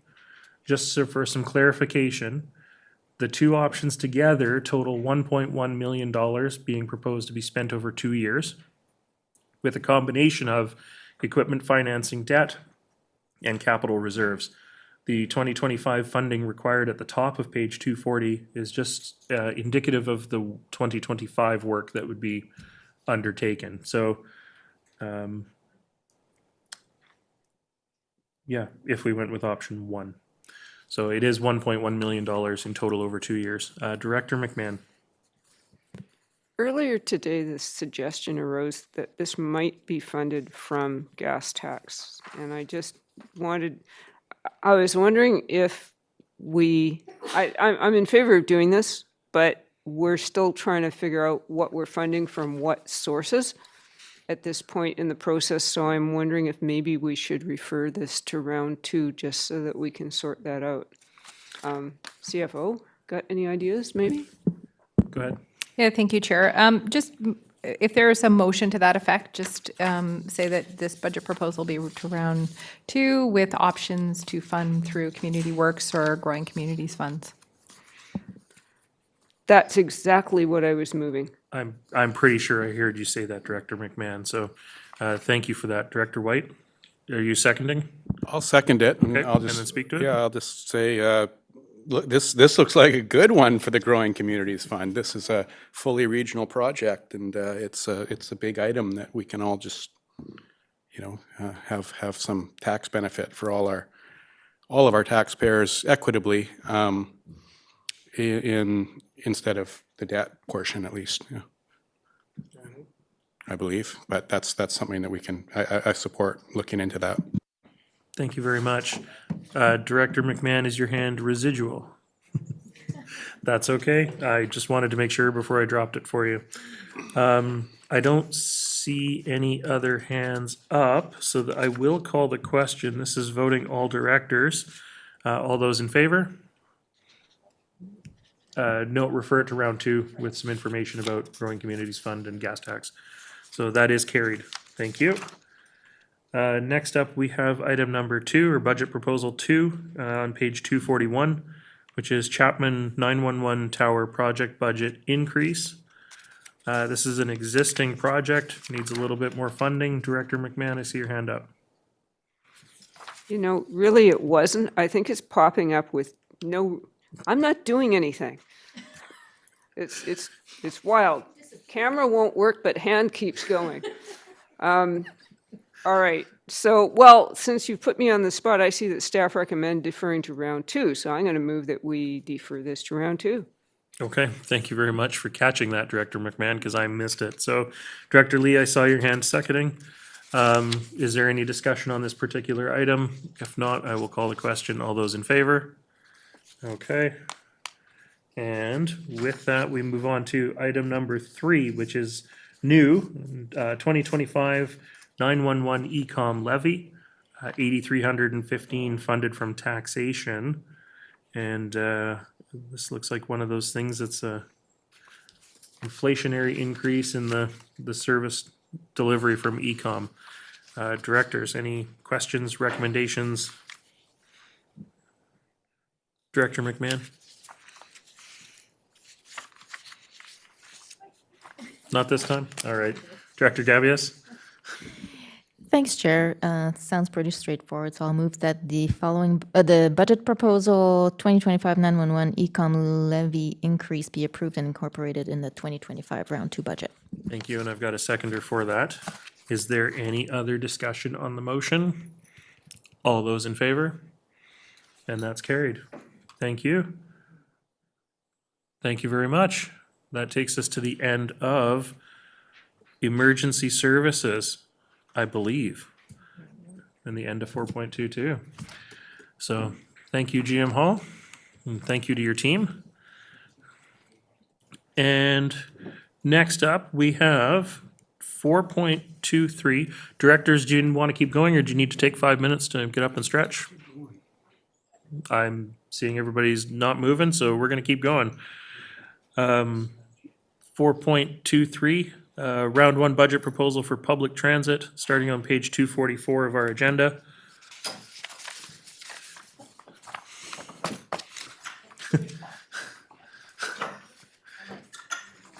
CAO, is that you raising your hand over there?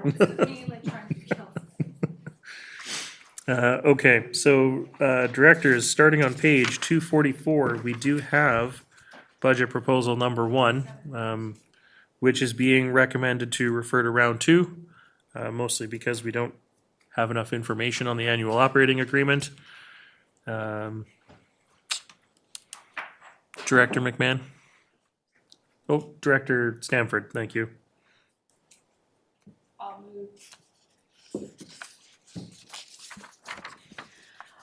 I'll move that budget proposal number 1 on page 244, entitled Annual Operating Agreement Base Budget Lift, be approved and incorporated to 2025. No, Not that's referred not to right. round 2? Yeah, just refer to round 2. I know what I'm talking about. So sorry, the motion is to refer it to round 2? That's right. Thank you very much, and I've got a seconder for that particular motion. Any discussion on the motion? I will call the question then. This is voting B, D, E, F, Seashelt, Gibson's, SNGD, sorry, Area A. All those in favor? And that's carried. Thank you. Next up, we have budget proposal number 2 on page 246. Transit training base budget alignment, $15,850. This is looks to be a purely administrative thing. Director McMahon? Yes, I move that we approve and incorporate in round 2. Thank you, and I've got a seconder for that, Director Stamford. I will call the question. All those in favor? And that is carried. Budget proposal number 3 on page 247, Transit Expansion Priorities 2025. This is $171,000 funded from a variety of sources. Directors, any questions, comments, recommendations? Director Stamford. I'll move that budget proposal number 3 on page 247, entitled Transit Expansion Priorities 2025 Plus, be approved and incorporated to 2025 round 2 budget. Thank you very much, and I've got a seconder for that. Is there any discussion on this motion? All those in favor? And that's carried. Thank you. CAO? Just wanted to make sure that the board was aware of page 248 with the ongoing financial implications. The significant amount is for the subsequent year, so just so people are aware, because it'll mean a big significant jump next year. Thank you.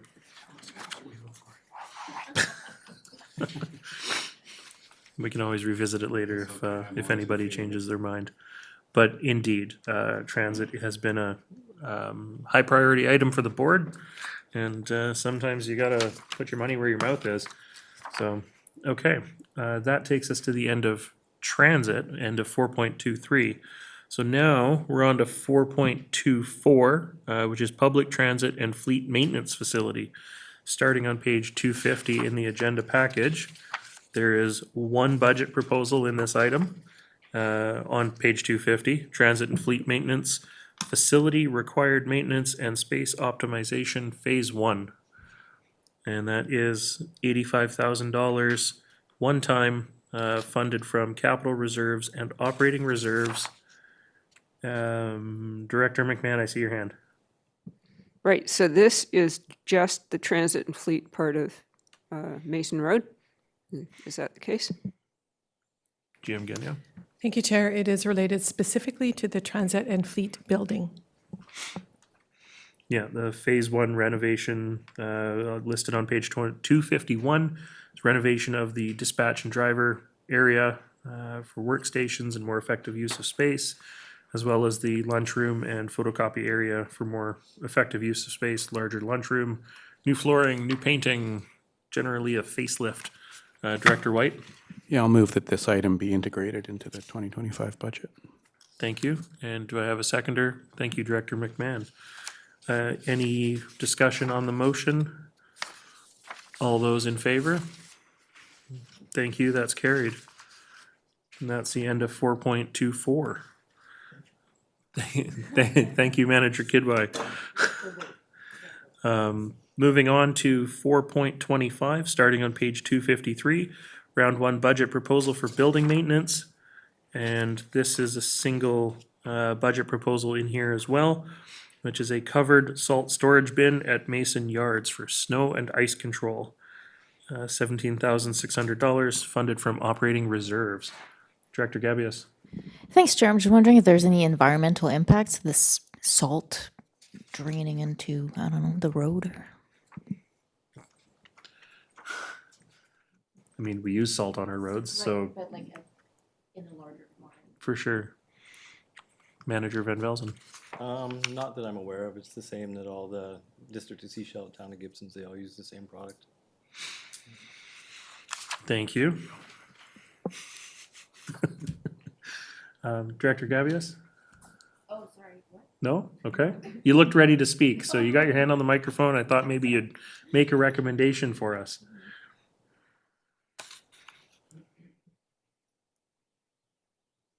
Unless somebody else wants to jump in. It's still waiting on you, Director Gabius. Director White, would you like to make a recommendation? Yeah, sure. This is from reserves, I think, or something like that. It's not from taxation, so it's good planning. It's good planning, and I support integrating this item into the 2025 budget. I'll move that. Thank you very much, and I've got a second. Oops. Thank you, and I've got a seconder for that. This is going to be voting all directors. Directors, did you have any questions on this one or any debate?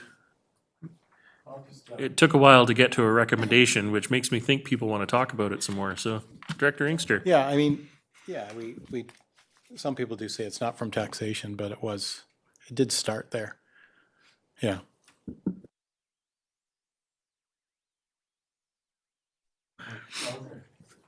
Okay, I'm going to call the question then. This is voting all directors. All those in favor? That's carried. Thank you very much.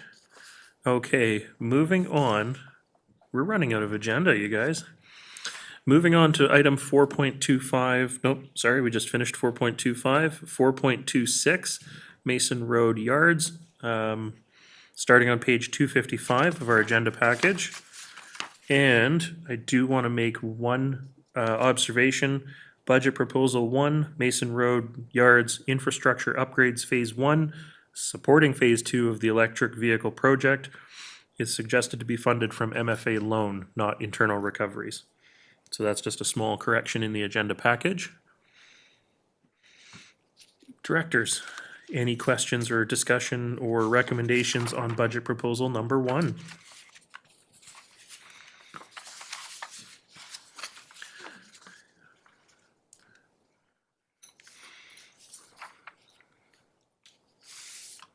Director McMahon? You love electric fleet? Yes, I do love electric fleet. And not only that, I got to go to the great workshop on Mason Yards and with BC Transit, which was really interesting and very informative. And I thoroughly enjoyed that. And it's more fun than solid waste, really. So, yeah, we have to do something. If we're going to have more transit, we have to have more room for it. I mean, that's the basic thing. So I'm willing to make a motion that this be approved and incorporated in round 2. Thank you. Do I have a seconder for that? GM Gagnon, I'm not ignoring you. I'm just getting the motion on the floor first. Thank you very much. GM Gagnon? Thank you, Chair. I just want, for greater clarity, to make sure that everyone is aware this is not related to transit. This is related to corporate fleet at Mason Yards. Thank you. Thank you. Director McMahon, this may, I don't know if this changes your mind about electrification of the fleet, but anyways, the important clarification. Director White. Yeah, I just had a question about that fancy acronym that got pulled out of the hat for the heat pump earlier. Yeah. Does this, I trust that doesn't apply to this, or else we'd be seeing it here, but why, I was just looking where at might that. it fit into it? Well- Would it be possible? I think we should look at it. So can we revisit this one and the Field Road one as far as funding goes at the end of the agenda? Please? Okay. I have a motion on the floor, which is to incorporate it. So I would suggest Director McMahon. Are we referring this to round 2 with more information from staff on funding options? I think that would be okay as well. The comment from the CAO was just to push it to the end of the agenda, but I am supportive of pushing it to the next round so that we can have a more holistic conversation about it. But I do have a motion on the floor that we need to defeat first, so I'm just going to call the question on it. All those in favor Okay. of incorporating it? We can refer the motion, though. I think that's what Director McMahon was doing. It's okay. We can defeat. Yeah. I love defeating my motions. Perfect. All those opposed? And that's defeated. Okay. Director McMahon, you want to try again? Yes, I'm moving that we send this to round 2 with requesting more funding options from staff. Thank you. And do I have a seconder for that? Thank you, Director Lee. I will call the question. All those in favor? And that's carried. Okay, thank you. And that's the end of that item in the agenda.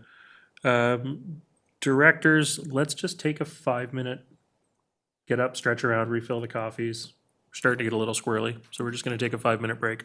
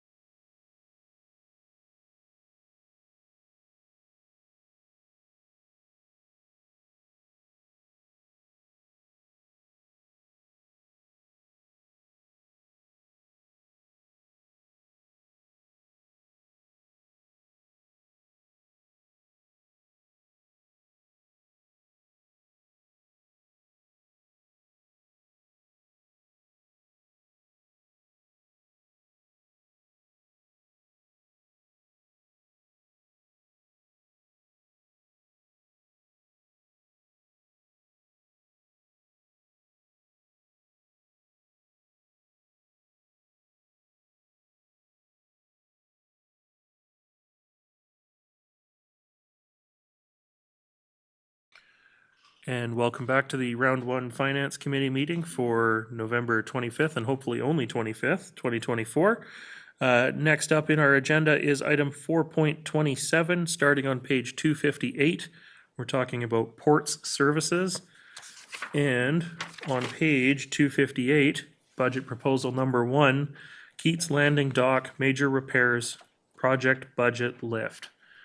And this is area F, service impact, but B, D, E, and F because it supports function. So directors, any questions, discussion, recommendations? Director Stamford. Thank you, Chair. I would like to move that budget proposal number 1, entitled Keats Landing Dock Major Repairs, Project Budget Lift, be approved and incorporated to the 2025 Round 2 budget. Thank you, and I've got a seconder from area E. And I don't see any hands up, any debate or discussion on the motion. B, D, E, and F, all those in favor? And that is carried. Okay, thank you. Moving on to item 4.28, starting on page 261. We're looking at recreation facilities. And bear with me while I get my pages sorted out. So on page 261, we have budget proposal 1, which is facility services inflationary expense increase base budget lift. There's an ongoing as well as a one-time cost, with taxation funding the ongoing, operating reserves funding the one-time cost. And directors, any questions, discussions? This is B, D, E, F, Seashelt, Gibson's, and SNGD. When we get to a recommendation.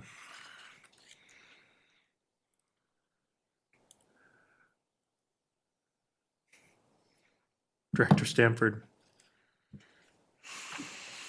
I move that budget proposal number 1 on page 261, entitled Facility Services Inflationary Expense Increase Base Budget Lift, be approved and incorporated to 2025 Round 2. Thank you, and I will second that since everybody seems to be madly reading the proposal. So is there any discussion on the motion that's on the floor? If not, I will call the question. All those in favor? And any opposed? That motion is carried. Item number 2, FTE alignment for joint use agreement staffing. This is on page 263. This is an internal recovery, so it seems to be sort of an administrative matter. Director Stamford? Sure. I move that budget proposal number 2 on page 263, entitled FTA Alignment for Joint Use Agreement Staffing, be approved and incorporated to 2025 Round 2 budget. Thank you. And I've got a seconder for that. And I don't see any hands up. I will call the question. All those in favor? And that is carried. Item number 3, Seashelt Aquatic Center, pumps for water features, slide, lazy river play features. This is $44,100 as a one-time coming from operating reserves. Director Inkster?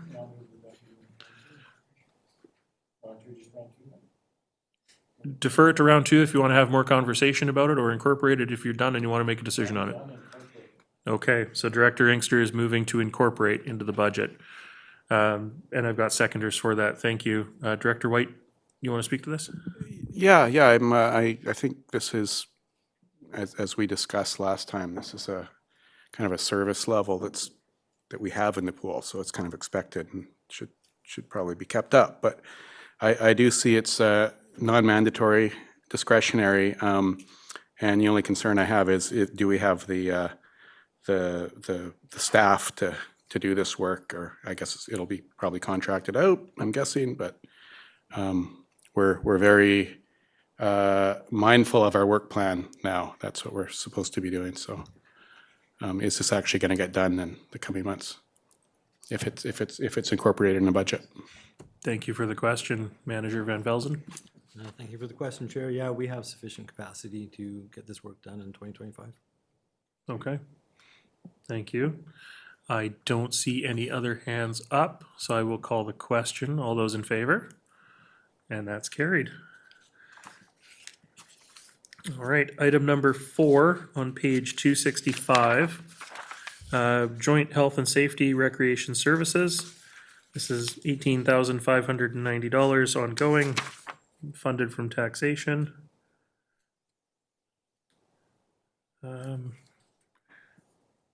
This is a full year cost. This is not prorated. Directors, any questions, discussion, recommendations? Director Gabius? Thanks, Chair. Just a question, is this, does this give us the same benefits as what Manager Parker was telling us about earlier? Are there some cost savings associated with that oh, no, it's not the certification, that's the committee to audit. Okay. Never mind. Okay, sounds like you answered your own question. I perhaps? did, yes, I went around and I answered it. So I'll move that the budget proposal, Joint Health and Safety Recreation Services, be approved and incorporated into the 2025 Round 2 budget. Thank you. Do I have a seconder? I do have a seconder. Thank you, Director Stanford. Welcome back, Director Bax. Just in time to vote on budget proposal number 4 on page 265 in the agenda, which is Joint Health and Safety and Recreation Services. So I don't see any other hands up. And the motion is to approve and incorporate into the budget. I will call the question. All those in favor? And that is carried. And that takes us to the end of that report. Director McMahon. I'm really glad that Director Bax is here because I'm back, and I really apologize for this. I didn't think it through, but I'm back at the Keats Landing Dock major repair.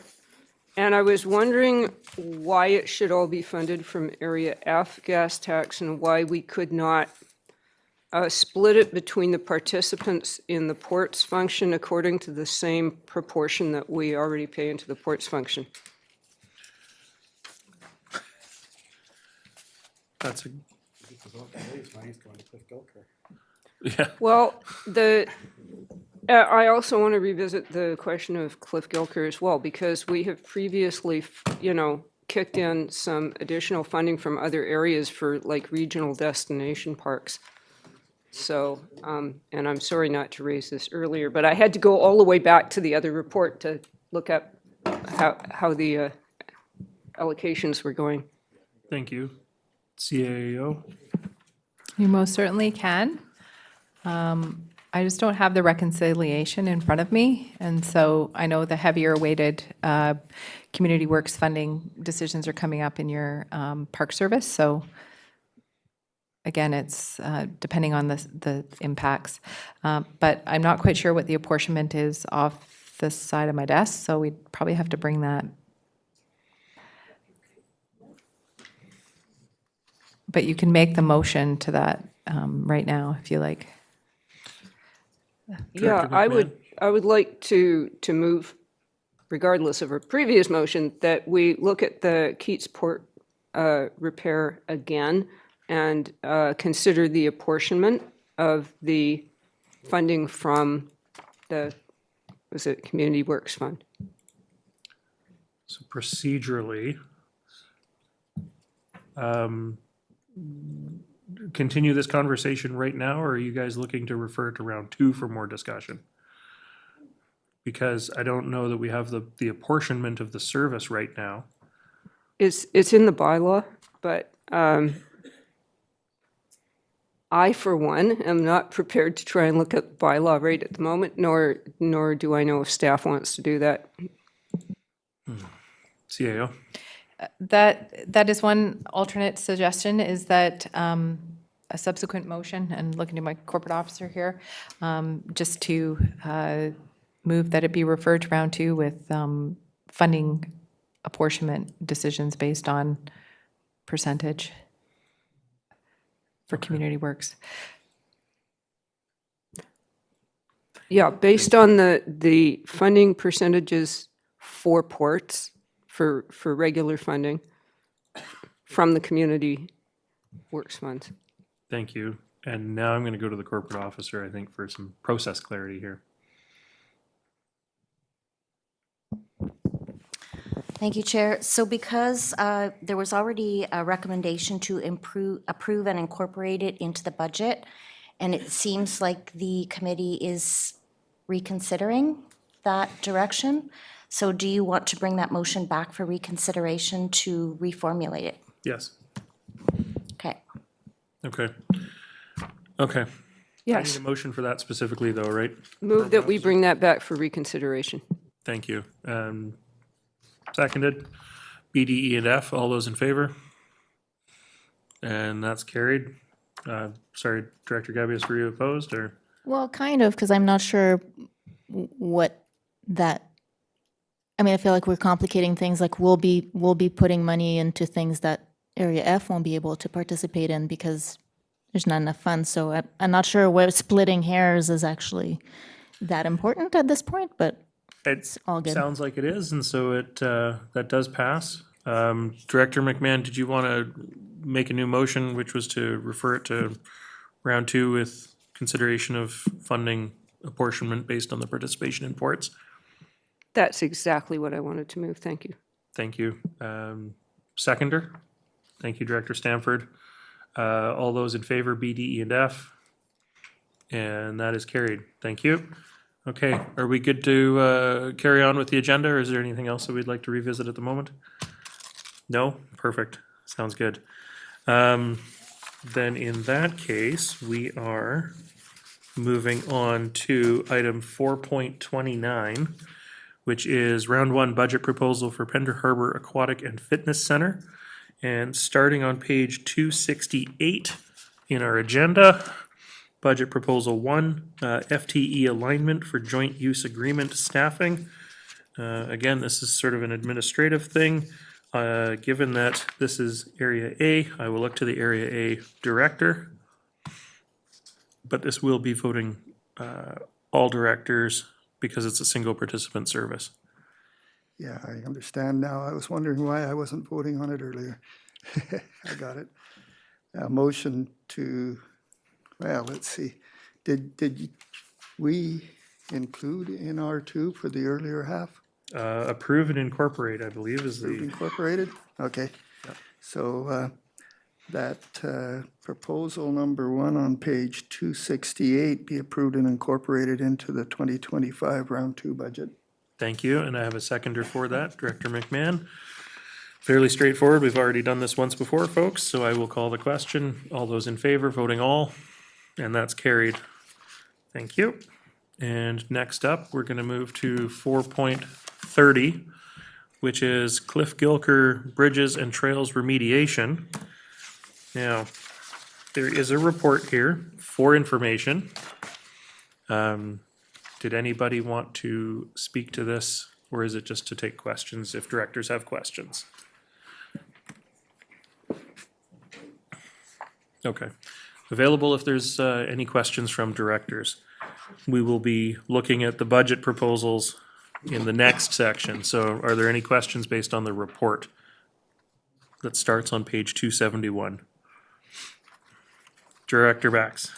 Yes, I see that according to the feedback that the survey garnered, is that although the public is not terribly concerned about the cost of the project, I'm not sure if they all know how much it is going to cost. There is a desire for more of the bridges to be fixed, and there was, I believe, if you read the report, there's a desire to use wood, natural materials within the rebuild. I was wondering I know that we've been told that the wooden bridge isn't going to last as long, but has there been cost comparisons made between the rebuilding with wood as compared to with steel, and if we've, because a steel bridge, if a steel bridge was across the creek during the event of 3 years ago, it wouldn't have fared much better than any of our wooden bridges, I don't believe. I'm just wondering if there's been a cost comparison done between the different materials. Great, thank you. Manager Huntington. Thank you for the question. A cost comparison for wood log stringer bridges, which is I think what you're referring to, was not included in the report by the engineers as a recommended design, and therefore there has not been a cost comparison done for wood stringer type bridge. The engineers recommended different types of structures, and the one that we have landed on is a nice compromise to suit the aesthetics of the park is a metal structure underneath with wooden features up top to sort of blend with the environment. And also the bridges that the engineer recommended are above the top bank of Clack Creek to avoid any possibility of damage during high flow events. Thank you. Thank you. Jim Gagnon. Sorry, Chair. Thank you for the question, Director Bax, and I appreciate that you've wanted to ask that for a while, so I'm glad you brought it forward. I just want to reiterate that last point that Manager Huntington said, and I appreciate her reviewing the report in detail to take a look at why we landed where we landed with the type of bridges. And one of the reasons that our bridges failed was because they did not span the creek. So it is really important that we look at the longevity of it because Clack Creek has significant flow during these high water events. And so that having something in midstream caused failure earlier than it should have. And secondly, wood stringer, she has the jargon that I don't have, but for some of the spans that we're talking about, they actually structurally would not be able to hold the weight. So that's why we have landed on, the engineer landed on the recommendations that he did. Thank you. Thank you. I'm going to go to Director McMahon and then Director Inkster. I was just wondering if there might be an opportunity to stage some of this work. I was looking at the minimized scope of work.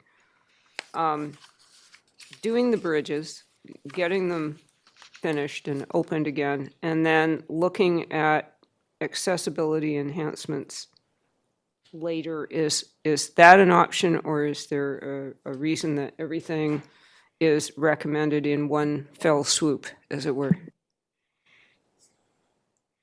Go ahead. Thank you, and thank you for the question. So the staff recommended option is not everything. It's actually, it does not include the replacement of 2 bridges, despite the community wanting all the bridges replaced. We're trying to balance the fiscal cost of that and the redundancy of those bridges. Although they're valued by the community, they are redundant. They just provide additional crossovers, so they're not necessary for the accessing of the park. There are options provided in the staff report if the board does want to decrease the scope that staff has recommended. That option, I think I listed the option as the minimal scope of work that does take out the accessibility and some of the enhancements to the trails. So that is listed at a cost of 1.198 million instead of the 1.6. Thank you. Thank you. Director Inkster. Thanks. I was just making sure that, talking to Director Bax really quickly about choice of bridge, sounds like metal is being chosen, was what the indication was, and I'm assuming that the staff was able to look at the bridge that's just over there, that the District of Sechelt put in that spans the Airport Creek over there, big metal bridge. And it's a good example of what could be utilized because of the strength and the span length that it does. The other question I was just as encouraging you to look at that is, so there's one bridge being chosen. Has that decision been made already? I'm not clear. Just reading the material where it is. It has names, but is it the top bridge? Thank you, and thank you for the question. So the lower bridge, which is further on down in the park, has failed and it's currently closed. Yes. The upper bridge, which is the bridge right off the parking lot, is what's called the upper bridge, and Yes. that's the main access point. Yes. That too is at the end of its life, and I think we've actually just recently closed that as well, based on a recent engineer Sadly, report. yes. Yeah. Thank you. Yeah, and is that the one that they're replacing? And That's one of the ones being proposed for replacement, yes. fairly quick, Yeah, good. Upper Bridge It's- and it's Gorge your- Bridge. Yeah, good, because it's a regional jewel, and it's probably your best bridge and services a lot of people, including people with access issues. Thank So, you. Yeah. Director Gabius, and then I'll go to Director Bax. Yeah, thank you, Chair. I really appreciate that staff came back with a more minimized scope and good balance of what needs to be done urgently. And of course, like decommissioning the bridges is quite important so that, they're not sitting closed, making people wonder why they're not open. And I'm wondering if the accessibility enhancements, are these going to come back next year as budget proposals? Are those being deferred? If this was to be the chosen path, I If we guess, went with yes. the $1.198 million option, Thank you. That would be at the discretion of the board to make that type of recommendation. Thank you. there might also be accessibility grant options available too that could always be explored. Or community partnerships with somebody like Rotary or what have you. Director Bax. Yeah, speaking of community partnerships, I want to emphasize that my community and other members of the Sunshine Coast community are very eager, interested, capable of assisting in any remediation work that needs to be done in the park.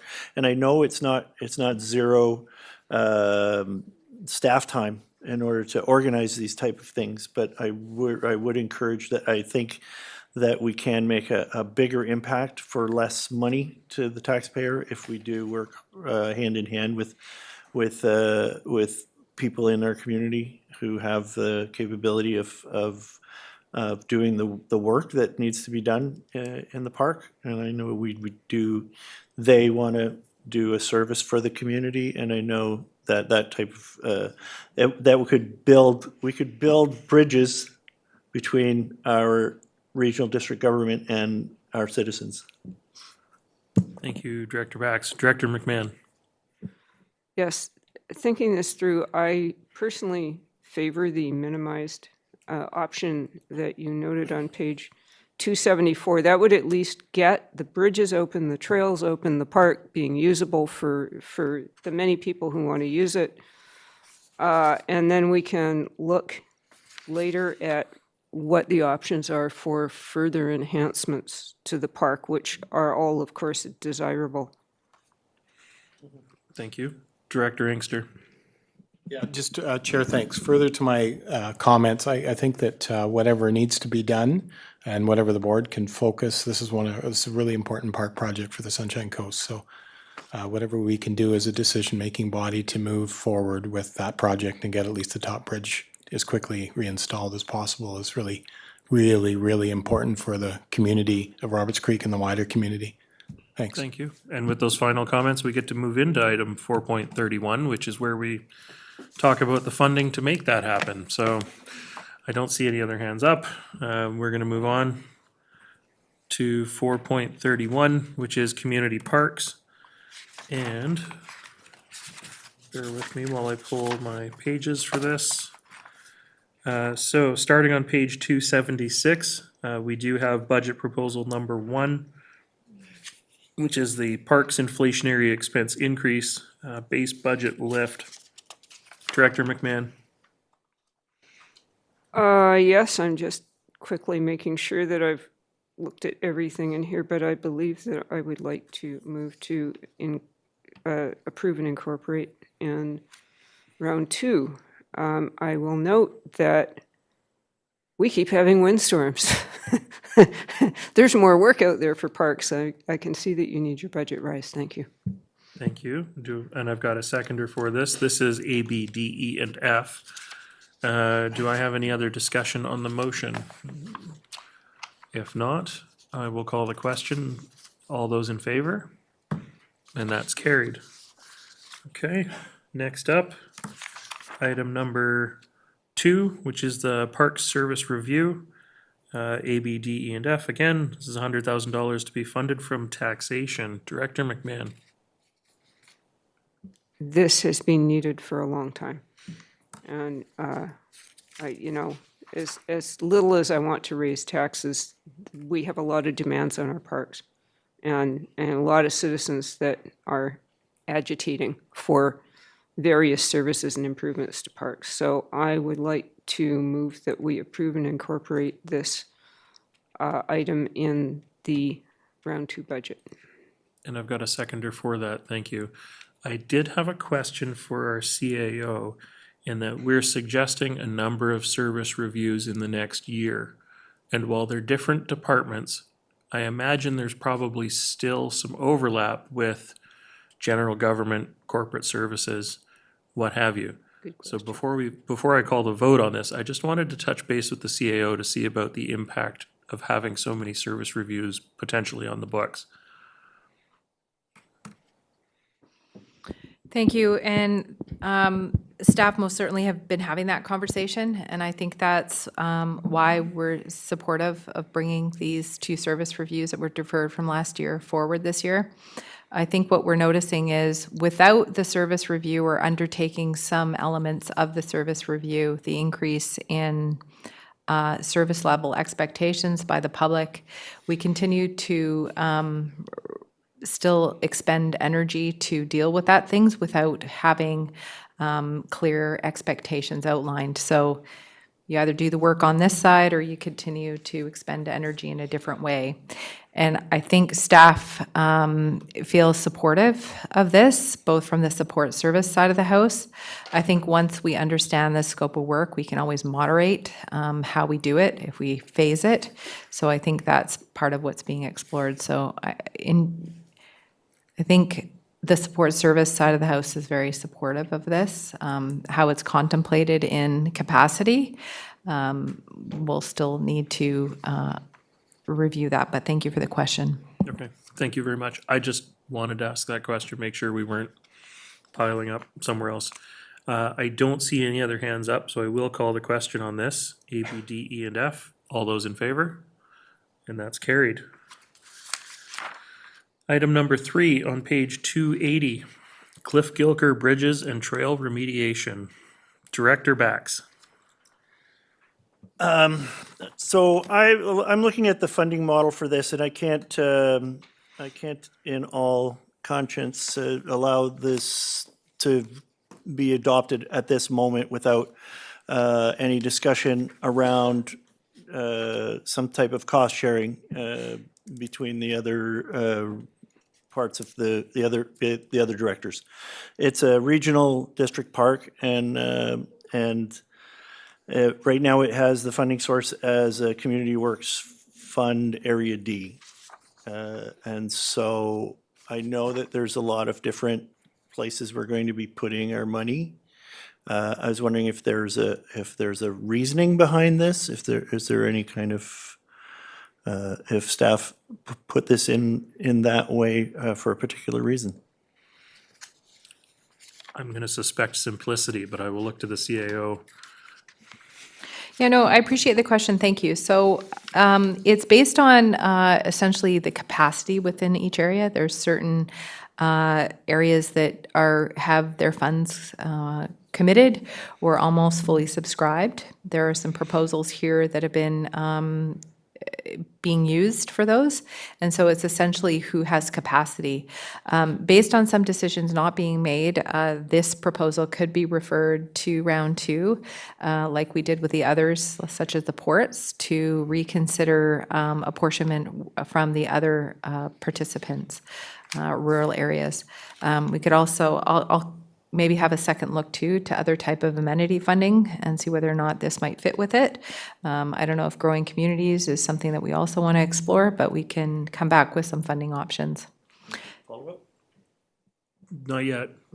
The only other clarity in that would be, was there a subsequent motion? I think it was more expressed on an appetite to have a reduced scope. So I think some clarity on that one before we go off, because it's quite a significant spread of about $600,000 or so. So clarity on that front ahead of if it's going to be referred would be helpful. Thank you. Thank you. Director Bax, is it a follow-up? Because It's a referral. I would prefer to refer this to round 2 budget with some more information coming forward as to where the funding's coming from and some more discussion as to which one we're going to pick. Okay, so you're referring the $1.671 million to round 2 with more discussion around the apportionment. Yes. Okay, I'm gonna look for a seconder, but the conversation, I think, doesn't support that. So I don't see another hand up. Director McMahon.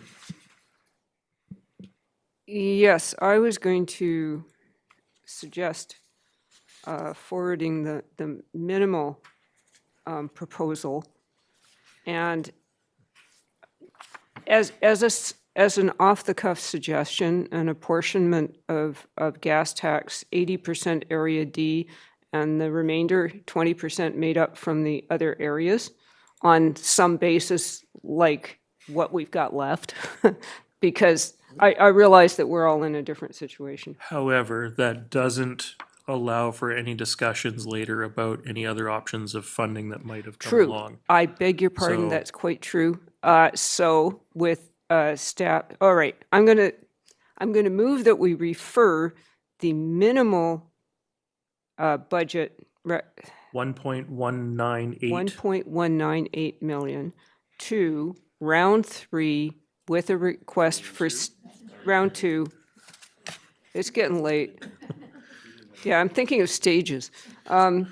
With a request for staff to come back with some more funding options. Okay, Thank you. thank you. Do I have a seconder? I've got a couple of seconders for that. Thank you very much. Any discussion on that motion? Director Lee? Yes, I'm in favor of doing that because I think we have to look at spending all our gas tax and figure out what the heck we're going to spend it on. And we just need to spend it all. So, so by the time we get to round 2, we should understand the big picture and where everything's going.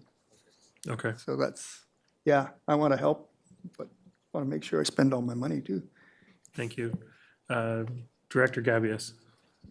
Thank you, Chair, and I'm just follow up on my earlier comments.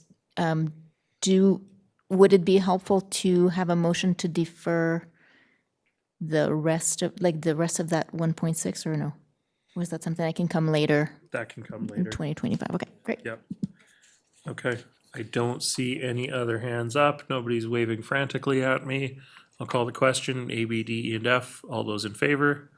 And that is carried unanimously, I might add. All right, item number 4 on page 281, Egmont Park repairs, $184,000. There is a staff recommendation here. I'm assuming that's to be deferred to 2026, though, not 2025. Director Lee.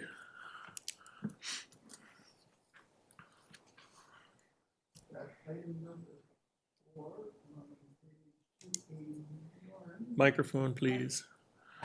Item number 4 on page 281, I was just practicing, be deferred to 2025. 2026. Apologize, 2026, please. That's okay. You're reading it right off the page, so thank you very much. And I've got a seconder for that. Any other discussion on the motion? All those in favor, A, B, D, E, and F. Any opposed? Director Bax opposed? I missed the. Okay, Director Bax is not opposed. Motion's carried. All right, item number 5, Chaster Park temporary access and parking enhancements on page 282. Director McMahon, I see your hand. Yes, I am.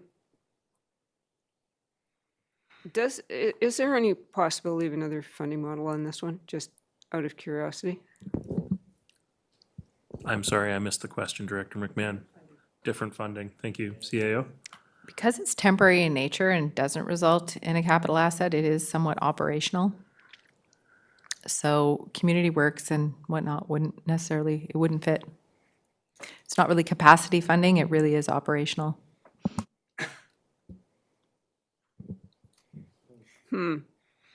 This is climate mitigation and adaptation.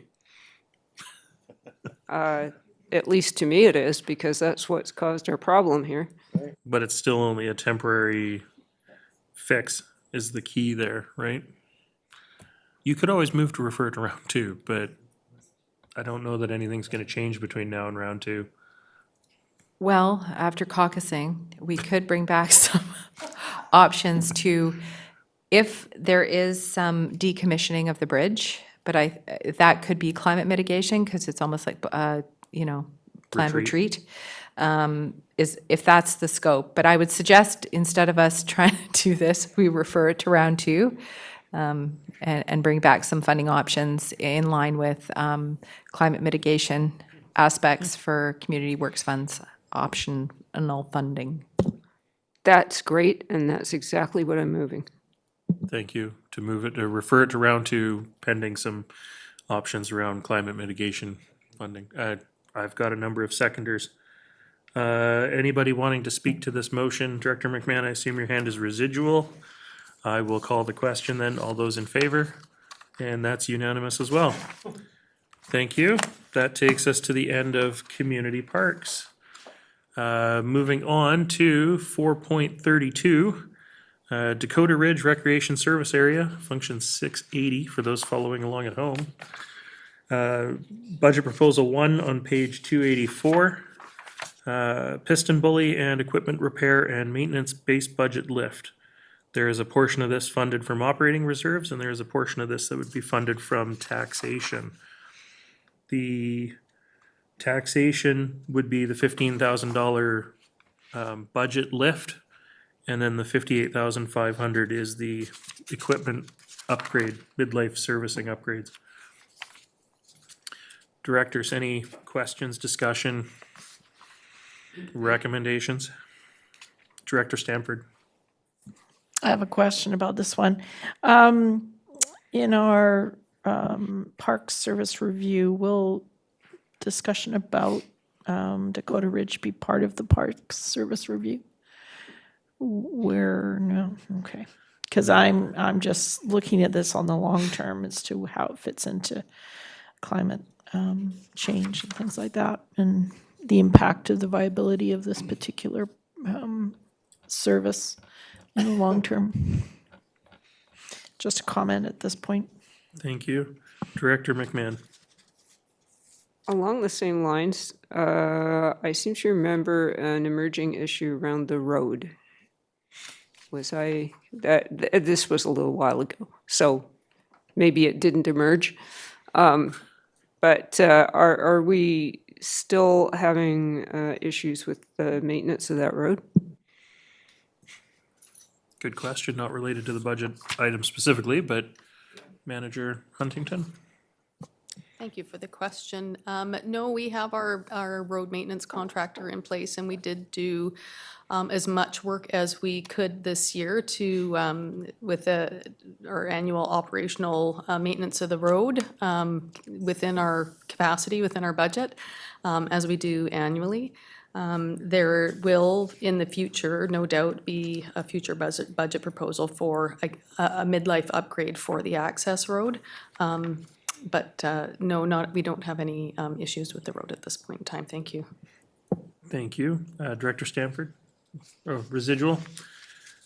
All right. Honestly, I think $58,000 for a midlife upgrade is probably a lot better than we're going to fare if we needed to replace the piston bully. So, Director Lee, I see your hand up. I just love the name, so I have to make the motion. That proposal number 1 on page 284 be approved and incorporated into the 2025 round 2 budget. Can't let the bully die. Thank you. I've got a seconder for that from Director McMahon. Is there any other discussion? It does sound like something that should be in a logging camp, doesn't it? All right, I will call the question. This is voting all directors because it's a coast-wide service. All those in favor? And that's carried. All right, moving on in our agenda to item 4.33. Thank you very much to Community Services. And this is regional sustainability that we're going to be moving into on page 287 of our agenda package.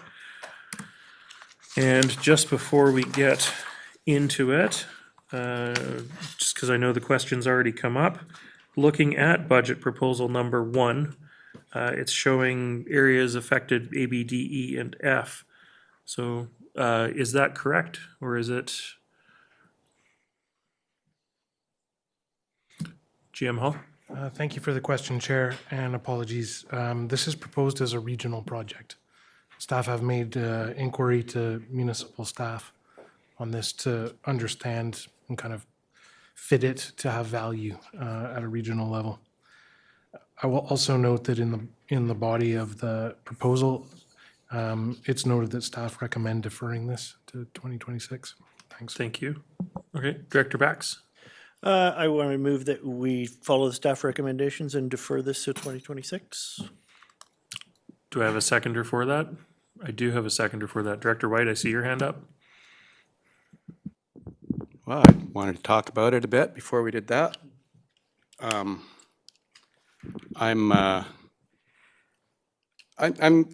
This is a really challenging one, really interesting though. I mean, it identifies here, it's a strategic plan priority. And I'm concerned about deferring it. I'm also concerned about the funding of it in regional sustainability because this is a partnership, for example, with the municipalities, but for example, with the town of Gibsons, and our staff is already working on this partnership. So we're already, resourcing our own staff to do this work.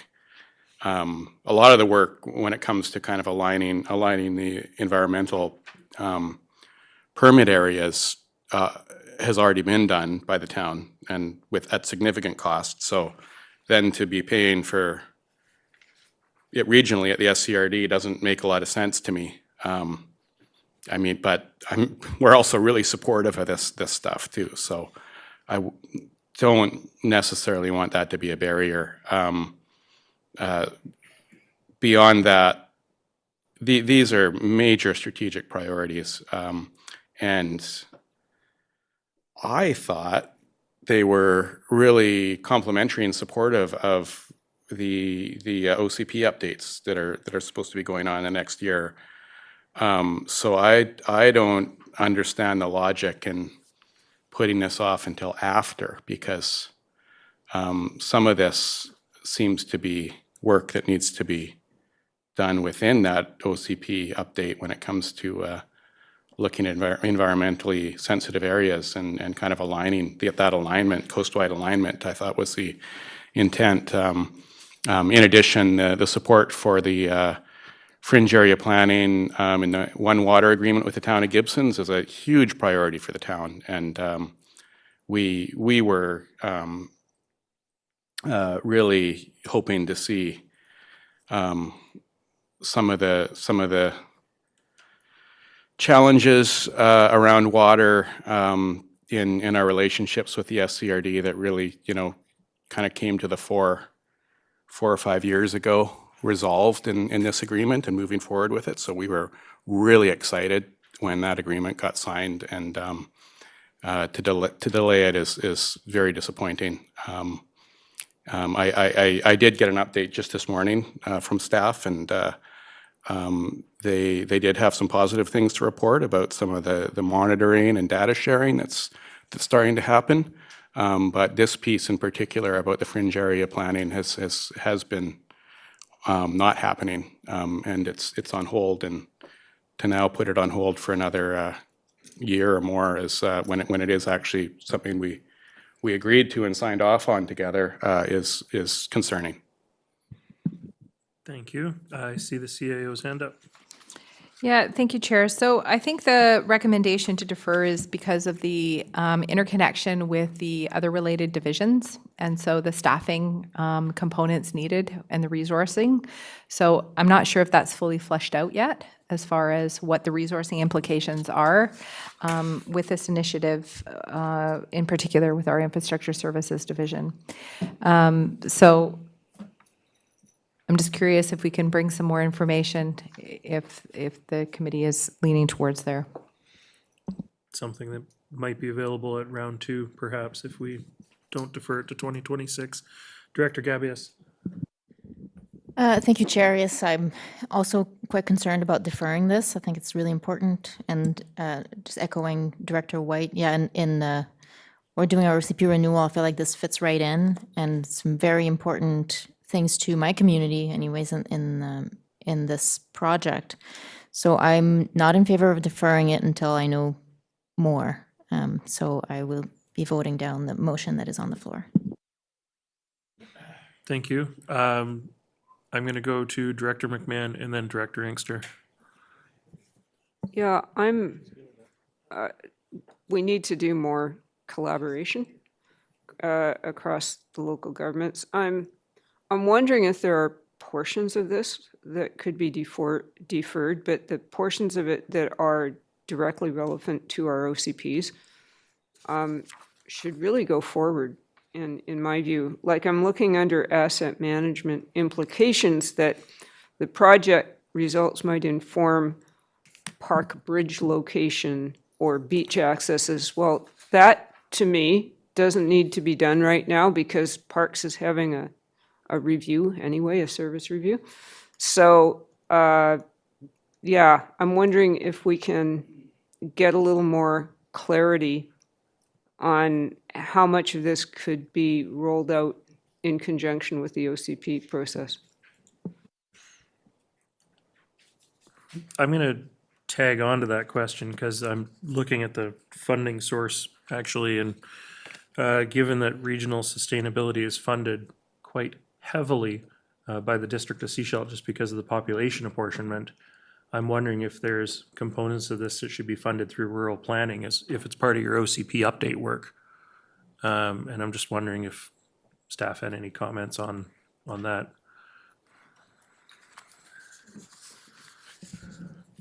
Thank you, Chair.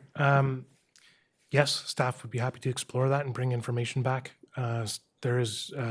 Staff are working on the board's directive to bring OCP project information and options to the round 2 budget. So we can include that as well. Thank you. Thank you. Director White, see your hand up again? I think you already. Oh, my apologies. Director Inkster. Yeah, I look forward to the different funding options being presented and discussed. The amount presented, the dollar amount, is not large in terms of our overall budget, and the other projects we have easily approved today. So to me, it's not a dollar figure. And I think why it was first and seconded was it was a recommendation by staff of capacity. So I don't want to defer it. I'd like to discuss it as others have suggested, so I hope they can come up with a solution. There's a couple of other things that are environmentally related on here that I don't think we are doing this year. We should do this one. Thanks. Thank you. Director White. Yeah, just following up on that staffing concern, I can see, I'm hoping there's a solution here because if it was staffing capacity and looking at the staffing and the sustainability function, I'm not great if they can help, but I'm not sure that they're necessarily the point people on some of this work. I thought some of this work was already taking place actually in our work plan. I mean, some of the kind of aligning the environmental stewardship approaches in OCPs. I thought that was a big piece of the OCP update already. And same goes with the Aquifer 560 agreement, and that's already in the work plan, the corporate work plan, and maybe that's something work that I thought infrastructure services staff were already doing. So if the problem is the sustainability department doesn't have capacity, maybe some of this work has actually already been assigned to other departments. I'm not the expert on that, but I'm hoping our staff can have a look at that and maybe maybe that's the answer here. Thanks. Thank you. Director Bax, I'm hoping, it sounds like there's not a support to defer this to 2026, so we're going to do something different. So hopefully your comments will be brief. Yeah, my comments will be brief. We have a motion on the floor, and I have no problem with voting against my own motion after hearing the comments from the other directors.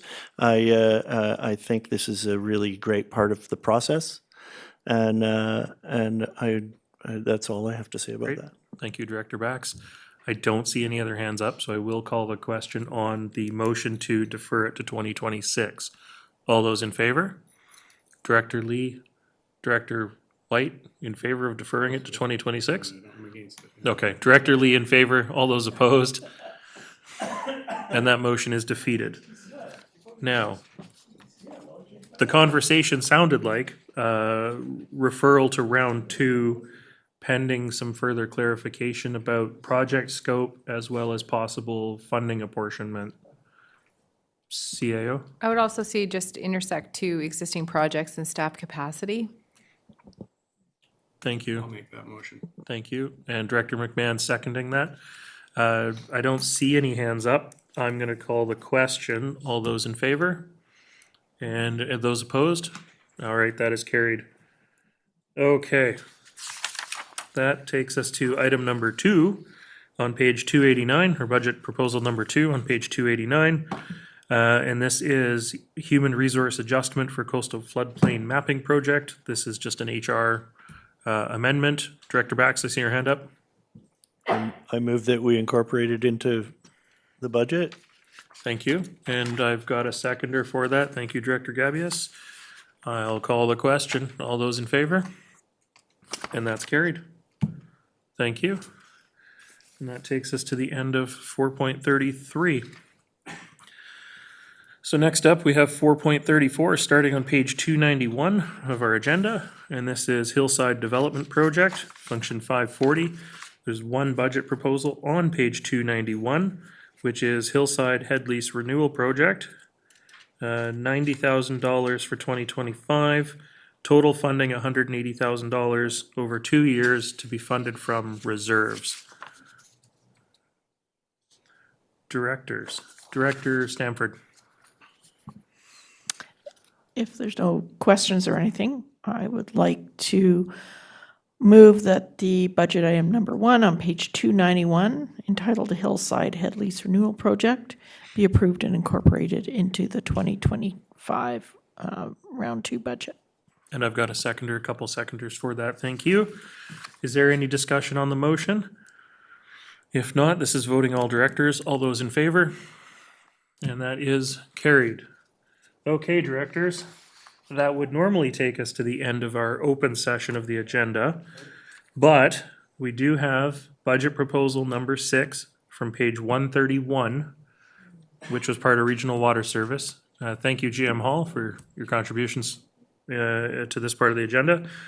And so project number 6 is pressure release valves for Church Road Wellfield optimization. Directors wanted to have a little more conversation about this at the end of the agenda. Director McMahon. I'd like to refer this to round 2 with perhaps some staff discussion of funding options. I've got a seconder for that.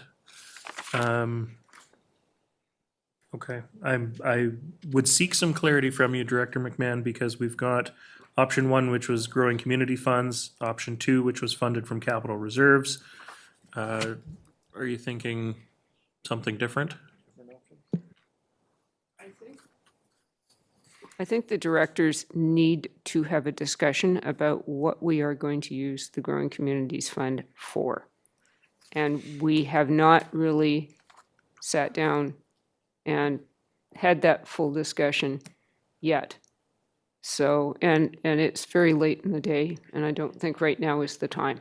So I would prefer to do that at round 2, recognizing that this project needs to go forward regardless. We'll fund it somehow, but yeah, I think we need a discussion about how we want to apportion the funding between the various funds that we have available to us.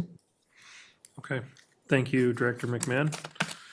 I don't see any other hands up, so I will call the question on the referral to round two. All those in favor? Any opposed? That motion's carried. Okay, that takes us to the end of our open agenda. We do have an in-camera session to go to. So can I have a motion that the public be excluded from attendance at the meeting in accordance with section 90, subsection 1, A, C, E, and K of the community charter, please? Moved and seconded. All those in favor? And that is carried. We're going to go in camera. We're going to take a brief recess to reset and set things up. Connie, do you have any questions? You're the only one left after a long day.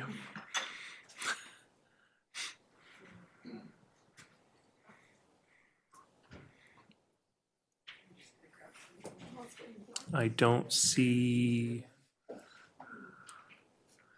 I don't.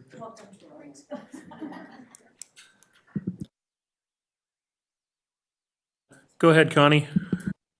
No questions. I hear you were looking for my response, but thank you very much, Chair. Great. Thank you so much for sticking with us today. This will conclude the agenda today, so there won't be a session tomorrow. And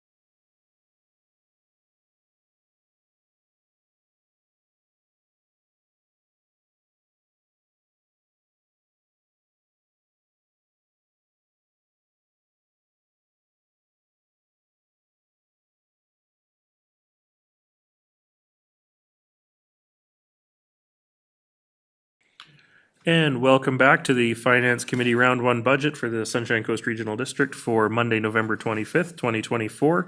We've concluded our business on our agenda, so we won't have a session on Tuesday. And with that, can I have a motion to adjourn the meeting? Moved, seconded, all those in favor? And that's carried. Thank you very much. See you at the next one.